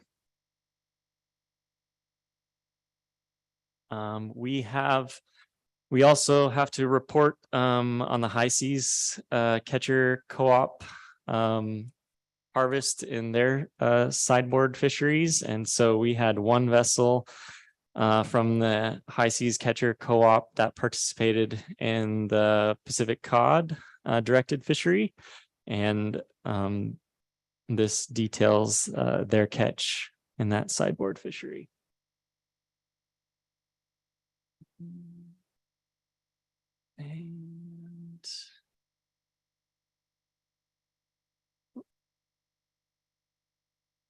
And that's my last slide, if there are any questions. Great. Thank you, Mr. Estabrooks. Any questions? All right, I don't see any. Appreciate your presentation today. Thank you very much. Thank you. And I believe, Mr. McCracken, that's all of our reports, and so all of our business under B11. So thanks again to all the presenters this afternoon. So with that, we can move into public comment on our B items. Hold on while I refresh here. Looks like we have 4 members of the public signed up to testify. And first up will be Linda Benkin, then Jerry Davis and Tiffany Andrew, followed by Luke Fanning, and then last up will be Heather McCarty and Mateo Pasadon. Good afternoon, Ms. Benkin. Good afternoon, Chairman Kane, members of the council. Linda Benkin testifying for Alaska Longline Fishermen's Association. I'm testifying focused on the NIMS report, in particular, management of the sablefish fishery. I wanted to give you all an update on what's happening in that fishery. It's been pretty disconcerting to our members and our fleet. As you know, and I had a handout, hopefully you can see that. I can't, but hopefully you can. With this large influx of these small year classes, despite the fact that they are not fully mature, you have dramatically increased quota in these fisheries. That has been quite reflected in the catch that not only is the spawning biomass 60% dependent or made up now of immature fish, but the catch is even higher percentage of these small fish. And that has concerned us for the biological impact on the stock. It's also been a concern to us, as we've expressed to you, in terms of the potential economic impact of these huge quotas being filled by small fish. This year, we've really seen that economic impact. It's probably too soon to know what the biological impact is, but it's quite clear to see what the market impact is. We'd enjoyed a price since 2011 that has been fairly durable, average ex-vessel price for this fishery of $5 to $7 a pound. This year, we're looking at an average ex-vessel price of $2 and dropping. There are processors losing money on the fish they've bought so far. There are processors turning away boats. And now in SPC, I know in Sitka is only buying for members because they don't know that they can market all the sablefish coming in. So we've gone from being a very high value fishery to a high volume, low value fishery, with processors not even sure they can cover the costs of processing the high abundance of the very small fish that are being delivered. I don't think that was ever your intent, but that's been the effect of these rapid and huge increases of the quota with these small fish driving that catch. I know at the last meeting in December, you gave some encouragement to the stock assessment team to look at alternative harvest control rules. I think has come forward numerous times, partially mature classes are being treated as fully mature in the model. They're going to take another look at that. We hope that results in some checks and balances on these huge quotas. You also, thanks to Councilmember Twite, asked that they look at ways to maximize the economic value of this fishery instead of just maximizing the catch. And we're really looking forward to seeing that analysis and seeing some change in how this resource is managed. I think a lot of what's in this handout speaks for itself. This doesn't include up to 2023, but you can see as the quota was going up, the prices were dropping. This year, it feels like the market has really fallen right out from under this fishery. The numbers at the bottom are from a processor in Yakutat and a processor in Sitka. You can see that the prices on large fish have come down 6%, a little bit, where we've seen these huge drops in the prices are in the small fish. And that, of course, is where all the volume is from these fisheries. So there's not much you can do at this point. We have this huge quota out there. We've got a pretty destroyed market, people catching twice as much fish for less money than they were catching just a few years ago, with much higher costs in fuel and bait and pretty much everything else, as you know. Our ask to you is that you take a hard look when this data comes back in the fall at what's happened in this fishery and also what you can do to change management. And that you schedule for June, after making some revisions to the analysis, this look at the small sablefish release. People are in a tough spot, processors are in a tough spot, and you need to provide some relief. We believe there's information from Dr. Kursunki that should be included in that analysis when it comes back in June. We'd also like to see market data updated on the value of these small fish, as well as the recommendation that we heard from the SSC that you take a look at the uncertainty introduced by allowing people to release small sablefish relative to all the other uncertainty that exists in the stock assessment process in Catch County. And that's my That's all I have for you today, but I'm very happy to answer questions. Thank you. Thank you, Ms. Benkin. Any questions? Ms. Kimball. Thank you. Thank you, Ms. Benkin, for that testimony. And I guess I'm hearing in the end to really look toward the SSC recommendations on the changes to the stock assessment and then look forward to the small sablefish release analysis. And you're nodding, so I'm not going to make that my question. I'm wondering, because we've consistently been dealing with this challenge of having 3 extremely large year classes of sablefish come into the process, and we see what that does to the stock assessment. We get public testimony to continue to set tax according to our normal process. And I'm wondering if we had set tax lower, I mean, was your testimony such that you thought these trends would be different? We received testimony on the order of set tax same as last year to set tax 15% less. And I'm just wondering if you really think that's the root of this trend, or if it's simply we need to move through these stocks, these year classes, and be able to release small fish to only bring big fish to market. It's a larger question, but it's the best you could do. I'd appreciate it. Yeah, through the chair, Ms. Kimball, I think the council could have taken steps to avoid seeing this situation that we're in now, and that not raising quotas so fast, raising quotas so fast, knowing that these fish are small. 1, biologically, they haven't contributed. 2, we knew, and we were telling you they're worth a whole lot less as small fish than they are if you let them grow up. They're worth more to the stock. They're worth 3 times as much in the market. Let's let them grow up before we raise quotas. So yes, I think a slower up on raising quotas would have made a huge difference here. And we just ask you to take that into consideration when we come back to look at the quotas for next year. When we started looking at reapportioning this fishery, there was some requests from the industry to consider some different goals and objectives for management, including maximizing economic value. Those were sort of lost in the process, and that was almost 5 years ago. So we have been asking for that look at management, and it's part of, I think, your responsibility is look at economic, social, and ecological factors when you're setting that difference between ABC and TBC. And I guess what I'm saying is I don't think those were taken as seriously as they need to be taken by the council with this stock going forward. And that's what this year is really painfully showing us. And we'd ask that you think about that and look at it hard with the information that comes forward from the stock assessment team going into this next year and December as you start looking at quotas from next year.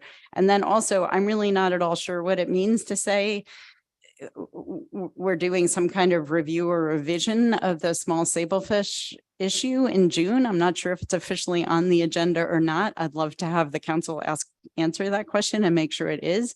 And also that there will be an update to the analysis before it does come back for further consideration. Thank you. And then as follow-up on the maximum economic yield concept, can you remind me whether the interest in that was in setting ABC or in setting TAC? I mean, it would be a new part of our process, introducing any kind of social or economic objective into ABC. So I just wanted to clarify. Yeah, through the chair. So I think in terms of setting ABC, I hope the look at the harvest control rules that refines how you think about partially mature year classes has an effect on ABC, because I think we're taking a lot on faith that these small fish that are so abundant are going to grow to be big fish in a rapidly changing ocean, very dynamic system made even less predictable because of climate change. As far as the social economic factors, that is a TAC consideration in my understanding of the process, and that's where I hope you will factor that in. Thank you, Ms. Kimball. Mr. Dell. Thank you, Mr. Chairman.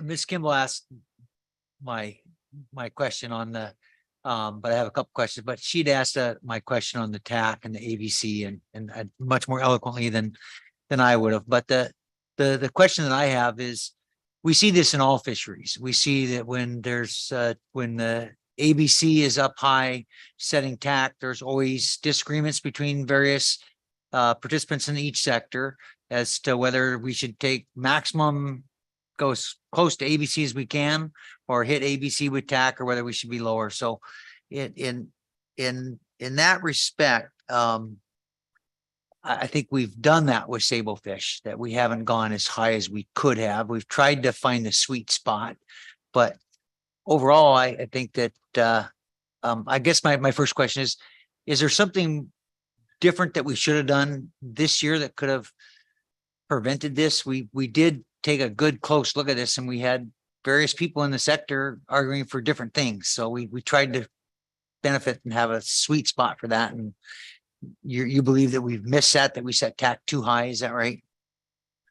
Yeah, Mr. Down, through the chair, I know it's hard when there are differences of opinion. I think there were a lot in the industry who came forward with data and said, we're concerned about the stock because of how many of them are immature. We're concerned about the markets because we are showing you this market spread. The council did set TAC at ABC, stair stepping in the new apportionment system after a few years of holding back and setting TAC below ABC. And yes, I think we would be in a better place if TAC had not been set as high as it could be this year. That's water under the bridge, but I hope you'll take into consideration next year that there may be more value to the fishermen and to the fishery of not maximizing catch, but instead thinking of how we maximize value out of this resource. And it just seems particularly important to me right now that we're building in conservation and making the most with what we are catching rather than maximizing how much we take out of the resource, given the signs of ecosystem stress we're seeing across the board. Mr. Down. Thank you, Mr. Chairman. My second question, Linda, is that with the reports you'd asked in your testimony that the reports from Dr. Kanucky be sent, that there be included in this update that we'll receive in June, and what all would be included in the update you're interested in. So is it your understanding that the staff has access to, has been given access to the studies from Dr. Kanucky, which I agree should be included, and what clarifications are you seeking at this meeting from the council on what will be included in the review in June? You seem to be kind of apprehensive about what might or what might not be included in that review in June. Yeah, through the chair, Mr. Downs, thanks for that question. We were hoping that a revised analysis was coming back to the council in June, and that the council then could take action on that revised analysis, rather than you will revisit in June how to revise the analysis, and then we may see it again at a later date.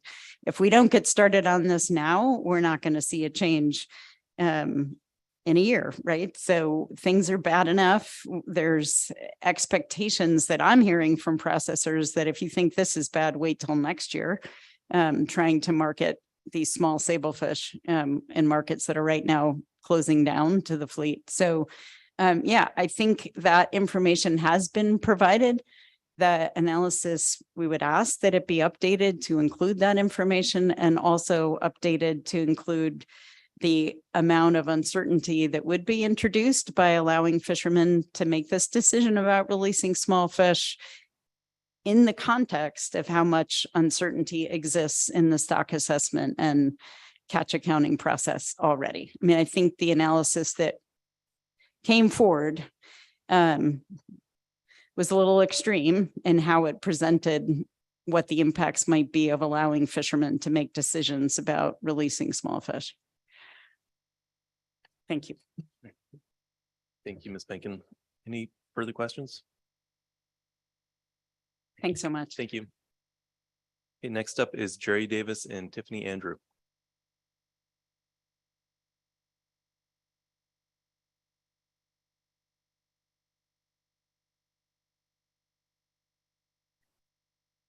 Good afternoon. Good afternoon, Mr. Chairman and Council. I'm Jerry Davis, General Counsel for Yukon Delta Fisheries Development Association. And with me is Tiffany Andrew, YDFDA's Governmental Relations Specialist and a resident of Aleknuk. The reason for our testimony today is to discuss ADF&G report and the December review. And we want to express our gratitude to the state of Alaska's evaluation team, Ms. Rachel Baker with ADF&G, Ms. Michaela Fowler with GCCED, and with Kathy Minos with DOL.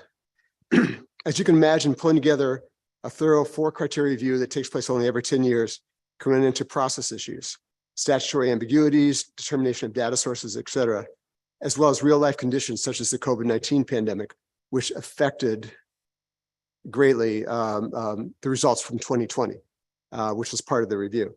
And at all such encounters with these difficulties, the evaluation team was applied foresight, was responsive to our concerns, and worked in a timely fashion to get the review done. We really appreciate their hard work and attention. The secondary reason we're up here is that it was illuminating doing a 10-year review. I think it's really unusual for an organization to do a 10-year review, look back on their body work and have it judged. We do annual reviews, but a 10-year review was really hard.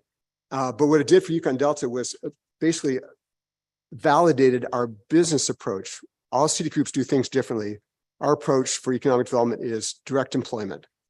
We have no intrinsic, economy out there. We don't have the Bristol Bay fishery. We're not other places. And so we employ people. It's what our exec believes in. And from the review, we realized we provided $87 million in wages over a 10-year period for 12,000 jobs, an average of $8.7 million a year. And we think, and that money was for working. It wasn't transfer payments. It wasn't assistance, infrastructure grants. It was for putting money in people's pockets for doing a job. And we think that was exactly what we're trying to do. And so we're super proud of that. And I originally thought that we really kicked butt, but then I read the other group's reviews and they all did similarly amazing jobs, and their numbers were great. And so I hope you'll look at those. And now I'd like to have Tiffany make a few comments. Hi, my name is Tiffany Andrew. I'm from Aleknuk. The CDCOOP program, YDFDA has employed the majority of my people, counting myself as well. There's YDFDA itself and their subsidiaries, the fish buying company, aluminum skiff manufacturing company, a construction company, and the youth employment program. I've worked under all except one. For many people in the region, it's actually their only annual income they'll ever earn. For the majority of them, it's the first job they've ever had, and people seem to heavily rely on the development program. Without it, so much wouldn't even exist, which goes to show how they really are helping our communities develop and grow, and also keeping people home because jobs are so limited in the rural areas. My own brother had to move due to low job availability, but these jobs provided by YDFDA and its branches have allowed me to remain residing in my village so that I can help my extended family and to teach my children a cultural lifestyle. My favorite, not to play favorites, but I've actually loved watching the youth employment program's young adults' joy to see themselves earning their own hard-earned money. They're 14 to 18 years of age. They seem to enjoy being able to buy their own clothes for school, and something as simple as providing for their own selves allows for them to realize the importance of earning their own income at a young age. They love the independence. The first ones have outgrown the program, but now the majority of them have climbed to now have full-time jobs that taught them the importance of being independent.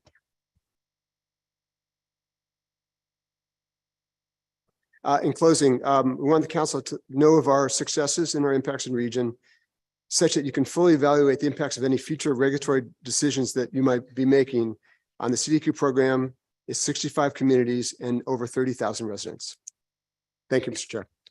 Thank you, Mr. Davis and Ms. Andrew. Thank you very much for your testimony. Are there any questions? Ms. Kimball. Thank you.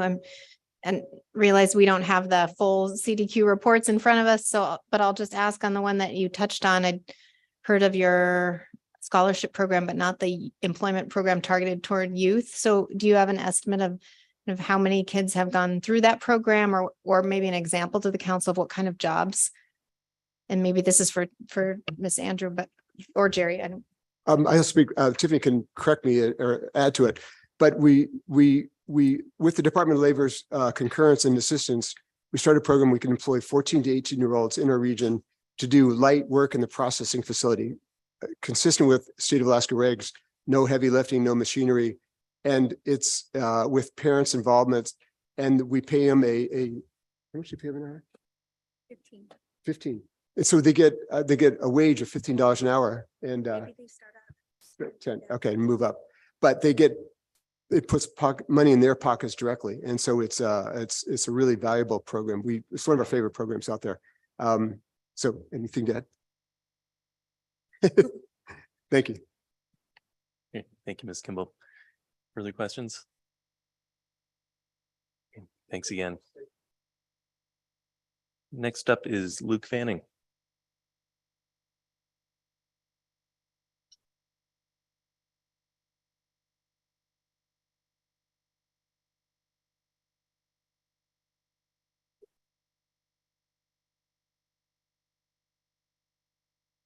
Mr. Chair, I hope it's okay. We're bringing a chair of our own.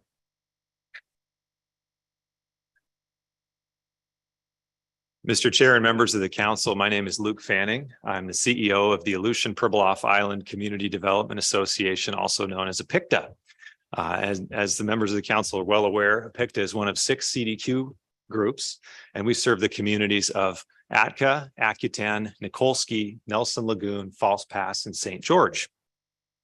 As you also know, our mission is to increase our community's participation and investment in the fisheries of the Bering Sea and Aleutian Islands region, provide social and economic benefits, reduce poverty, and help build sustainable local economies. And with me today is Shante Kachutin, who is our programs manager, and also Mayor Mark Merkuliev from St. George. Hello, Mr. Chair and members of the council. My name is Shante Kachutin, and as Luke said, I'm the program manager at APICTA. My family is from False Pass. I grew up, my father was a commercial fisherman, and I grew up in a commercial fishing and subsistence lifestyle out in the village. I was introduced to APICTA in my senior year of high school through their scholarship program. APICTA supported me through my undergraduate degree and provided me with financial support through their Emil Barakoff Senior Memorial Scholarship. Prior to my graduation, I participated in their internship program in the admin department as the receptionist. At the conclusion of my internship, I was offered a full-time permanent position at APICTA.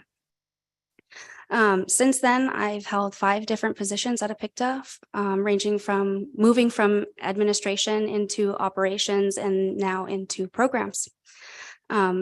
In my role as APICTA's programs manager, I oversee many of the programs that contributed to APICTA's performance during the decennial review period, which included the community development grants, infrastructure grants, and other important programs that APICTA provides to its communities and residents.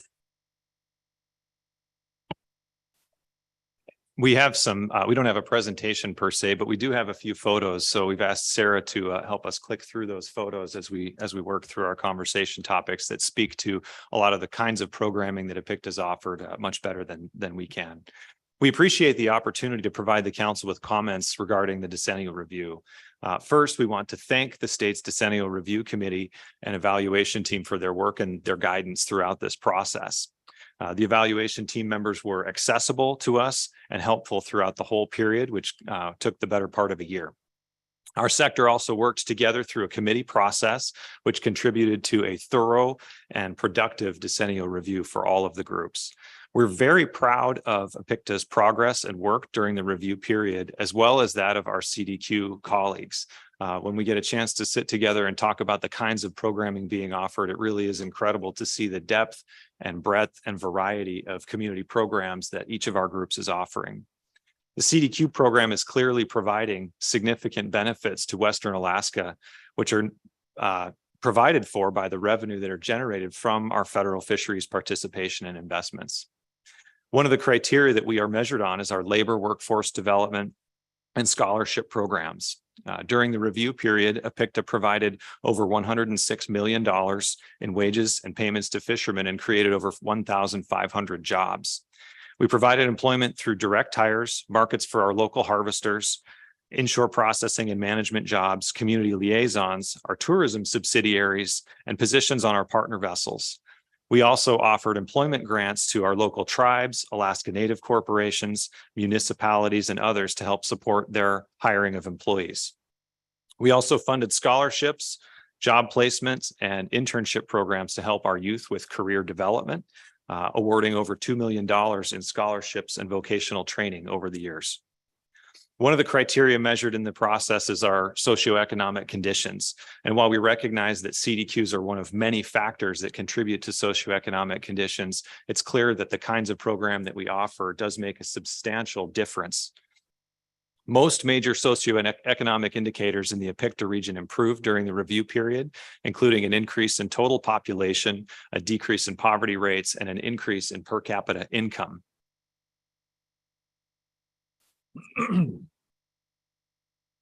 Hello, everybody. My name is Mark Merkuliev from St. George Island, Alaska. I'm mayor of St. George as well, and a lifelong resident and fisherman. One of our areas of focus with APICTA is funding essential infrastructure projects in our communities, which has been going on for about the last 5 years now. It's directly linked to the quality of life out there. I mean, the infrastructure out there is, you know, as you may know, maybe 50, 60 years old or even older. Given the reduced levels of the state capital spending, as you are all aware, this has been particularly important over the last few years. As I just mentioned, it's really saved our bacon as far as, getting infrastructure out there and having a fisheries. That's critical out there. The financial support from APICTA provides essential match funding for federal grant dollars, which we're able to leverage for projects which are extremely costly, as you're all aware. And most of our communities, lack a tax base. We're not able to tap into that. And without CDQ funding, all these projects would not be possible, as some of you may have known or be aware of. And during the review, APICTA provided a stable source of funding for projects serving critical needs, such as housing, health clinics, energy, and fuel security. For instance, in St. George, we just had our clinic renovated recently, so that's a huge plus. Mr. Merkuliev, I apologize. Up on time, would you be able to make a summary comment before you conclude? Oh, sure.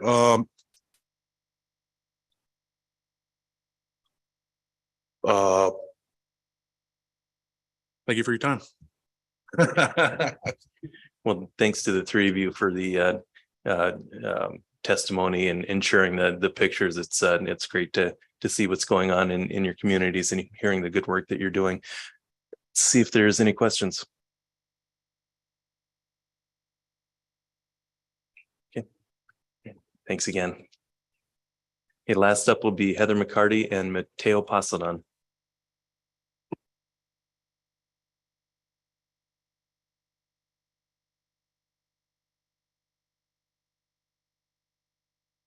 Good afternoon. Good afternoon, Mr. Chairman. I'm Heather McCarty, speaking for Central Bering Sea Fishermen's Association, CBSFA, the CDQ group on St. Paul. Mateo Pasadon on behalf of the City of St. Paul. We don't have a presentation like APICTA did, and now I'm thinking we should have, but that was nicely done. I think we just want to take this opportunity in public to thank the state of Alaska, and particularly ADF&G, who's here now, and the other agencies at the state who put together a process that was really flawless in the review of the CDQ program. It was kind of a challenge because there weren't very many of us that were around 10 years ago, either at the state level or at the CDQ level. And so we had to kind of piece together how it went 10 years ago, which was the first time it was done, and sort of use that as a guide going forward for this review. We all learned a lot, I think. And one of the things that the state has told us is that they are making good notes this time around so that 10 years from now, you won't have to reconstruct the process. I think taken together, if you look at the reports from the CDQ groups and the state's comments on those reports, you will see what an integral part of coastal Western Alaska the CDQ program is. I mean, as it grows in importance in the seafood industry, so it grows in importance, social and economic influences on the coastal communities is almost immeasurable. And I think that that's kind of what the overall impression was if you take a look at all the reports together. So again, I wanted to publicly thank the state and of course NMFS and the council for their continuing support as we are facing difficulties in Western Alaska with resources, particularly, as you know, in St. Paul. I won't go into that sad story, but it seems that now the CDQ program in particular in St. Paul and other places is going to take on more and more responsibility for the community well-being and the community services that we see are going to be needed more and more. So looking to the future, just at the CBSFA level, we're looking at trying to rehabilitate the crab stocks, working with ACCRAB, Alaska King Crab Research, Rehabilitation and Biology Program. We're looking to grow Bristol Bay Red King Crab, hopefully on St. Paul, and put them back into their natural habitat in Bristol Bay. We have to do something, and so we're trying to pick up the pieces of the lost resources and hope that someday we will once again see a healthy crab fishery and a healthy crab processing industry on St. Paul and other places as well. I'll let Mateo speak a little bit.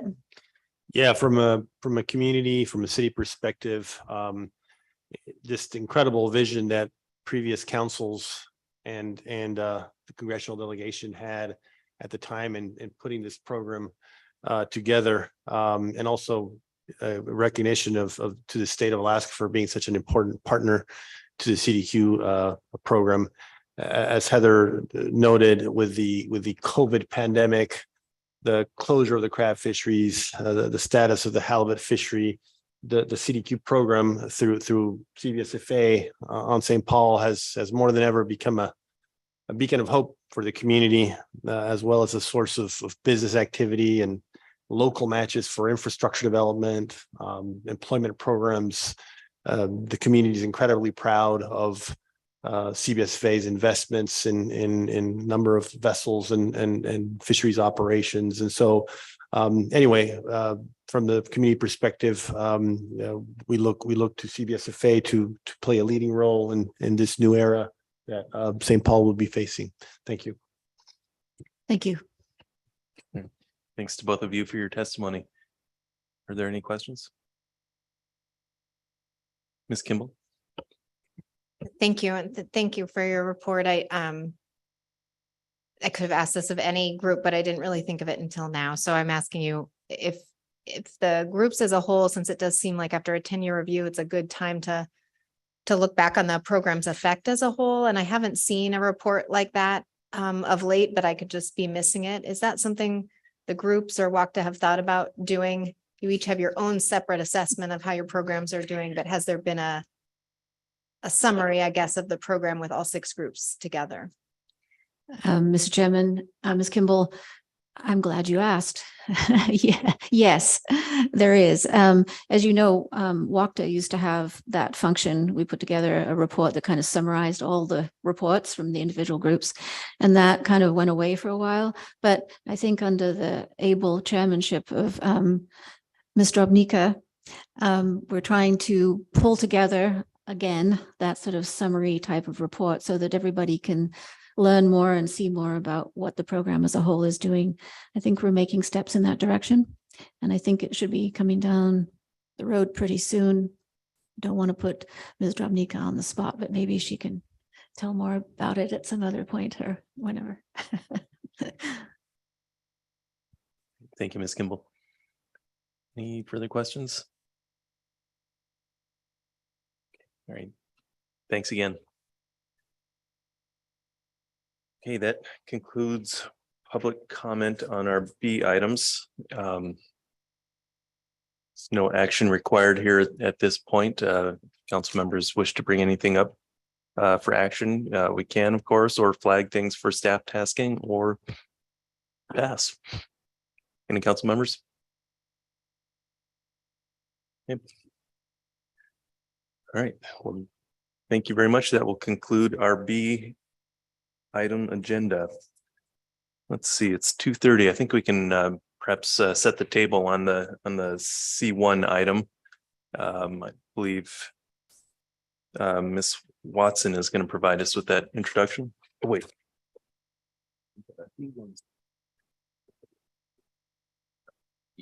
Oh, I apologize. Looking at the wrong agenda. D1. And Ms. Evans.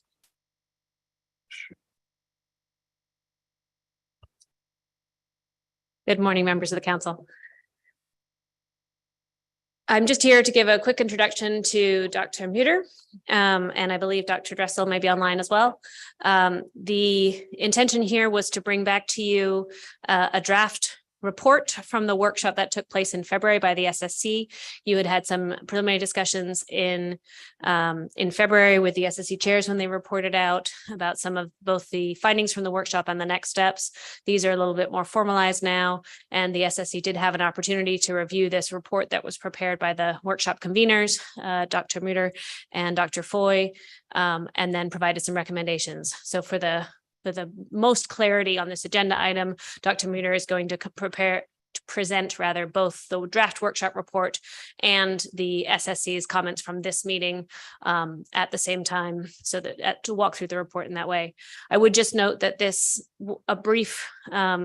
my brief staff summary of the workshop report was presented to the advisory panel, and they did not have any comments for you on that.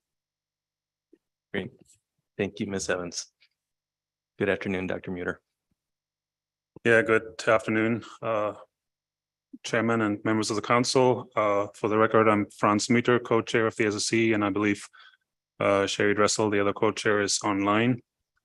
I'm actually going to start by kind of giving the quick overview of our deliberations yesterday in reviewing the full SSC reviewing the report. As you know, we had the workshop in February, and just as a sort of overall take home from the workshop, it's become fairly clear that the significant changes to the ecosystems in the Northern Bering Sea and Southern Chukchi Sea and the commercial fish stocks that extend into that region and local communities that depend on the resources in that region, fish, seabirds, and mammals, present some challenges for the council to balance trade-offs among different groups that haven't necessarily worked together much in the past. The SSC found that the report that we put together was fairly comprehensive in terms of capturing at least the flavor of the discussions at the workshop.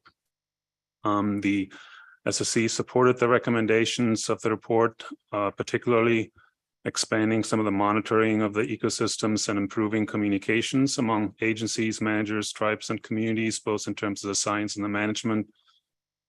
And the SSC recommended that a subgroup of the council and SSC and perhaps a PT, that was an addition that we made yesterday, plan team members perhaps be formed as soon as possible over the summer, ideally, to follow up on some of the recommendations with planning for a possible more focused workshop in 2024, and I'll get back to that.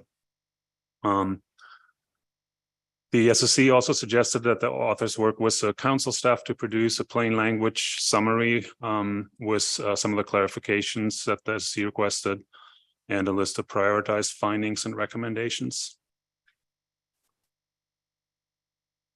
So don't try to read this. I blurred that intentionally. I just want to lay out some of our key science and management recommendations that really encompass sort of the general recommendations that came out of the workshop for both the science community and the council. And we just kind of try to organize that in terms of recommendations to the science community, from the science perspective, recommendations for management, and then we broke it out by more locally focused recommendations focused on the area that the workshop focused on in the Northern Bering Sea and Southern Chukchi Sea, and then more global considerations that would be applicable for any system in Alaska. And I'm going to zoom in on the top part first on the local considerations. And in terms of recommendations to the science community, a recommendation was made, and that came up repeatedly in the workshop to develop a better monitoring program that's focused on understanding some of the processes or process changes in the Northern Bering Sea that have occurred that would help us better understand the carrying capacity of what that system can support in terms of apotrophic levels, fish, seabirds, mammals, and expectations for future commercial fisheries in that region. We also highlighted a recommendation to develop recommendations and also secure additional funding for periodic assessment of the Southern Chukchi Sea ecosystem. And the funding portion here is just we want to make sure to not take away from existing surveys in the Bering Sea, but develop some kind of way to monitor at a perhaps relatively low cost the potential expansion of some of the fish stocks into the Southern Chukchi Sea. And then generally improving the overall science coordination in that region was highlighted throughout the workshop as well. On the management side, we pulled out a couple things here, just the need for improved engagement with tribes and communities. And then the other one we highlighted here is considering mechanisms for dealing with the fact that a lot of these stocks are now distributed across the U.S.-Russia boundary, for example, to deal with developing a better approach to managing those transboundary stocks, or including stocks that extend outside beyond the Northern Bering Sea region in management appropriately. On the sort of broader recommendations that we had that would apply more generally, one of the ones on the science side that rose to the top was reassessing the time periods that we currently use to define productivity of crab and groundfish stocks. And I'll talk about that a little more later. Consider one of the reasons for holding the workshop was originally to consider alternatives to current harvest control rules. We didn't make progress on really assessing different harvest control rules, but we saw some work in progress through the ACLIME group on the consequences of modifications to our harvest control rules. So maybe taking a closer look at the work that is still ongoing, somewhat preliminary, but some of it is in the pipeline to be published, and use that to further consider alternatives to our current harvest control rules. In general, and that's both on the science and the management side, we thought that increasing the dialogue between SSC and council on some of the issues that straddle kind of the science policy interface would be beneficial to move some of these things forward. And then finally, it was recommended to identify which stocks are likely to do better or worse in a changing environment, particularly in that, throughout the marine ecosystems of Alaska, really, and also quantify the associated uncertainties to help fishers kind of build the best fishing portfolio to the extent that they have that flexibility. And then on the management side, and this kind of parallels the first bullet point on the science side, renewing discussions on the reference period determinations in light of these short-term shocks and expectation that we may increasingly see extreme events, and that has both science and policy aspects to it. And then I already mentioned the increased dialogue. And then finally, on the management side, actually both science and management side as well, improving the use of approaches that explicitly consider and communicate risks associated with some of the changes. So in terms of next steps, then there were a lot of recommendations made during the workshop that we kind of summarized in our report in bullet format. They haven't really been prioritized, but we suggest that the outcomes from the workshop and that bulleted list can help the council identify research priorities in the current cycle. And then we also suggest that some of the recommendations from the workshop could be incorporated into the development of the planned programmatic EIS process to better address impacts of climate change on the marine ecosystem and on the communities. And there's also, besides the programmatic EIS, we highlight some of the other efforts that are ongoing that would require some coordination, for example, with the work that the Climate Change Task Force is doing. We did recommend then to form a subgroup of council SSC and perhaps plan team members to develop sort of a roadmap of how to get where we want to be to deal with climate change. That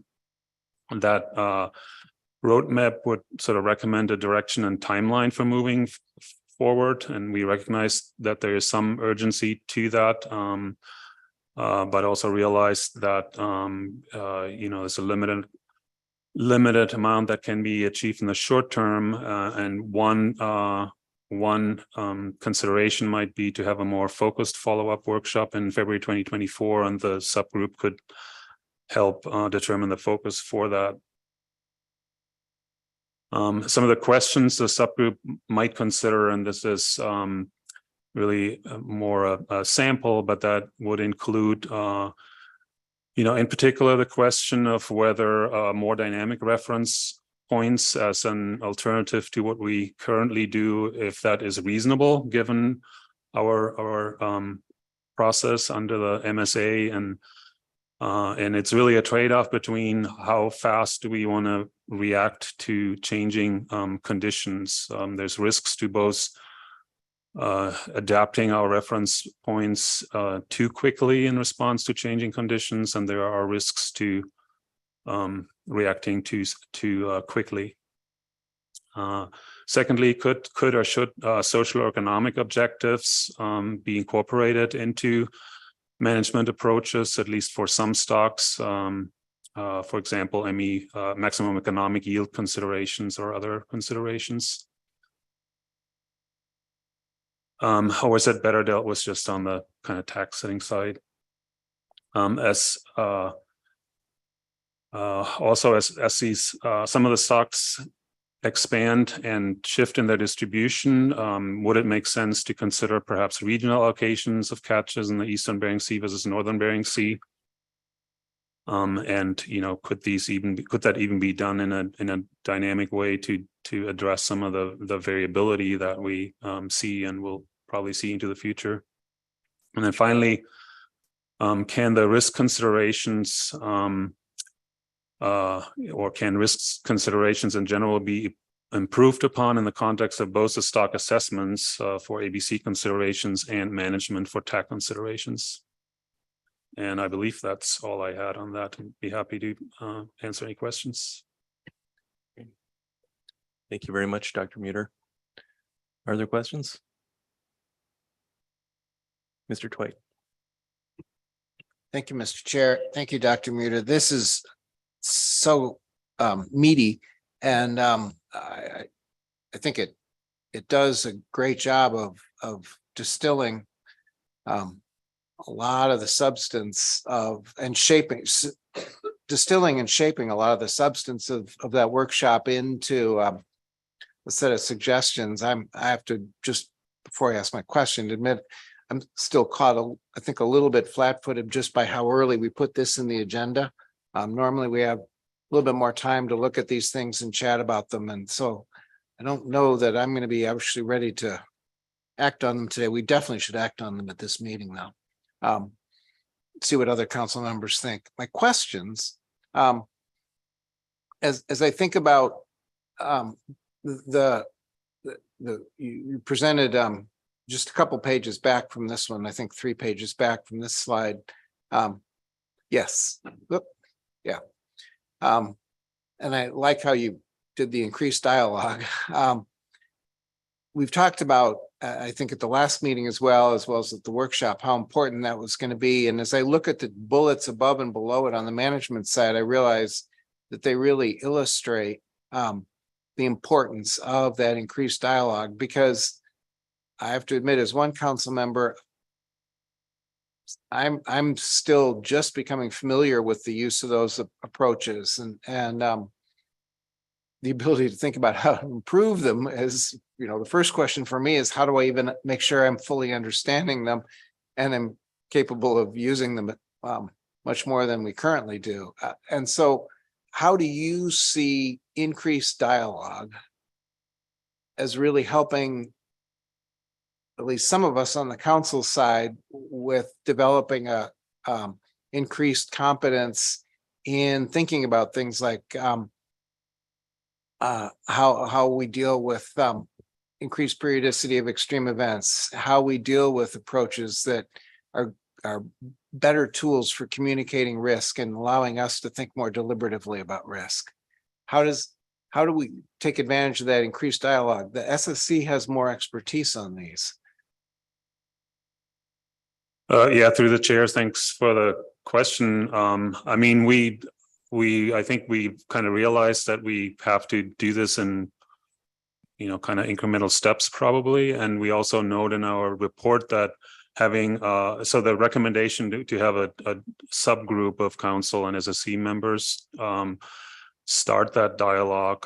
We realized that's kind of new, and we weren't really aware of a precedent for having a subgroup consisting of council and SSC members, but we felt that that might be a way to at least start the dialogue and think about what the key issues are at that science policy interface. And that, a good example of that are both the reference periods, because it is not just a scientific decision necessarily of, for example, it came up in the rebuilding context of, what do we want to rebuild to? Since there's so much uncertainty about what the future productivity, say, of a stock is. And so that's not solely a science decision in some cases. And I think our idea was to get some of those issues on the table, and where do we want to go in, say, a focus workshop next February, or in tasking other working groups, or having other workshops to deal with some of those issues more, figuring out a practical way forward. And I think there are some examples from other councils that, in terms of the bullet on considering and communicating risks, I think there are examples from other councils that do that in a kind of a more explicit way, perhaps, in setting up sort of traffic light approaches to both communicating and assessing and using risk in a management context. But I think we have some of the same struggles that you have still in figuring out what might be most effective. But one of the things that we also highlighted in the report was the recent workshop on kind of rethinking some of the snow crab models, included the authors, the SSC members, and plan team members. And they realized at that point how much more progress they could make in just having a direct dialogue with SSC members involved, rather than communicating through our reports between the plan team and the SSC and back to the plan team. And that was very productive in that case. And so that was encouraging to see, and maybe, maybe we can try whether that a similar approach here could work as well. Thank you, Dr. Muter. Ms. Kimball? Thank you. Thanks, Dr. Muter. Back on the subgroup also, it looked like to me, based on the last time the SSC provided a report to the council, and then through this written report, you're looking for a way to have a more, I guess, responsive and dialogue or interaction. Thank you, Anne, with the council, so that we're not just waiting report to report for each meeting. And so did the SSC discuss how that might work if it was just a subgroup of SSC members, subgroup of council members, maybe a couple of plan team members, how that kind of check in with the whole SSC or the check in with the whole council might operate? I assume we don't gain anything if we just do, a subgroup and then have to come back to the council every single time we meet, but maybe a few meetings of this subgroup with then a draft roadmap. We didn't talk about details the last time, and I wondered if you did at this meeting. Through the chair, thanks for the question. We did not get into the details of how exactly that might work, but we did, the way we envisioned it was really maybe a few calls, Zoom calls or whatever over the summer, to maybe having one before the June meeting, if we can identify members, and just to get organized and come up with sort of terms of references for the group. But we didn't, there may be some checking in with the SSC and with the council at the meetings this year, but we didn't, in terms of a concrete follow-up, the first thing we thought of would be a potential workshop next February, just realizing that there's not much that we can realistically do before then. And that's actually, I think, one of the tasks for the subgroup would be to think about the scope of a workshop. The SSC realized that we can't really do the kind of workshop that we did that in February at every February meeting. It's just not feasible with the resources we have. But if we can perhaps join forces with other groups, we could have a bigger workshop again in next February, or we could just have a more focused, shorter workshop to follow up on some of the specific high priority recommendations that we identified. Ms. Kimball. Yeah, thank you for that.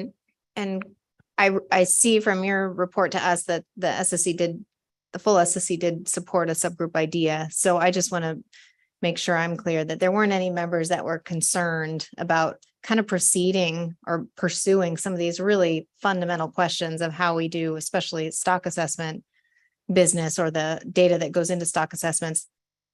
They're okay, I guess, with us pursuing those questions in a smaller group, just to make some progress. I just want to clarify that that's the case. Yes, through the chair, absolutely. I think there was general agreement that we should explore some of the options for that.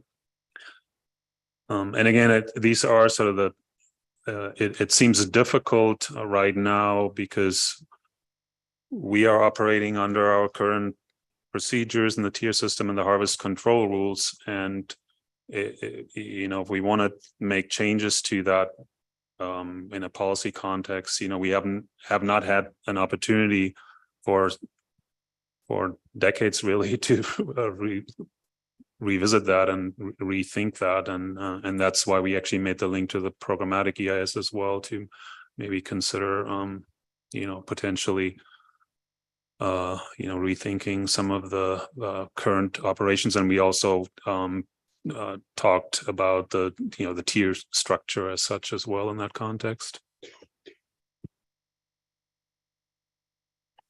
Any further questions for Dr. Muter? Thank you very much.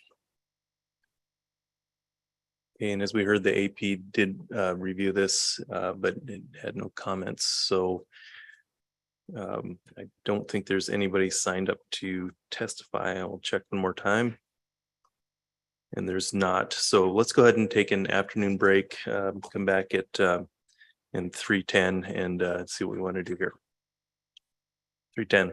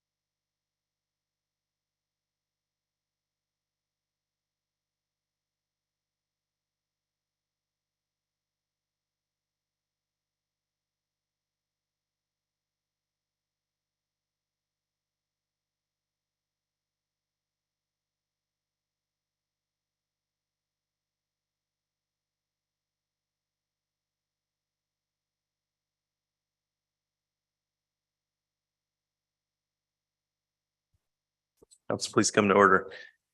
Okay. We have taken the SSC report on agenda item D1. No AP report, no public comment. Is council ready for action? Ms. Kimball.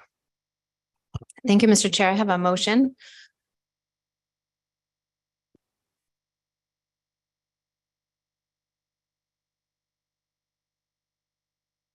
And the motion reads, the council appreciates the SSC report on its February 2023 workshop titled Rapid Change in the Northern Bering and Southern Chukchi Seas, Identifying Ecosystem Responses and Effects on the Management of Federal Fisheries, and supports the authors working with council staff to produce a plain language summary of the workshop.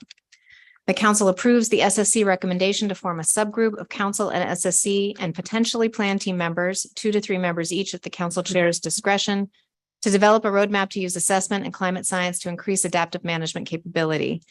Questions for the subgroup to consider include the SSC recommendations as follows. Are dynamic reference points an alternative to current management practices reasonable given the current council processes under the Magnuson-Stevens Act? Could or should we incorporate social or economic objectives, for example, maximum economic yield, biomass thresholds, into adaptive management approaches for some stocks? As stocks expand and shift, are regional allocations of catches in the Eastern Bering Sea and Northern Bering Sea appropriate, and could they be dynamic enough to address temporal variability? And can risk considerations be improved upon in the context of both stock assessments, ABC considerations, and management TAC considerations? The subgroup should also discuss capacity and planning for a February 2024 follow-up workshop that focuses on discrete aspects of the key recommendations for science and management summarized in the February 2023 workshop report, and options to increase the level and frequency of dialogue between the council and the SSC on issues that straddle the science policy interface. With a second, I will briefly speak to it. Second by Mr. Mesereau. Ms. Kimball. Thank you. Thank you, Mr. Mesereau. I will be brief. I'm a little disappointed we didn't get public testimony on this item. I know there was a lot of engagement though at the workshop itself. And I hope that as we move forward with this, we continue to get more input from the public on how to move forward. I did just pick up on the SSC recommendation that seemed like the full SSC confirmed at this meeting to do a subgroup. I realize that they're really just trying to find a way to have a kind of a quicker, more responsive way to deal with these bigger fundamental questions than each of our council meetings under a council meeting schedule. And so I think this is a good thing to try, doing a subgroup to answer some of these questions. I was kind of contemplating really what value does the council bring to this subgroup when the SSC members and potentially plan team members, I think will be of most value to the questions that are listed in the motion. The bulleted items are exactly word for word what came out of the SSC workshop report. I didn't change those. They seem like a good starting point and had strong recommendation from all SSC members as something the subgroup should consider. I didn't really fully commit to a 2024 workshop. I think as Dr. Muter said in his presentation, that could be a topic of discussion for the subgroup. That's how I put it in this motion to decide whether that's a bigger aspect of this or whether it's a very discrete, but I think discussion at the subgroup is warranted. And then I also picked up on options. Is the subgroup the way to improve upon dialogue between the council and SSC and be more responsive to these bigger pressing questions? Or are there other options available? And I think this subgroup could start that discussion as well. So I think it's fairly straightforward. It looks longer than it should be just because I tried to pull directly from the report to avoid some confusion. That's all I have. Thank you, Ms. Kimball. Are there questions? Ms. Vanderhoven. Thank you, Mr. Chair. Thank you, Ms. Kimball, for your motion. Just a question on the composition of the subgroup. Normally, when we have a committee or a work group of some kind, we have a council staff member who's involved. And I don't know if that was assumed or it wasn't noted in the SSC report. If you had considered including a council staff member in the subgroup. I guess my intent with this, to be clear, was that council staff would support the subgroup as we would with like some committees that I work on. They're not a member of the committee, but they're support to the committee. If there are other ideas about making them a direct member, I thought that was a little bit more unusual, but we could discuss that if that was the will of the council. But this has, staff support as our normal process. Ms. Baker. Thank you, Mr. Chair, and thank you, Ms. Kimball, for the motion. I'm not sure this is a well-formed question, but some wording in the motion about the subgroup, directing the subgroup to discuss capacity and planning for a February 2024 follow-up workshop. And then Ms. Vanderhoven's question prompted me to think I probably should have asked Dr. Muter this question, but I'm just wondering about capacity for the SSC and council members that would form this subgroup. I'm all in favor of the quicker and more responsive approach. The SSC has been recommending this type of subgroup approach recently, and there's a lot of them that have come forward, and I am supportive of exploring that. But I guess my question is, did you think the intention of this subgroup, the way I understood it, was that it would meet not really in conjunction with council meetings, but between council meetings? And I'm thinking the intent would be for the subgroup to finish the roadmap well prior to February 2024. I guess I just, in terms of, is that for the subgroup to work out if we move forward with this? And I guess I was just asking, is that I appreciate the very focused direction to the subgroup on specific scientific, and as Dr. Muter pointed out, management questions that could be addressed by the bullets in your motion. But I'm worried about capacity, quite frankly, and of the members participating in this. It's important, but so many things that we do are important, and we keep piling on more and nothing ever gives. And so again, I said it wasn't really a fully formed question, but is there room for the subgroup to talk about that? That's my question. Thanks for that question, Ms. Baker. I don't know quite how to answer it. I think it's a bigger problem that we're going to have to deal with as we move forward, and with our budget considerations that Mr. Witherell's already noted that we need to take into account, you know, by the time we get to staff tasking and for future meetings. I do think that we've heard directly from SSC members that there is a big load associated with that group. And I was under the impression that their recommendation of this kind of thing was both some way to find some efficiencies there, maybe not for the 2 or 3 members that get on the subgroup, and to make some progress on these bigger questions without overloading the SSC with workshop after workshop after workshop. So I'm hoping it's of value, not just an added workload for these members. And I guess the only way to find out is if we give this a try. But I take your question very seriously. I just don't have the perfect answer.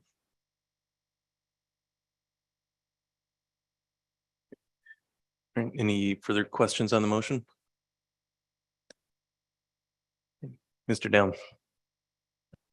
Thank you very much, Mr. Chairman, Ms. Kimball. So I appreciate your motion. I really appreciate the fact that the motion doesn't tie ourselves to doing a February workshop, just simply is to ask this group to plan for that. But there's, I just wanted to clarify and follow up to Ms. Baker's question. There's nothing here that supposes that we're going to have a February workshop, because I wouldn't be interested in having another workshop until we iron out some of the things that were in improving the discussion ability for us to discuss things with the SSC. So is that right? There's nothing in here that presupposes that we're going to have another meeting, another workshop, excuse me. Mr. Down, now and I'm reading that it would have been better had I not put in the words February 2024. I should have left that out. That could be amended. But I just was drawing from their recommendations in that we should think about whether that's the right follow-up action. So I don't think this commits us to that, but it does ask the subgroup to discuss it.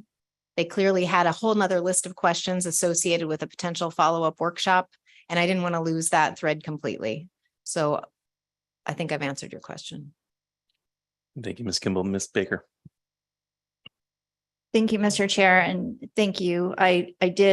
Another question did occur to me, and you said, Ms. Kimball, that your motion primarily comes directly from the report on the workshop, but I do recall during Dr. Muter's presentation, it seemed like perhaps in further discussions at this meeting, there was a potential recommendation for plan team members to participate in this subgroup.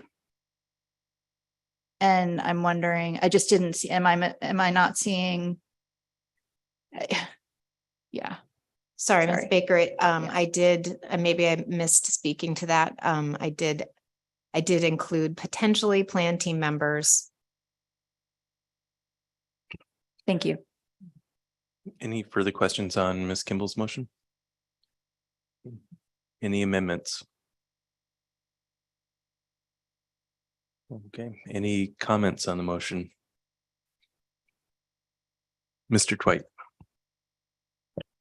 Thanks, Mr. Chair. Being the eternal pessimist, I wasn't sure that we could pull this off this way. And my hat is definitely off to Ms. Kimball for doing just a fantastic job of very quickly responding to what was in front of us. And I think crafting it into a really great motion. I agree that there's real questions about resources, but if we don't put together a roadmap, if we don't begin to take a look at what it's going to take to answer some of these questions, if we don't begin to think about some ways of changing how we do business to increase the amount of interchange we have with the SSC, then we're just walking away from the challenge entirely. And to me, that would be unacceptable. Yeah, I'm nervous about resources, but I think the only way to really confront the issue of resources and to potentially find ways of describing needed resources is by actually tackling this, taking the approach the SSC recommended of developing the roadmap and beginning to tackle what it might take to answer some of these questions. We're not going to answer them, but if we can begin to scope what it'll take, and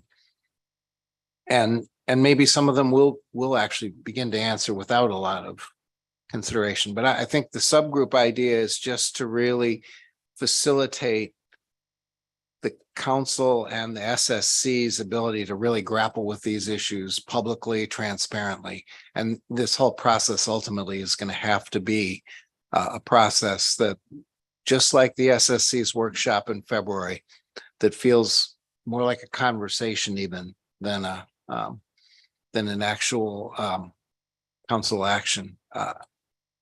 So I'm very strongly in supportive of this, and mostly just also appreciative of Ms. Kimball's ability to do this kind of wordsmithing and thinking through the justification as quickly as she was able to, while I was still wrestling with the questions that the SSC was putting up on the screen.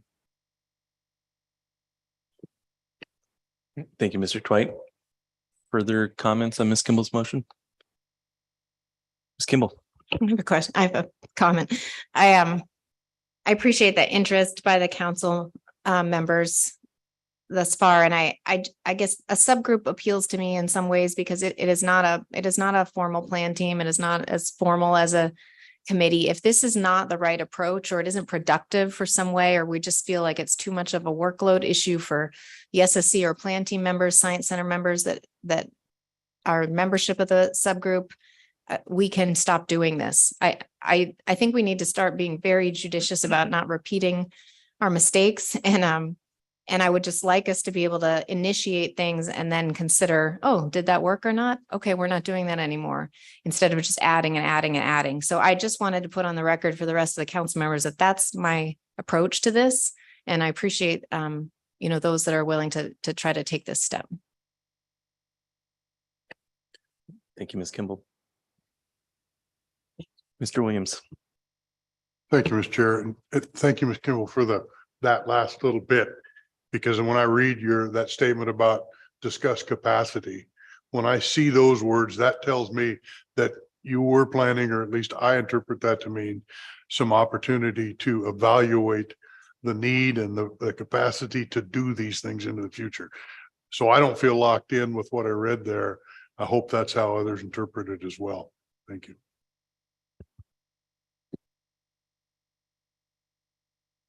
Okay, I don't see any further comments. Is there any opposition? Okay, the motion passes unanimously. Thank you very much. Thank you very much, Ms. Kimball. Anything further on D1? Okay. All right, that will bring us then to C1. Let's go ahead and take a like a 2-minute stand down while staff gets ready. Stay close.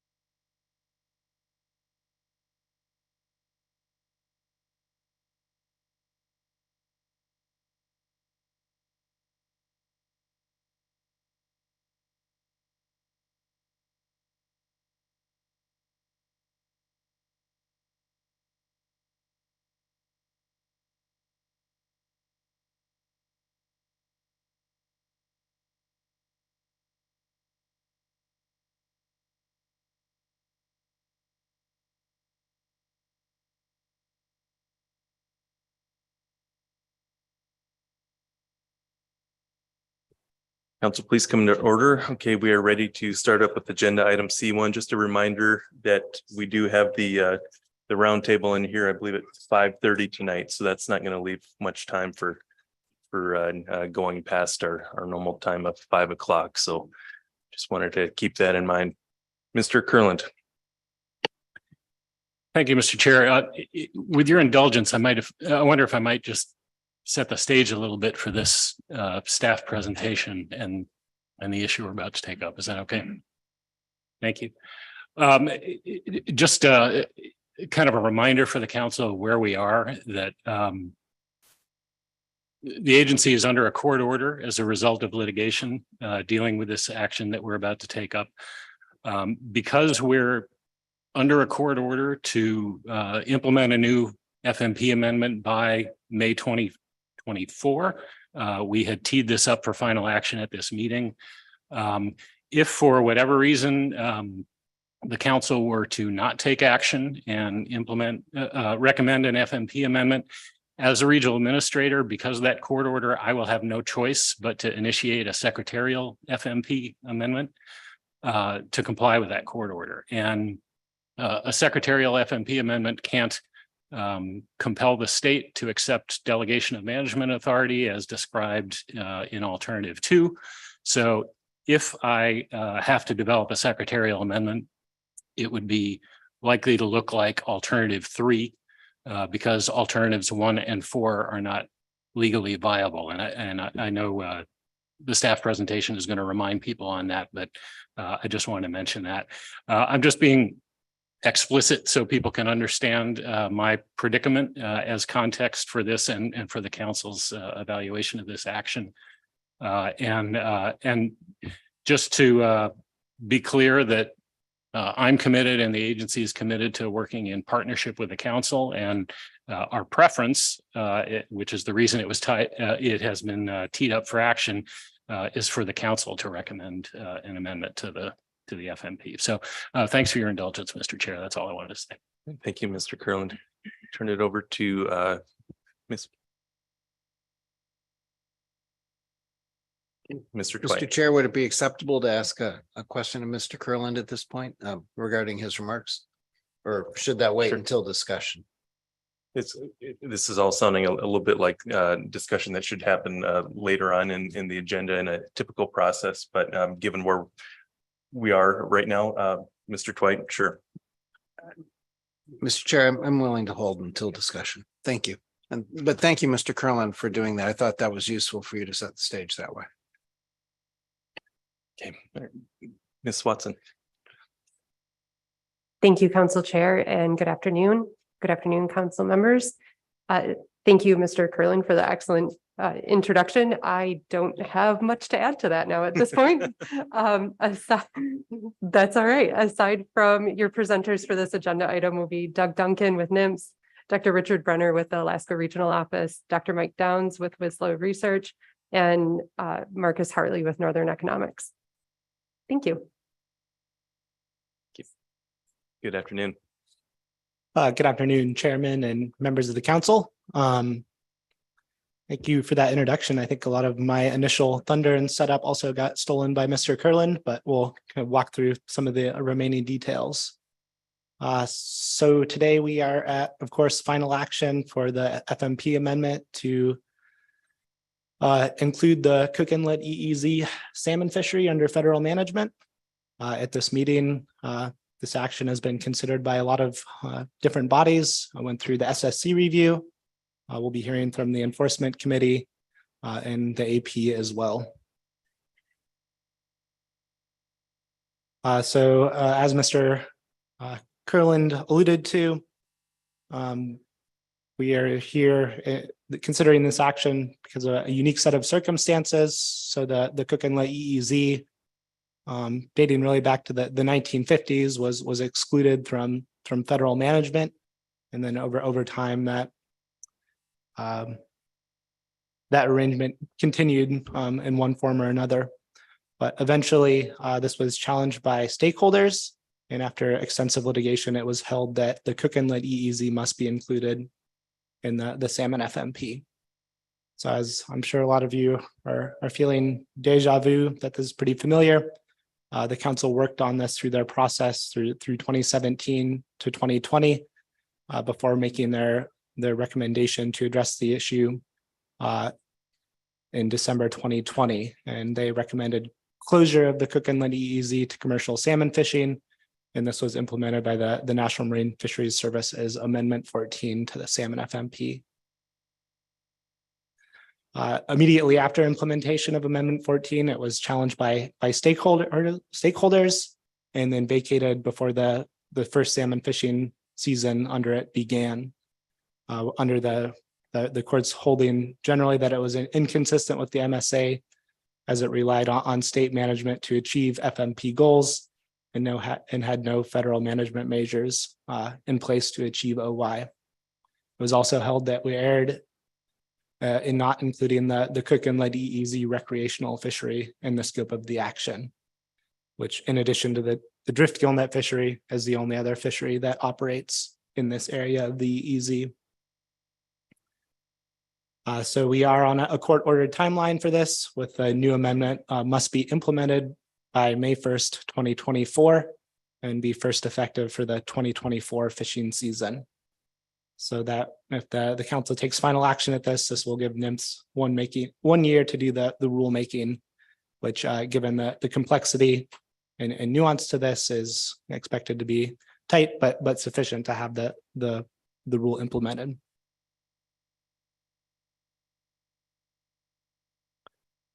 Moving on to the purpose and need, this is largely consistent. This is what the council looked at their December 2022 Mr. meeting. Duncan, I apologize. Before you move on, Mr. Down had a question.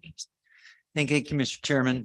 Thank you. I just want to make sure I got my history right. And I've read through much of the documents there. Of course, we've got 500 some pages just in the one document, but I'm just trying to make sure I understand the history. So if you go back to your last slide, of course, I was here on the council during the time period that you mentioned that we were looking at this. The first time we went around, it does seem like deja vu. I agree with you on that.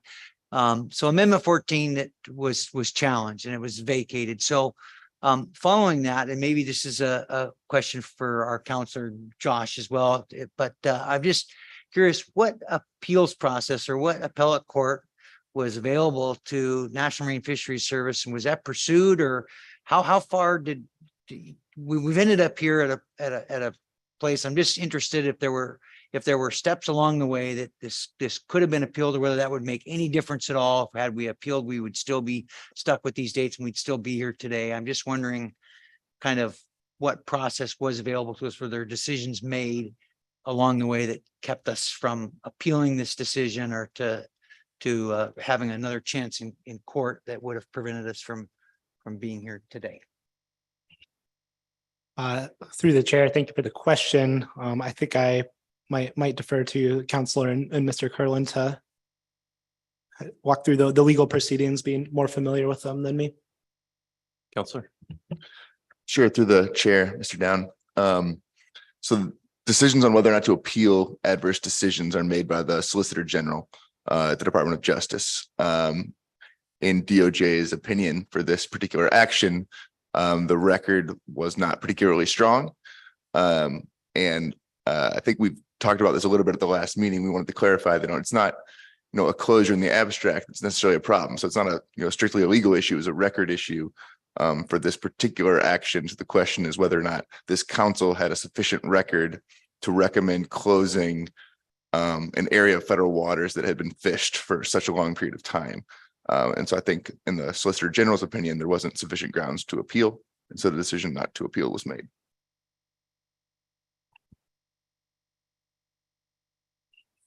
That answers my question. Thank you. Mr. Duncan. Sounds good. Thank you for the help with that question. So continuing on to the purpose and need, this is what the council adopted at the December 2022 meeting. So amending the salmon FMP to manage the federal waters of Upper Cook Inlet, consistent with both the 2016 Ninth Circuit Court decision, as well as the more recent District Court decision on Amendment 14.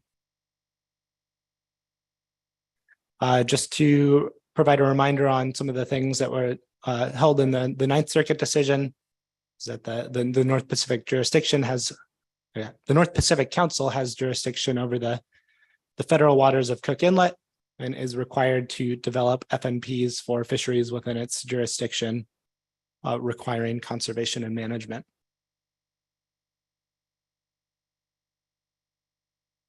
The alternatives under consideration are a subset of what was considered before. So given the Ninth Circuit ruling, no action is not a viable alternative.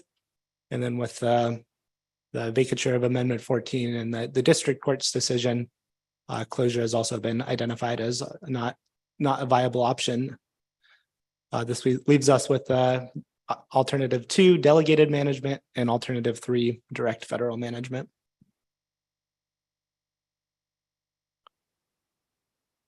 Also, kind of as a reminder of where this action has been, and interest and comments from the public regarding the opportunities for input into this process. So in the previous consideration, there was a stakeholder committee that was formed by the council that worked from 2018 to 2020 to develop recommendations for management of this fishery and elements of an FMP to address this issue. And the final committee recommendation is included in the document and is briefly summarized as delegated management, but delegated management that extends the federal jurisdiction into state waters. So the council didn't choose to adopt this alternative for analysis because it is identified as outside of the council and NMFS's jurisdiction, and then also outside of the action scope. And it's one of the other things that is mentioned, given the short time that we have available from the court, that's also constrained the opportunity for public comment, having to consider this on a more compressed time frame than our typical council process.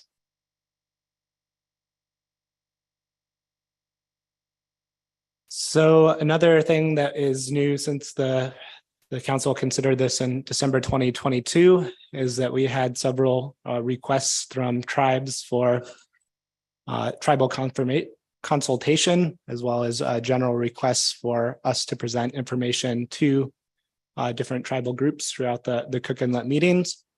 So in February, throughout February and March, we spent substantial time giving these presentations that had been requested by various tribal groups, as well as the formal tribal consultation with the Chickaloon Village Traditional Council. So as we've been alluded to in the B reports, I'll be providing a quick summary or a summary of the perspectives that we heard at those meetings with tribes.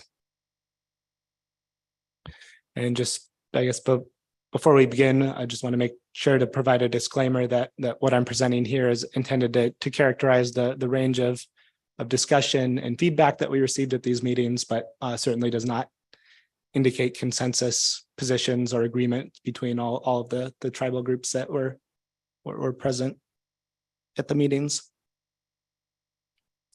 One of the things that we heard loud and clear was that tribes throughout the Cook Inlet area and elsewhere are very diverse and have many different perspectives, interests, and priorities, so that their viewpoints should not be just seen as one homogeneous perspective on this issue. There are a lot of them use this area in diverse ways and have different priorities and interests in the regions. From some of the tribal groups that were present, they indicated that given the timeline of the action and the advance notice that they had of this consideration, that they didn't have sufficient time to go through their own processes to prepare for consultation and organize internally to develop their own formal positions on what they would like to see for management of this. Some of these same groups also requested that or indicated that they felt the outreach was not sufficient and requested that the decision be delayed to allow for more substantive tribal consultation. So we, for consideration of Amendment 14, we had reached out for tribal consultation after the council had taken final action. And certainly this is not preferable, as the council's already made its recommendation. So in this one, as Amelie Wilson, our new tribal relations coordinator, indicated, we're working to be more proactive in these outreach efforts and consultation efforts. So trying to do what we can, even with the short time frame available. So as far as some of the other perspectives that we heard at the meeting, one of them that was universal was the cultural importance of salmon. All of these groups depend on it and use it, and all the range of fisheries throughout Cook Inlet, from subsistence, recreational, cultural, and commercial. They were all concerned about the health of salmon stocks across Cook Inlet, recognizing that there were both stocks that were doing well, such as Kenai and Kusilaf sockeye, as well as other stocks that have been in periods of depressed abundance, such as Chinook. And just the difficulty of balancing all these factors for management of Cook Inlet. And given, that we heard from tribes in the Matsu area, as well as tribes in the Ninilchik area. So there's a different access to the resource depending on where you are in Cook Inlet. They also provided discussion about for different activities and certainly being able to share salmon within their tribes, what varying amounts of salmon that they felt were needed for to fulfill these needs. We also heard a lot of expressions of concern about existing state management that tribal groups often felt they didn't address some of the conservation issues in Cook Inlet, and then also felt that they had difficulties in getting their own priorities and fishery interests represented and addressed. And so one of the specific answers that was held up was the Ninilchik subsistence fishery, which they felt had been a long drawn out process to have that formed and begin that activity. When presented, we kind of did this similar presentation going through all the alternatives that I'm providing to you now. And upon hearing that, a lot of them felt that they were uncertain that federal management would be any better than state management. However, there was a general perspective among the tribal groups that there was support for both either alternative 3 or alternative 4. There was limited support for a management solution that would delegate authority to the state. And one of the things that reasons that they cited for this was they felt that through that arrangement, that the federal trust responsibility between the government and the tribes was circumvented to some degree. There's also acknowledgement that it was a difficult situation and that the bounds of the federal process make it challenging to come up with an easy solution for this, but that regardless, there is a overriding federal responsibility to improve the health of salmon stocks and throughout Cook Inlet.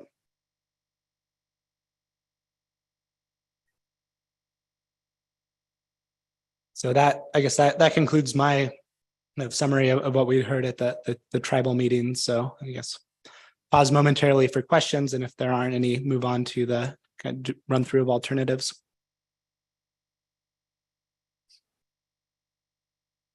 Ms. Drobnica. Thank you. Thanks through the chair. I was just wondering if you had any requests for consultation that you weren't able to meet prior to putting this presentation together or coming to this meeting. Through the chair, Ms. Drobnica, I am not aware of any, but I know that the tribes did indicate that they didn't feel like they had sufficient time to go through their processes to have a consultation before the council took final action on this issue.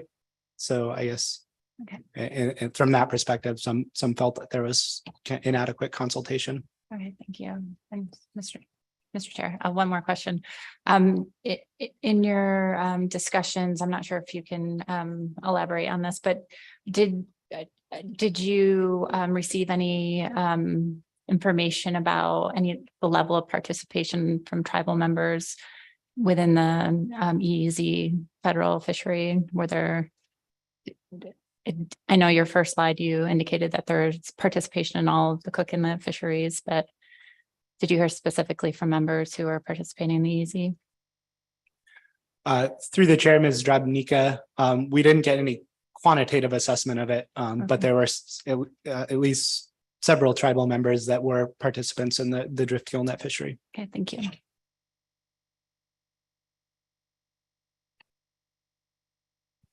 Please continue.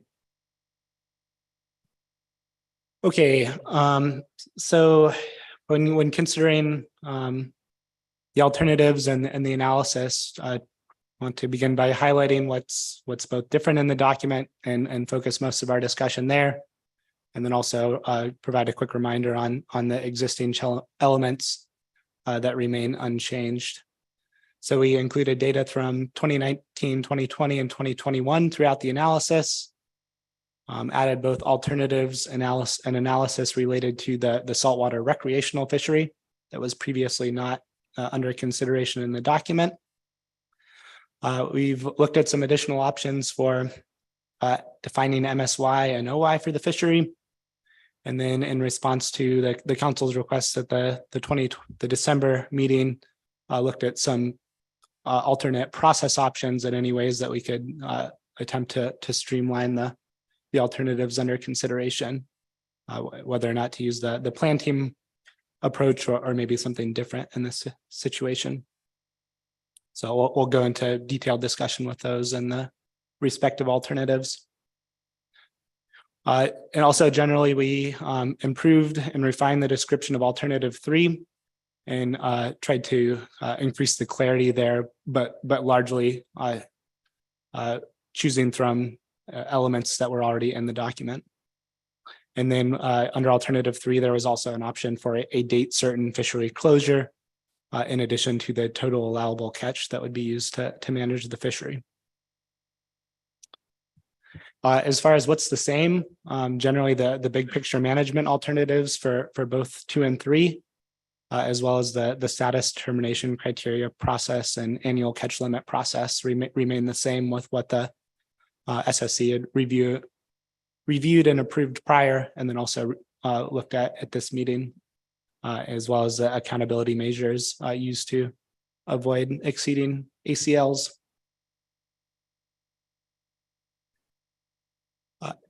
Diving into alternative 1, this is the no action alternative, status quo not viable. So I won't spend any time talking about this, but I do remind folks that there's the analysis related to that is presented in the analysis and can be useful for reference for the other alternatives.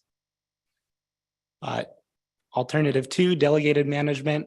This gives specific management authorities to the state while also retaining certain federal management responsibilities. Under alternative 2, there would be regular council consideration of management of Cook Inlet in the form of the status determination criteria and annual harvest specification process. But it would be the state carrying out in-season management as well as many of the on-the-water fishery functions. Similarly, with delegated management, there's also a process for MSA consistency review for authorities that are delegated to the state. And as with all of the alternatives under consideration, this delegation of management is only applicable to the EEZ waters and does not change management of the drift gillnet fishery in adjacent state waters.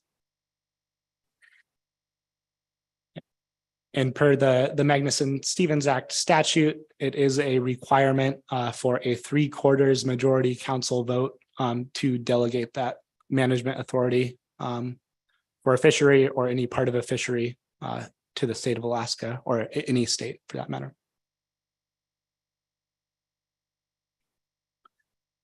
Here's a list of the items under alternative 2 that would be delegated to the state. The only additions from the last time that the document reviewed was just that management of the recreational fishery and the associated limits would also be delegated to the state.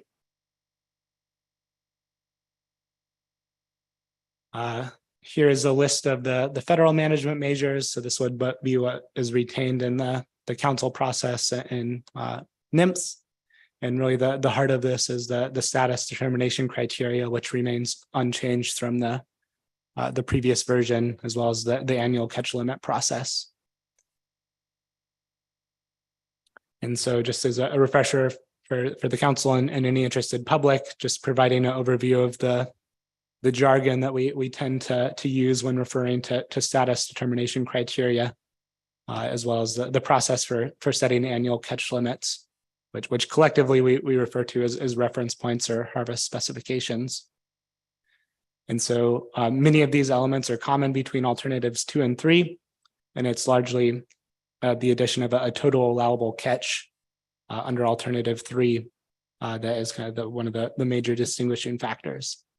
So I'm going to turn it over to Dr. Richard Brenner to give a quick reminder of the SDC. Thanks, Doug. Giving Doug a breather here. Let's see. I'm Rich Brenner with NOAA Fisheries, and I will be discussing the proposed tier system used to categorize stocks and stock complexes to set status determination criteria and harvest specifications, and also the importance of preseason salmon forecasts in the status determination criteria and harvest specs. And then also be talking about our considerations in the analysis for defining maximum sustained yield and optimal yield. So the proposed tiers for in alternatives 2 and 3 are the same as previously presented and approved by the SSC. And for tier 1 stocks, these are stocks for which there's relatively complete accounting of spawners and subsequent returns, and for which the stock assessments are usually done with spawner recruitment functions or informed by them, and preseason salmon forecasts are usually informed by sibling model type approaches. And so this would include Kenai and Kaseelof sockeye salmon, as well as late run Kenai Chinook salmon. For the tier 2 stocks, these are stocks that are managed as a complex, and generally there are escapement indices that exist for indicator stocks within the complex, but there's insufficient data to construct spawner recruit analyses or complex wide run forecasts. And this would include Susitna sockeye salmon and some other sockeye salmon stocks, as well as coho salmon. For the tier 3 stocks, these are stocks where there's no reliable large scale estimates of escapement or stock specific harvests. And even though there is one chum salmon escapement goal in Upper Cook Inlet, this would include chum salmon and pink salmon. So a word about preseason salmon forecasts and their role they played an important role in this analysis for setting status determination criteria and informing the annual harvest specifications. And as a proposed example is the acceptable biological catch preseason. And in the analysis, we propose that the ABC preseason that set lower than a max ABC would be the preseason run forecast minus potential state harvest, which are also informed by the same preseason forecast and historical state harvest rates, and then from that would be subtracted escapement goals, which could be the lower bound of escapement goals. There's a range of options for constructing preseason salmon forecast depending upon available data when harvest specifications need to be set, and Doug will be talking about the schedule later in his talk. In addition, the plan team or SSC may wish to consider various options other than the lower bound of escapement goals in this equation and other equations. So for some considerations for defining maximum sustainable yield and optimal yield, the definitions of MSY and OY, I should note, do not affect calculations of acceptable biological catch or OFL, et cetera. But these are definitions that the definitions are required requirement of a regional councils as established by Magnuson-Stevens Act. So starting off with maximum sustainable yield in the EE, one option is to define it in the EEZ only for each stock or stock complex. And I won't go into too much of the equation other than it's somewhat similar than you see here, where we have a run size minus an escapement target minus whatever harvest occurs in a state fishery. The pros of this approach is that it's a stock specific definition of MSY, and it's also EEZ specific. But the con of this is that the fishery itself is a mixed stock fishery, and only a portion of the stock is harvested in the EEZ. And so another possible definition of defining maximum sustainable yield is for define it in terms of all stocks for Upper Cook Inlet, not just the EEZ. And that would be for each stock or stock complex. And the pros of this is it's a stock specific definition of MSY. And it considers the stocks throughout the entire Upper Cook Inlet where harvest is likely to occur. But again, a con is that it's a mixed stock fishery. So we're again seeing this sort of what I would say is sort of a square peg round hole problem with defining MSY and OY. A sub option is to define MSY as an aggregate MSY across all stocks and tiers. This could be for the EEZ or for the entire Upper Cook Inlet as a whole.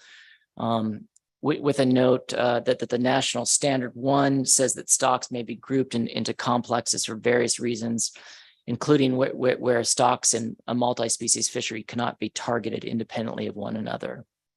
The benefit of this approach is that it acknowledges the mixed stock nature of the fishery, but the con is that this definition of MSY would not necessarily be comparable to status determination criteria or harvest specifications. And it also sums across tiers and a range of uncertainty about the run size and escapement. So stocks like tier 1 stocks where we have we're thought to have a good understanding of escapement numbers mean actual numbers of fish versus tier 3 stocks and 2 stocks where that might not be the case, where it's more of an index. Dr. Brenner, Mr. Twite has a question. I'm sorry, what's that? Mr. Twite has a question. Oh, sorry. On the previous, isn't it fair to say that under cons, actually the track record of salmon management, particularly in the lower 48, has indicated that that's rarely been satisfactory from a conservation standpoint? I guess I'm not necessarily as familiar with the lower 48 through the chair fisheries and with Alaska fisheries. I will say that I'm much more familiar with in the state defining MSY in terms of something that's achievable in terms of achieving the yield, whereas these definitions go outside of that. They're very different, I think, than what the state would use to define MSY. Can you elaborate on how there would be that amount of difference between state and federal definitions of MSY? Through the chair, I can attempt to do that. Hopefully, without spinning my wheels too much, because I am much more familiar with the state definition. The state might, in that process, might define maximum sustainable yield as the difference between a spawner recruit function and escapements necessary to produce the median yield on that spawner recruit function. So it's defined more in terms, I would say, of the mathematics of spawner recruit relationships. If that's helpful to you at all. Okay, please continue. Thank you. On to optimal yield definitions. These are defined on the basis of maximum sustainable yield as reduced by any relevant social, ecological, or economic factors. And I should say that note that both MSY and OY are defined on the basis of achieving spawning escapement goals, not just on yield alone. Since stocks cannot be targeted individually in the EEZ, OY must be reduced from MSY to account for these various factors and specified for the EEZ fishery as a whole. A possible definition for OY, a first definition could be that OY is the range for the Cook Inlet EEZ salmon fishery. That could be the fishery's catch, which when combined with a catch from all other salmon fisheries in Cook Inlet, the state fisheries, results in a post-harvest abundance within the escapement goal range for each applicable stock or stock complex.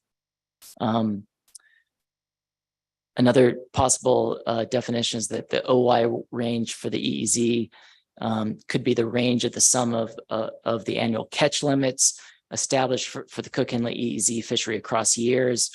And the ACLs incorporate the OFL control rule established for each stock, as well as the yield potentially available to the EEZ over time based on historical fishing patterns.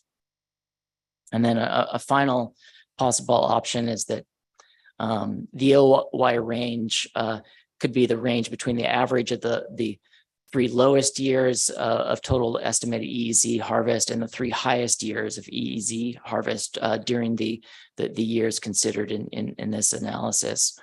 And that would represent a broad range of recent conditions that are likely to be foreseeable in the near future.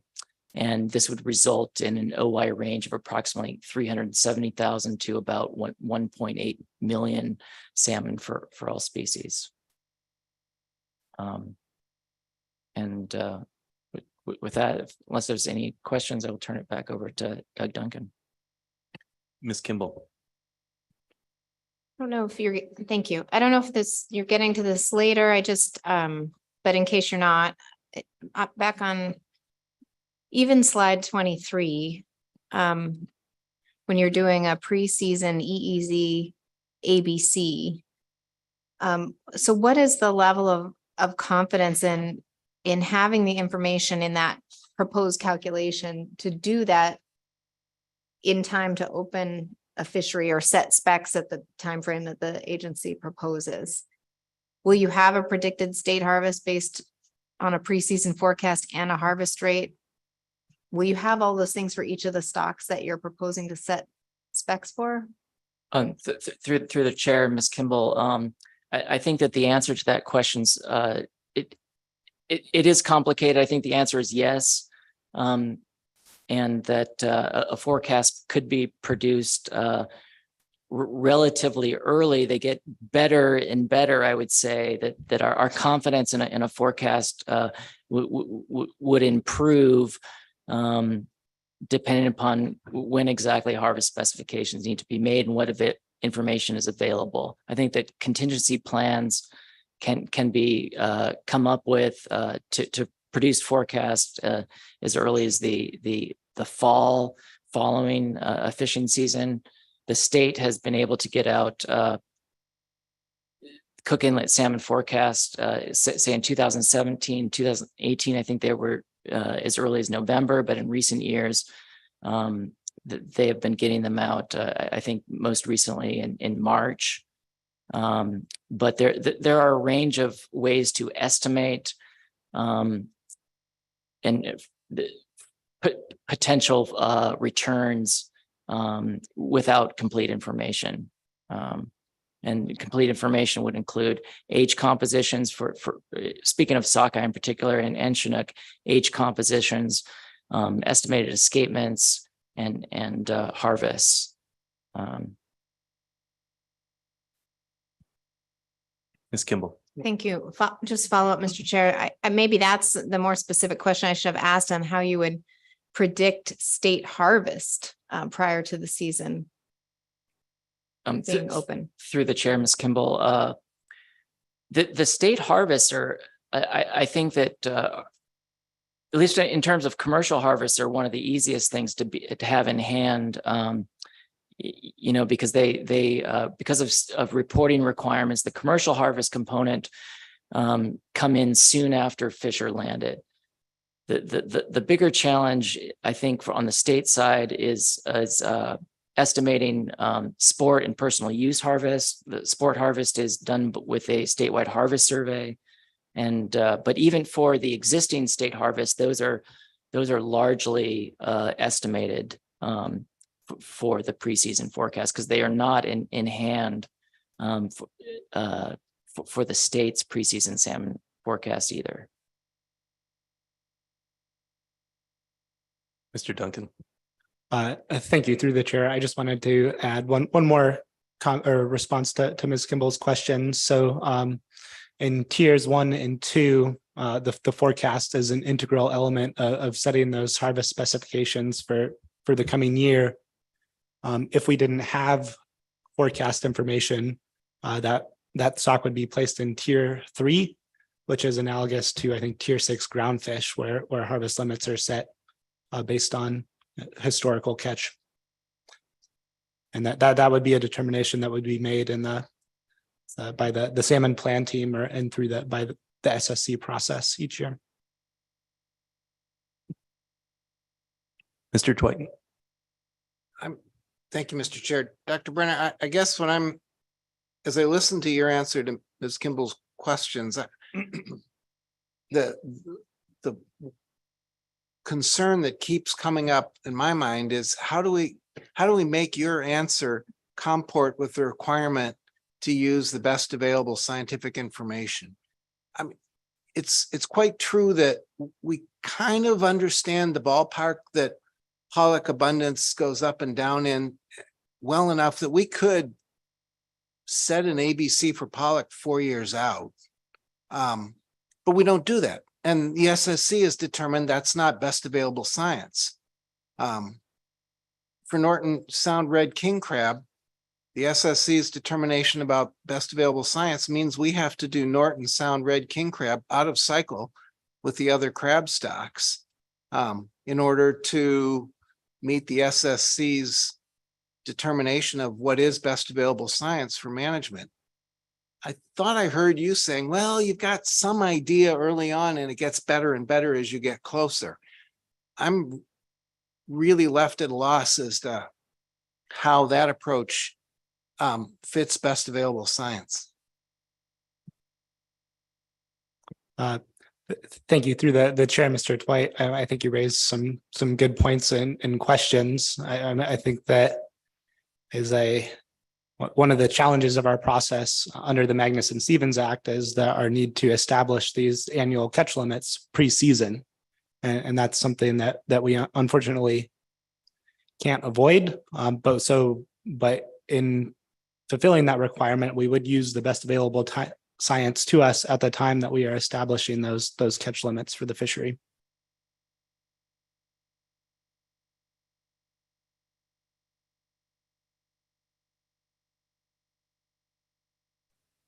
Okay. Any further questions before we move along?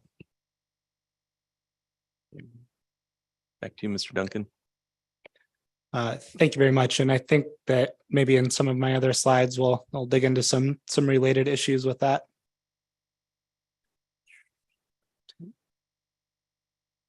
Okay. There we go. So that was kind of a summary of the status determination criteria and annual catch limit process that kind of lies at the heart of both alternatives 2 and 3. So I'll finish the walkthrough of the remaining alternative 2 elements, and then I have a timeline slide that we can kind of maybe talk through some of the timing considerations. So for delegating management of the saltwater recreational fishery, this would be the state establishing recreational management measures and bag limits for the EEZ. I think one of the notable requirements for this under the MSA is that the bag limits established for the EEZ can be different between Alaska residents and non-residents. All the harvest by the saltwater recreational fishery would also be accounted for in the status determination criteria that we just talked through. And then we would also fulfill our standardized bycatch reporting methodology requirement through existing state information collections as we are used for the recreational salmon fisheries in the EEZ elsewhere in Alaska.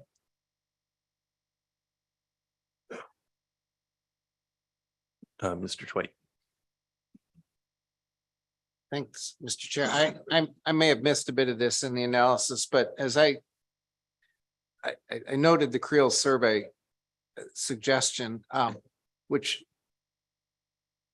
creel surveys work best when you're not looking for the needle in the haystack. And I think we've already sort of established that Chinook catch, at least, in the saltwater recreational fishery within federal waters, is minuscule compared to Chinook catch near shore.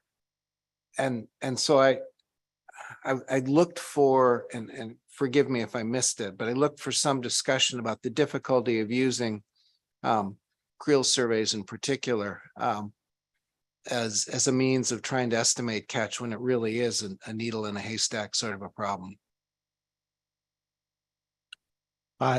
Through the chair, Mr. Twite. Yeah, I think all your assessments are correct, and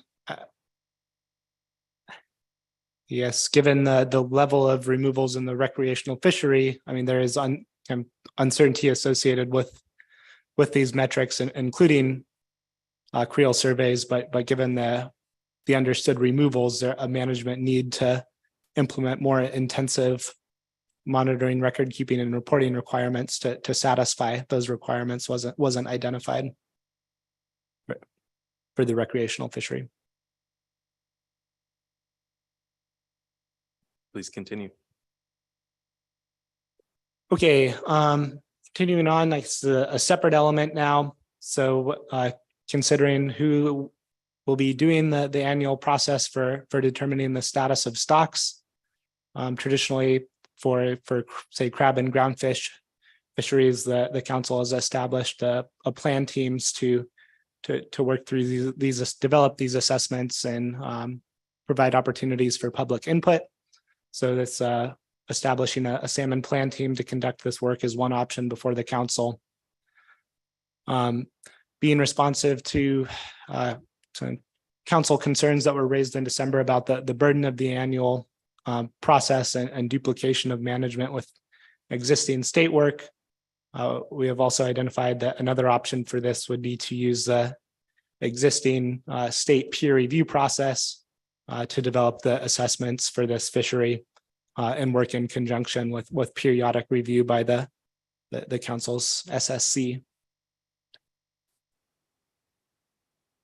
So try and realize some potential efficiencies there.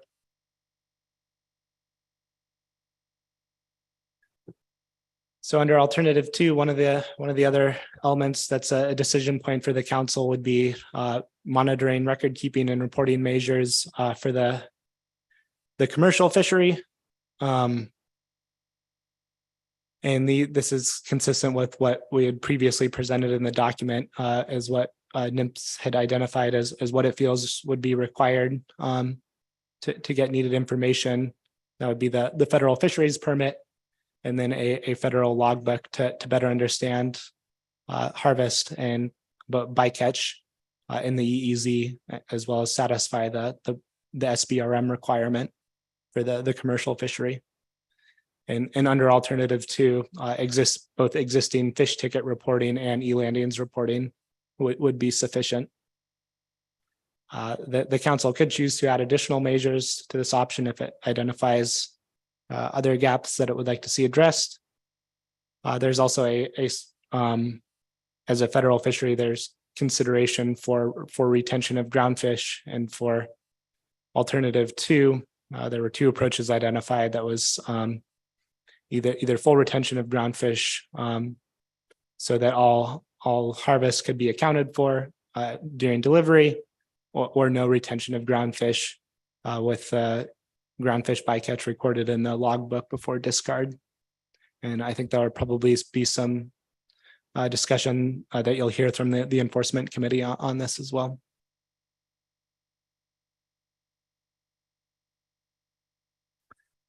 So here is attempting to summarize what the annual process would look like.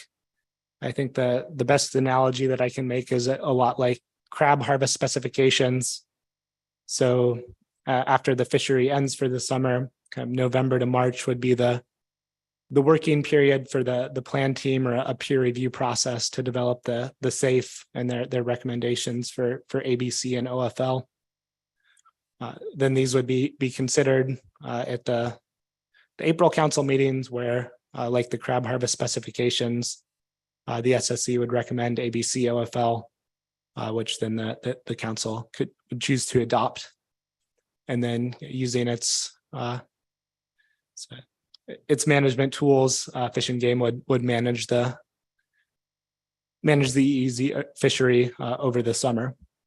And then the final evaluation would be the look back the following year, once there is that information on escapement and realized run size to determine whether or not overfishing occurred. So those things would kind of occur side by side, as you can see for the next fishing year, and then the look back at the previous fishing year.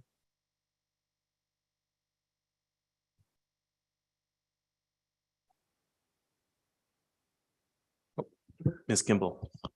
I apologize. I don't understand that part of the process. I didn't understand the original part when you were determining the preseason ABC, and then I don't understand, is the proposal to then determine the final ABC and OFL after the fishing season has ended? Maybe a better explanation of that chart would help me. Through the chair, Ms. Kimball, thank you for that question. I'll see if I can make things clear. So yes, there is both a pre and a post-season an element to this. As we had talked about in kind of response to Mr. Twite's question, we do have a requirement to set ACLs before fishing begins. So that is what we're looking at for the coming fishing year, the next fishing year ahead of the fishery beginning. And then it's similar to crab, then I guess you consider it the state manages its fishery under its harvest strategy. And then after that concludes, when we're going into the next year's cycle, we would look at the actual kind of escapement and how much harvest had occurred, and then do the comparison for that to determine where it landed relative to federal reference points. So ensuring that overfishing did not occur, and then that would also inform management of the coming year if there were, say, management revisions that could be suggested in the event that there were management issues identified in the SDC process. Thank you. Maybe I was just getting caught up in the terminology, but it's not as if you're setting a different ABC or OFL reference point after the season ends. You're just looking back to see if you've then exceeded the ABC or OFL or overfishing was occurring for every one of those stocks in a mixed stock fishery every year. That is correct. Thank you. Mr. Mesereau. Thank you, Mr. Chairman, and thank you both for running through this. I guess what I'm wondering is, when you were talking about the different historical run sizes and how you would determine ABC as a result of looking at that, the fluctuation was huge in those numbers, like salmon are. So if you got it wrong, which happens now even, and you dramatically over harvested in the EEZ and it resulted in not meeting escapement goals, how do you respond? What's the management response for the EEZ? Or is it the state that has to adjust their management response as a result of poor escapement if there was too many fish caught in the EEZ? I'm just not sure how that would work. Through the chair, Mr. Mesereau, I think that's a good question, and there's different answers for both alternative 2 and alternative 3. So I guess do you want me to speak specific to both or alternative 2?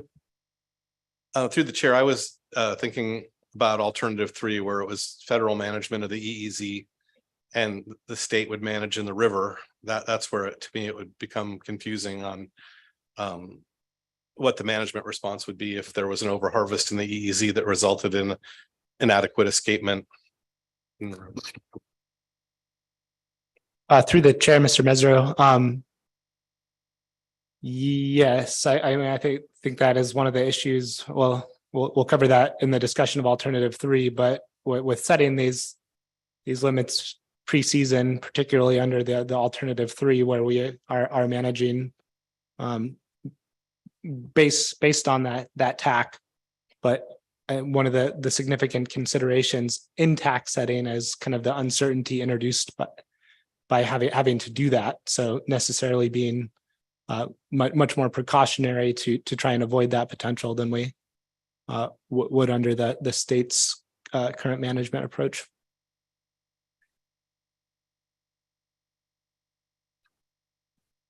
Please continue. Okay, so that brings us to alternative 3. This would be direct management of the EEZ by NMFS and the council.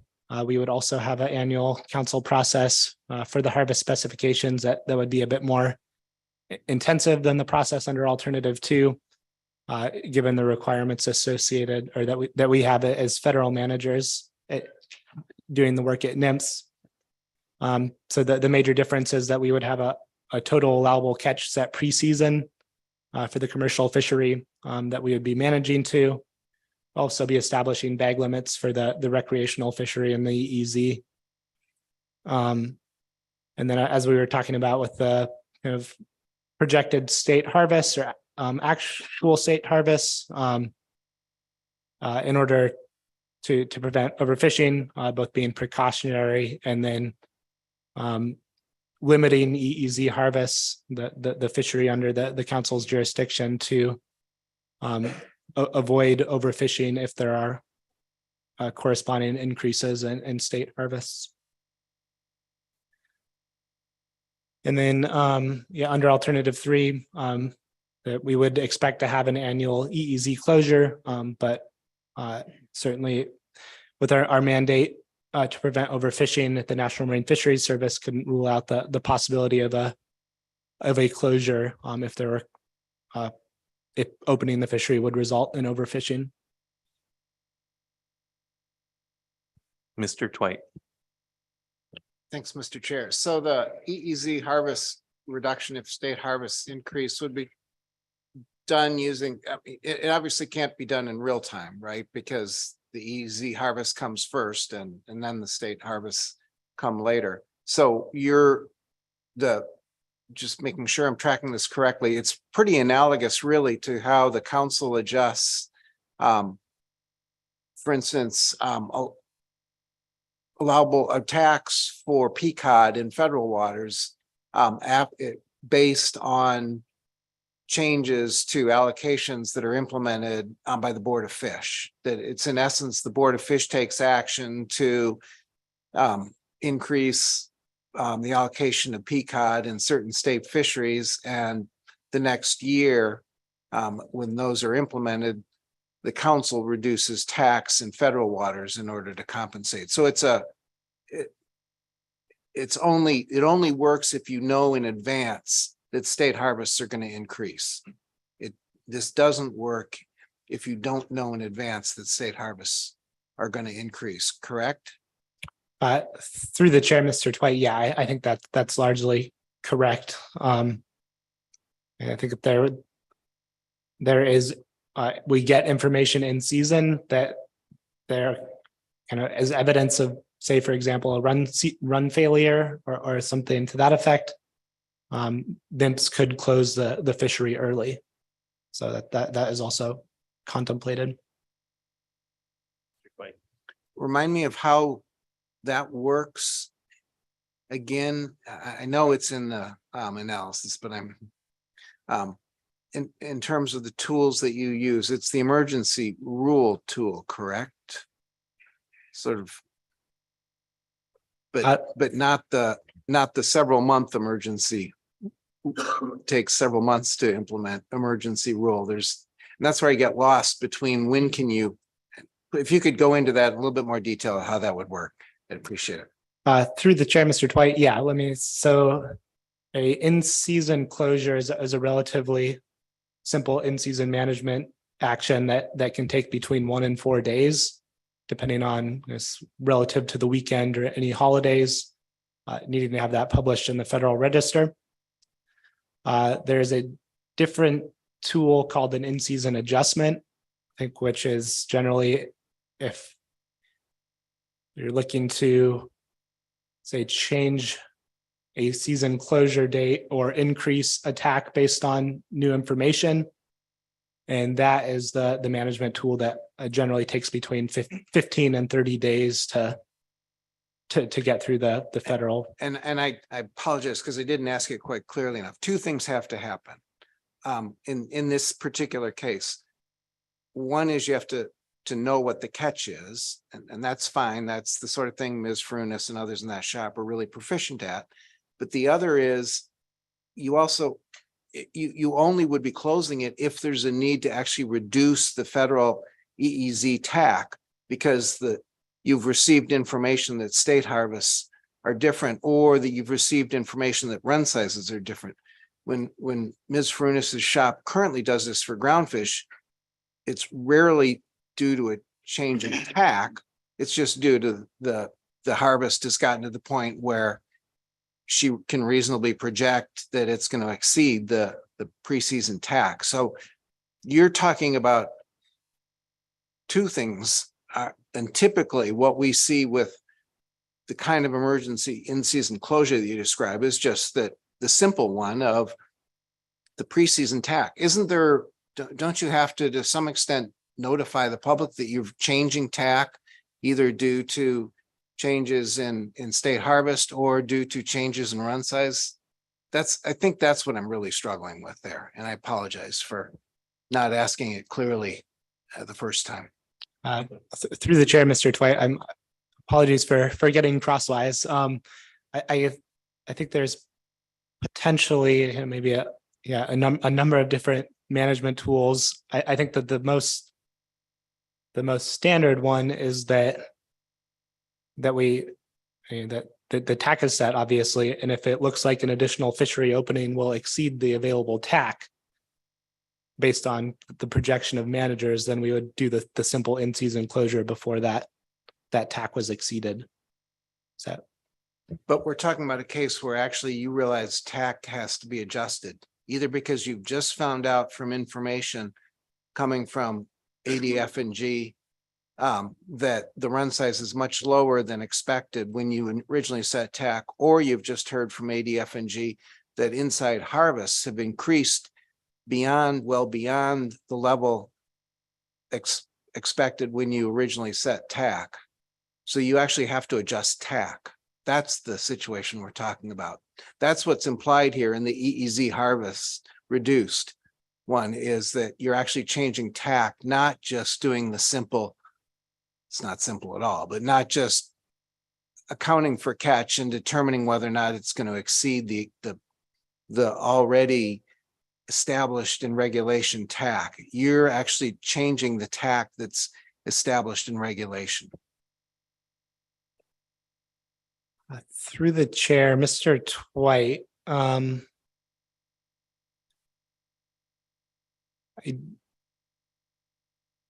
that is, I mean, certainly changing the TAC is one potential option. As I understand it, is in-season management explained to me, they felt like they could do a closure on the basis of kind of pressing in-season information, do that closure without adjusting the TAC, that could just be for lack of a better term, a simple fishery closure based on that, whatever information it was that they received, should it meet the criteria for new and unexpected information.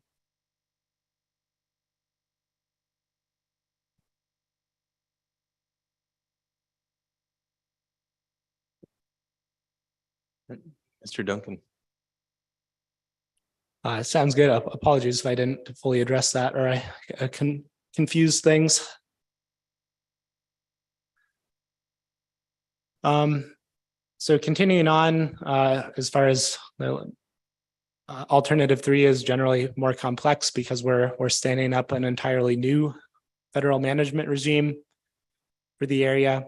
So there's management and policy objectives. These were updated from the previous iteration of the document. They would be specific to Cook Inlet and adapted from the the existing salmon FMP management and policy objectives, but incorporating the new federal responsibilities for the Cook Inlet area. Of course, the SDC and ACL process that we talked to, and the accountability measures, those in-season management tools to prevent overfishing, as well as that post-season management review and adjustment process. Thinking a little bit more about tax setting. So as we talked about in the SDC conversation, that is set for or done on the basis of individual salmon stocks or several stocks that have been grouped together. In season, you obviously can't tell whether it's a Kenai sockeye or a Kasilof sockeye necessarily. So the TAC, the man would have to be set at the species level using kind of available information on the harvest composition of the drift gill net fishery. And then given that we're setting these limits pre-season, we'd have to be suitably precautionary to account for the additional management uncertainty, as well as any other social, economic, or ecological factors that were incorporated into the TAC. And then consistent with management of all our other fisheries, that would be set at or below the ABC. And the fishery would be closed when the TAC for one or more species would be projected to be exceeded by another opening of the EEZ fishery. And this just acknowledges the mixed stock reality of the fishery, that these stocks are co-occurring, and that drift gill net gear can't select individual stocks, particularly when fishing in the EEZ. So even if there's surplus abundance of other stocks to prevent overfishing on weak stocks, it would have to be closed once the TAC for a single species was reached.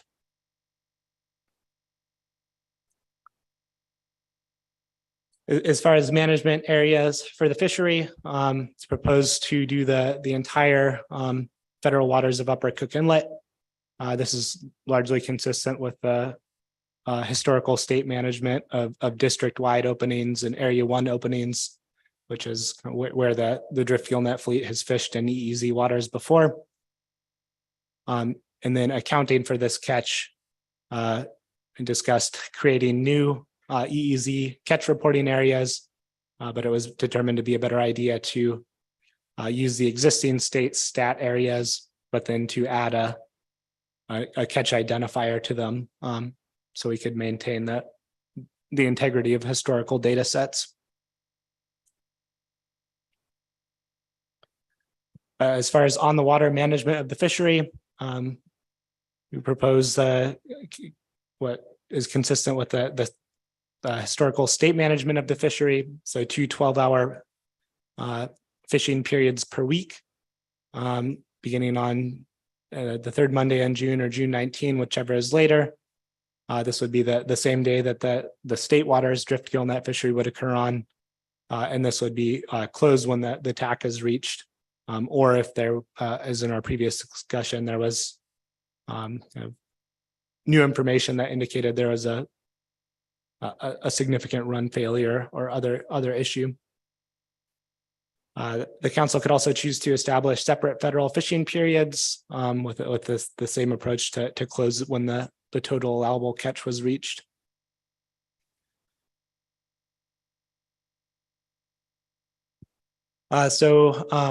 New from the December 2022 version of the document, there was also an option to add a date certain closure to the drift gill net fishery.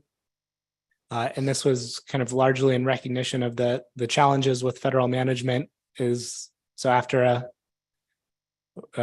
in the middle of the season, the state of Alaska, using its flexibilities, frequently adjusts management kind of with by adding additional time or removing additional time or removing fishing time to make sure that they're getting the escapement numbers they want. This is difficult for us given the notice and kind of the nimbleness of federal management. So this would be one way to potential way to address that would be to have a date certain closure before that, the time when that becomes a major issue, which would then allow the remainder of the fishery to occur in state waters. And this is kind of also there's a kind of a related but separate issue with being the mixed stock fishery, that as you get later into the season, there are stocks that are the Northern District salmon stocks that begin to get harvested in greater numbers in the EEZ. And generally, management of the drift gillnet fishery has in recent years moved them into state waters about this time to avoid over harvesting those stocks or allow a harvestable surplus for users further up Cook Inlet.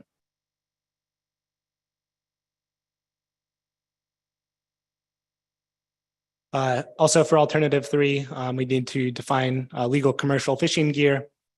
Currently in the document, it's proposed that it's consistent with the state gear regulations, so participants don't have to have an arbitrary second set of federal gear.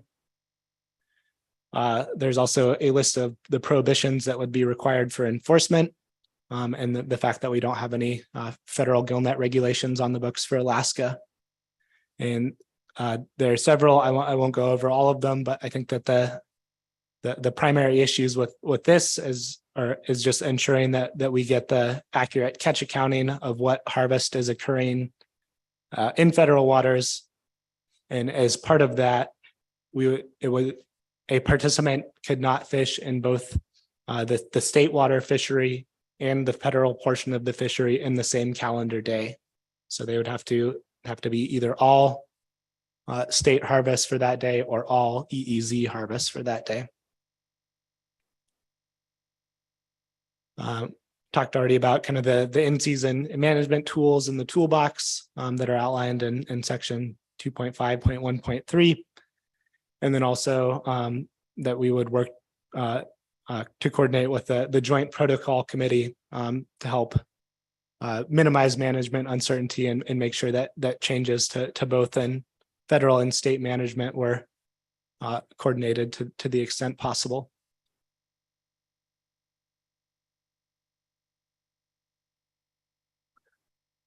Other elements related to alternative 3, this was whether or not a federal limited entry program on top of the state limited entry program would be needed. I think it's generally not acknowledged as a need, because in order to land fish in the state of Alaska, participants would still be required to have the Cook Inlet, the state limited entry permit.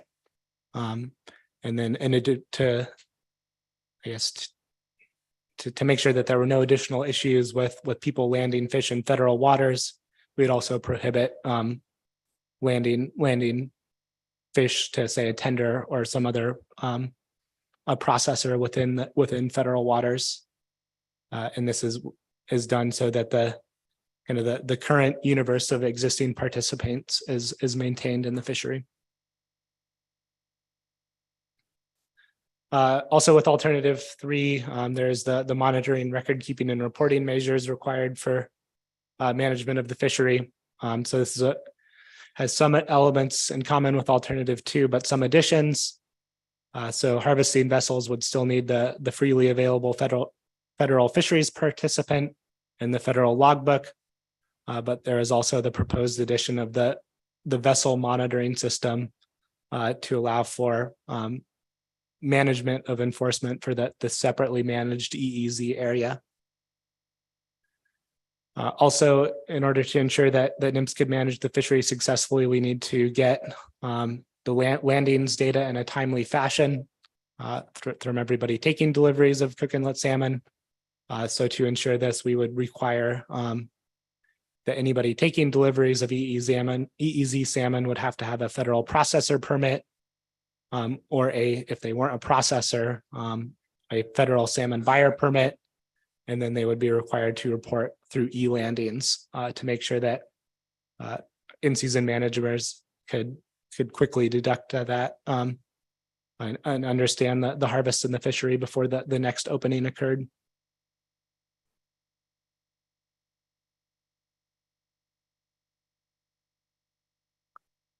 Turning to management of the recreational salmon fishery, there's kind of two options here. Under alternative 3, the council could choose to maintain or to manage the commercial fishery directly, but then delegate management of the recreational fishery and the EEZ to the state of Alaska. And then in that instance, the status determination criteria and all the federal elements of the process would be carried out, and then it would just be the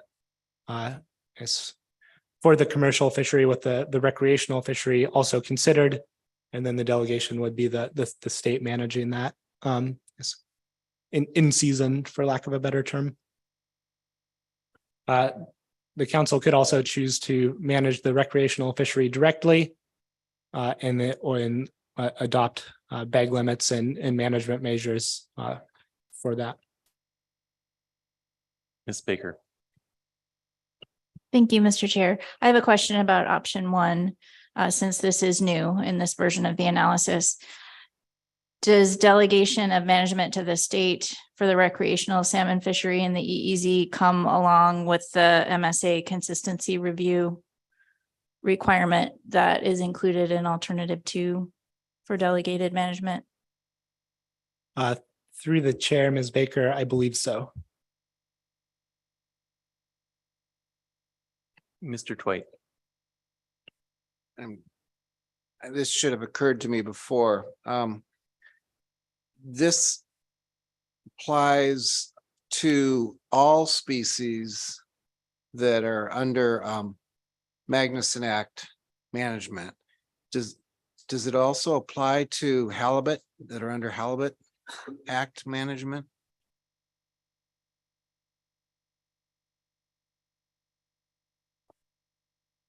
Through the chair, Mr. Twite,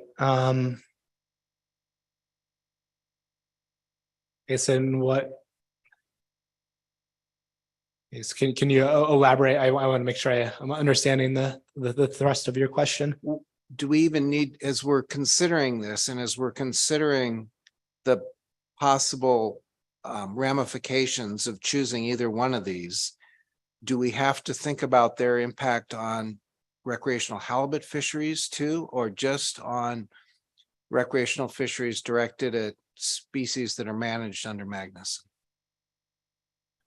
These regulations would only be applicable to salmon fishing. So halibut fishing would continue to occur under its existing regulations, if that's what you mean. Okay, that's helpful. I was trying to, I recognize this is the salmon FMP, but it seems like some of the principles here go a little more broadly, but I may be. Thank you. That answer was helpful. That's probably why I hadn't thought of it earlier. It's not a very smart question. Yeah, I think halibut is Halibut Act, so that's a pretty separate issue. Okay, so just one of the other Magnuson-Stevens Act requirements is again that standardized bycatch reporting methodology, and under alternative 3, we would propose to use all the same measures that we had previously discussed.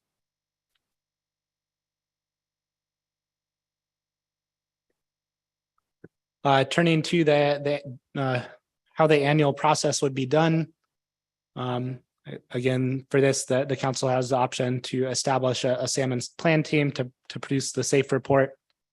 Being responsive to council concerns about the burden of the annual process, the council could also choose not to establish a salmon plan team, in which case NMFS would prepare the SAFE report and bring those numbers to the SSC every year.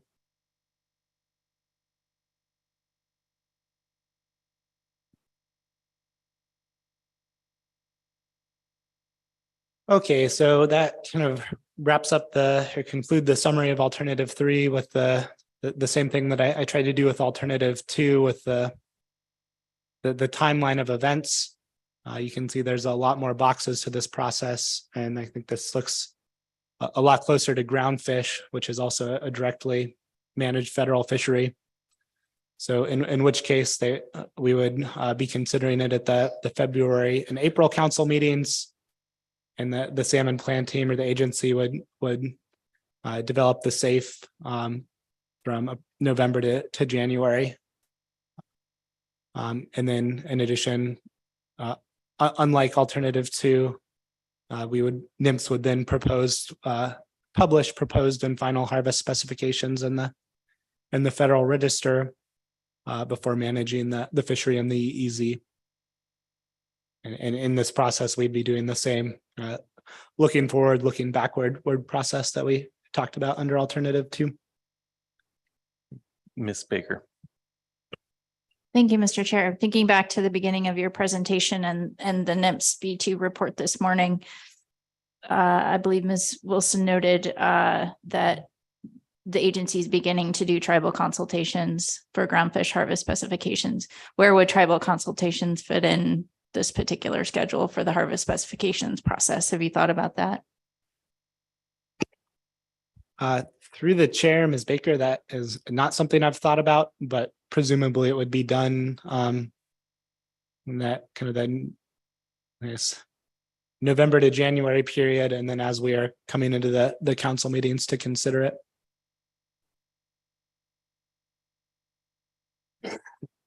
Ms. Kimball. Thank you. And since you were closing up on alternative 3, it just seems like there's some very strong statements in the analysis about the challenges with alternative 3 that aren't really coming through in the presentation. Especially in this section 2525 about the significant new management and scientific uncertainty under this proposal. Basically because these kinds of tools aren't used for salmon management. Nobody does this in Alaska.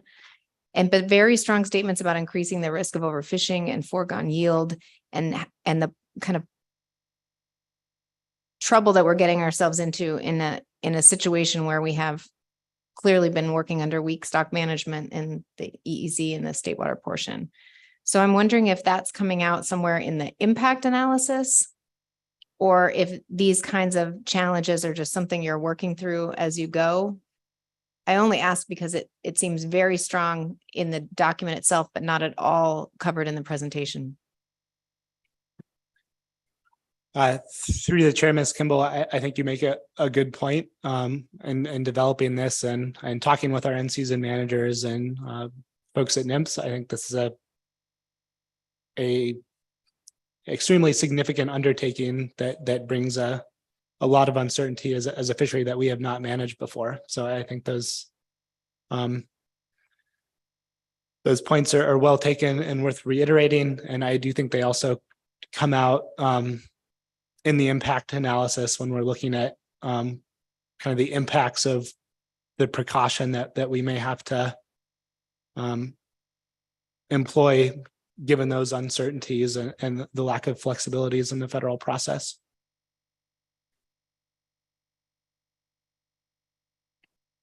Any further questions on alternative 3? All right, it's just after 5 o'clock here. Let's go ahead and break for the day, come back and pick up with alternative 4 at 8 a.m. tomorrow. And just a reminder for council members that there's going to be the sanctuary roundtable in here. So if you could bring your materials with you, I think they're going to be using this table as well. So see you tomorrow at 8, if not before.